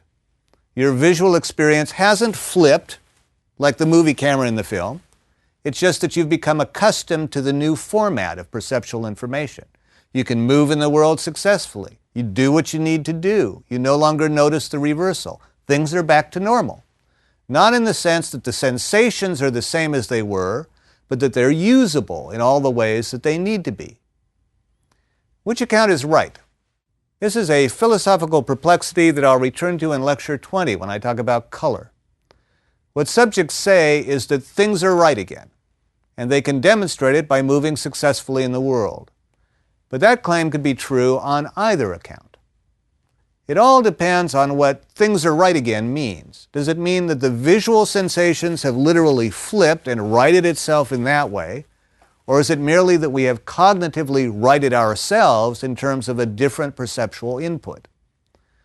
One aspect of the problem is trying to figure out which of these two different accounts is right. Another aspect is deeper, trying to figure out whether there really are two different accounts here at all. Perhaps it's not so clear that there really is a difference between a flip of sensations and a cognitive accommodation to input. Perhaps they amount to the same thing. If you wear inverted lenses long enough, things will seem right again. Perhaps that right again is all there is to it. After you've worn the inverted lenses for a while, and you can once again ride a bike, we could ask you, is this a change of sensation and not of cognition? Or of cognition and not of sensation? Because sensation and cognition inevitably work together, you may not be able to answer that question. If sensation and cognition inevitably work together as part of a mind in the world, the question might not even make sense. Perception is a primary case in which we can see the mind at work in the world, but it's not the only case. The philosophers Andy Clark and David Chalmers have pressed the idea much further in terms of what they call extended mind. Quote, where does the mind stop and the rest of the world begin? End quote, they ask. They don't think your mind ends at your skull, nor does it end at your skin. What they argue is that a broad range of our mental activities, memory, belief, and thinking itself can extend beyond our skins. They propose that our mental activities are often composed in part of things in the external world. If two scholars write an article, whose name appears first? Usually it's either the senior researcher or the one who's done the most work. A footnote in Clark and Chalmers' work indicates that they did something unusual. They ordered the authors in terms of how committed they were to this central claim. Clark was more convinced that the external world forms part of our mental events. Chalmers somewhat less, so it was Clark's name that appeared first. Clark and Chalmers offer this thought experiment. Inga hears of an exhibit at the Museum of Modern Art and decides to go. She thinks for a moment, seems to remember that it's on 53rd Street, and walks in that direction. Clark and Chalmers say, quote, both memory and belief are at work here. Inga retrieves a location from memory. It's also the case that Inga believed the museum was on 53rd Street, even at the beginning of the story and before she thought about it. She had a non-occurrent belief, much like your belief that there were people in North America before Columbus arrived, a non-occurrent belief on your part that was brought to mind only because I mentioned it, end quote. Now consider the case of Otto. Otto suffers from Alzheimer's disease, but has learned to carry a notebook in which he writes down new information. Otto hears of an exhibit at the Museum of Modern Art and he decides to go. He consults his notebook, which says it's on 53rd Street, and he walks in that direction. Otto's notebook isn't inside his skull, but it does for him just what Inga's memory does for her. Otto's memory, Clark and Chalmers say, is in his notebook. The entries in his notebook, moreover, function just like Inga's non-occurrent beliefs. They say that Otto has beliefs just as Inga does. It's just that Otto's beliefs are entries in his notebook. Seems to me that there's something right about this batch of claims, and something wrong. If Clark and Chalmers are trying to express their view using normal concepts of belief, memory, and the like, they've gone off the rails. Otto does indeed use things written in his notebook much as Inga uses background beliefs, but that doesn't mean they are background beliefs. A clear indication that they've gone off the rails is this. Suppose I announced a new and revolutionary cure for certain memory problems. The ability to lay down new memories, it turns out, is tied to the hippocampus, curving structures that wrap around the thalamus deep in your head. We know that because people who have had both sides of the hippocampus removed are unable to form new memories. But luckily, I've discovered a complete and total cure. The cure for memory problems? A notebook and a pencil. Ridiculous, you say? And I agree. There's a movie that uses something like this theme, an interesting but disturbing movie called Memento. Leonard Shelby is the protagonist of Memento. His wife has been killed, and he's out to get the killer. But Leonard was attacked in the incident as well, and suffers from a condition called anterograde amnesia as a result. He's unable to lay down new events as long-term memories, and he can't recall anything happening now beyond roughly a 15-minute span. So Leonard will go to sleep, he'll awake and think the attack has just happened, with no memory of anything that's happened since. He writes notes to himself, even notes on his body, to tell him where he is and what progress he's made in locating his wife's killer. But he never really knows when he wrote those notes. He starts to worry that someone has tampered with his notes while he was asleep. Memories in the normal sense are more than what Leonard writes on his arm, though it may be difficult to say exactly what more they are. Beliefs are also more than what Otto's written in his notebook, though it may be difficult to say exactly what. In the end, Clark and Chalmers are willing to concede that much. But they insist that, quote, the notion of belief ought to be used so that Otto qualifies as having the belief in question. In all important respects, Otto's case is similar, end quote. I'm not sure that Otto's case is similar in all important respects. It's enough for the central point at issue that it's similar in some. Once you start to think about it, it is clear that many of the things we do with our minds involve parts of the external world in crucial ways. The video game Tetris involves figuring out how two-dimensional shapes will fit together. You can play Tetris by mentally revolving those shapes in your mind, but you can also rotate the image on the screen. It takes about half the time to rotate it on the screen. Isn't that a form of calculation that involves something in the external world? There are much simpler examples as well. Balancing a checkbook is a familiar form of calculation, but for most of us would be next to impossible if we couldn't do it with paper and pencil. When people used slide rules, part of their calculation was in their hands rather than in their heads.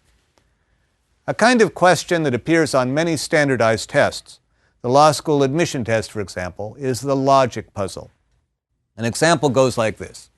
If 4 men and 4 women are seated around a table, and no woman is seated next to a woman, and if Adam must be across from Juliet and George from Henrietta, then who's sitting next to Joe? There's a key to solving all puzzles of this sort. The key is not to try to do it in your head. Organize the information in a visible sketch instead, or a matrix, or a diagram. That way your hand and eyes can take care of memory and bookkeeping, leaving your cognitive processing for those aspects it's really needed for. That approach to logic puzzles is a kind of calculation that uses a part of the world. The mathematician and philosopher Alfred North Whitehead made precisely the same point in terms of looking for the right symbolism to use in approaching a problem. He said, quote, by relieving the brain of all unnecessary work, a good notation sets it free to concentrate on more advanced problems, and in effect, increases mental power. By the aid of symbolism, we can make transitions in reasoning almost mechanically by the eye, end quote. What Otto has written in his notebook may not literally be beliefs. It may not even be true that we ought to think of them as beliefs. But the general point is surely right, that we often work best mentally by using parts of the external world. Clark and Chalmers mentioned one particularly interesting aspect of the external world used as part of an extended mind in this sense: language and linguistic interaction with other people. Clark and Chalmers say, quote, "Language appears to be a central means by which cognitive processes are extended into the world. Think of a group of people brainstorming around a table, or a philosopher who thinks best by writing, developing her ideas as she goes. It may be that language evolved in part to enable such extensions of our cognitive resources within actively coupled systems," end quote. When birds soar, they're not moving purely under their own power. They aren't flapping their wings. Birds soar by exploiting the rising air currents of thermals. Thinking, as we know it, may inevitably exploit the currents of language and an environment of other thinkers.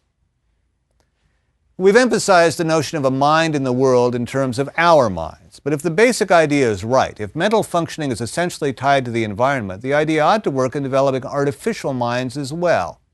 That's precisely how it's been used in robotics. One of the foremost developers in robotics is also one of its most interesting thinkers. Rodney Brooks is head of the robotics lab at MIT. He's also an entrepreneur, founder of the iRobot company, and developer of the Roomba robotic vacuum cleaner. Brooks has offered some autobiographical notes on how he thinks. What he says is that he attempts to listen to both sides in an intellectual controversy, tries to find an assumption that everyone is making, and then deliberately negates that assumption. Here are some examples of the assumptions he has negated with impressive success. 1. A standard assumption in robotics has long been that we should build humanoid robots, robots that walked, talked, and thought like a human being. Rodney Brooks negated that assumption. Evolution didn't start with people. It started with bacteria and single-celled animals, working toward higher primates only through billions of years. Brooks proposed that we should start with something radically simpler, a machine with the intelligence and functionality of a cockroach, perhaps. Then add further systems bit by bit, proceeding step by step toward higher intelligence, just as evolution did. Here's a second example. NASA is developing robots to explore other planets and approached Brooks for ideas in designing a 100-pound robot appropriate for planetary exploration. The assumption that Brooks tried to negate was the assumption that we should be sending a single large robot. Why not 100 one-pound robots instead? They could explore out in all directions. They could explore, and it might not matter if a few were damaged or lost. He calls it fast, cheap, and out of control. Within a few years, Brooks predicts, quote, "It'll be possible at modest cost to invade a planet with millions of tiny robots," end quote. What's important here is that the minds of Brooks' robots are essentially minds in the world. Robot development, he insists, should avoid traps of abstraction. It should always be development, stage by stage, of an organism interacting with a dynamic environment. He says, quote, "Problem-solving behavior, language, expert knowledge and application, and reason are all pretty simple once the essence of being and reacting are available. The essence is the ability to move around in a dynamic environment, sensing the surroundings to a degree sufficient to achieve the necessary maintenance of life and reproduction," end quote. In developing robot minds in the world, Brooks rejects the idea that they have to form representations of their worlds in a central brain or central processor. Why even think there has to be a central processor? What if the intelligence is distributed into separate computation centers? Many of Brooks' robots work in terms of distributed rather than centralized intelligence. Each leg of one of his insect robots may have a tiny computer. Each of those tiny computers dictates the movement of its leg just in terms of input regarding the position and movement of the legs next to it. It's as if each leg is thinking on its own with local information. No central computer sees the movement of all the legs. With each of its legs moving independently, the robot ambles forward steadily over the terrain. It turns out that many real insects operate that way as well. And why, Brooks asks, do you have to conceive of a robot mind programmed in terms of internal maps, or diagrams, or representations of the world? He says, the world is its own best representation. develop robot minds in the world, interactive with the world, and they'll have all the representations they need. What I've tried to trace in this lecture, in psychology, in philosophy, and in robotics, is a central emphasis on the mind and the world. Occasionally claims are overstated, and I've tried to offer a corrective. But the core claim is solid, both as individuals and as members of a species. Both evolutionarily and individually, our minds have been shaped by our kind of embodiment, action in our kind of environment, in our kind of world. That may not be the whole story, but it's certainly a necessary part of trying to understand the nature of mind. In the lectures that follow, I want to continue exploring minds by exploring how one might try to build them.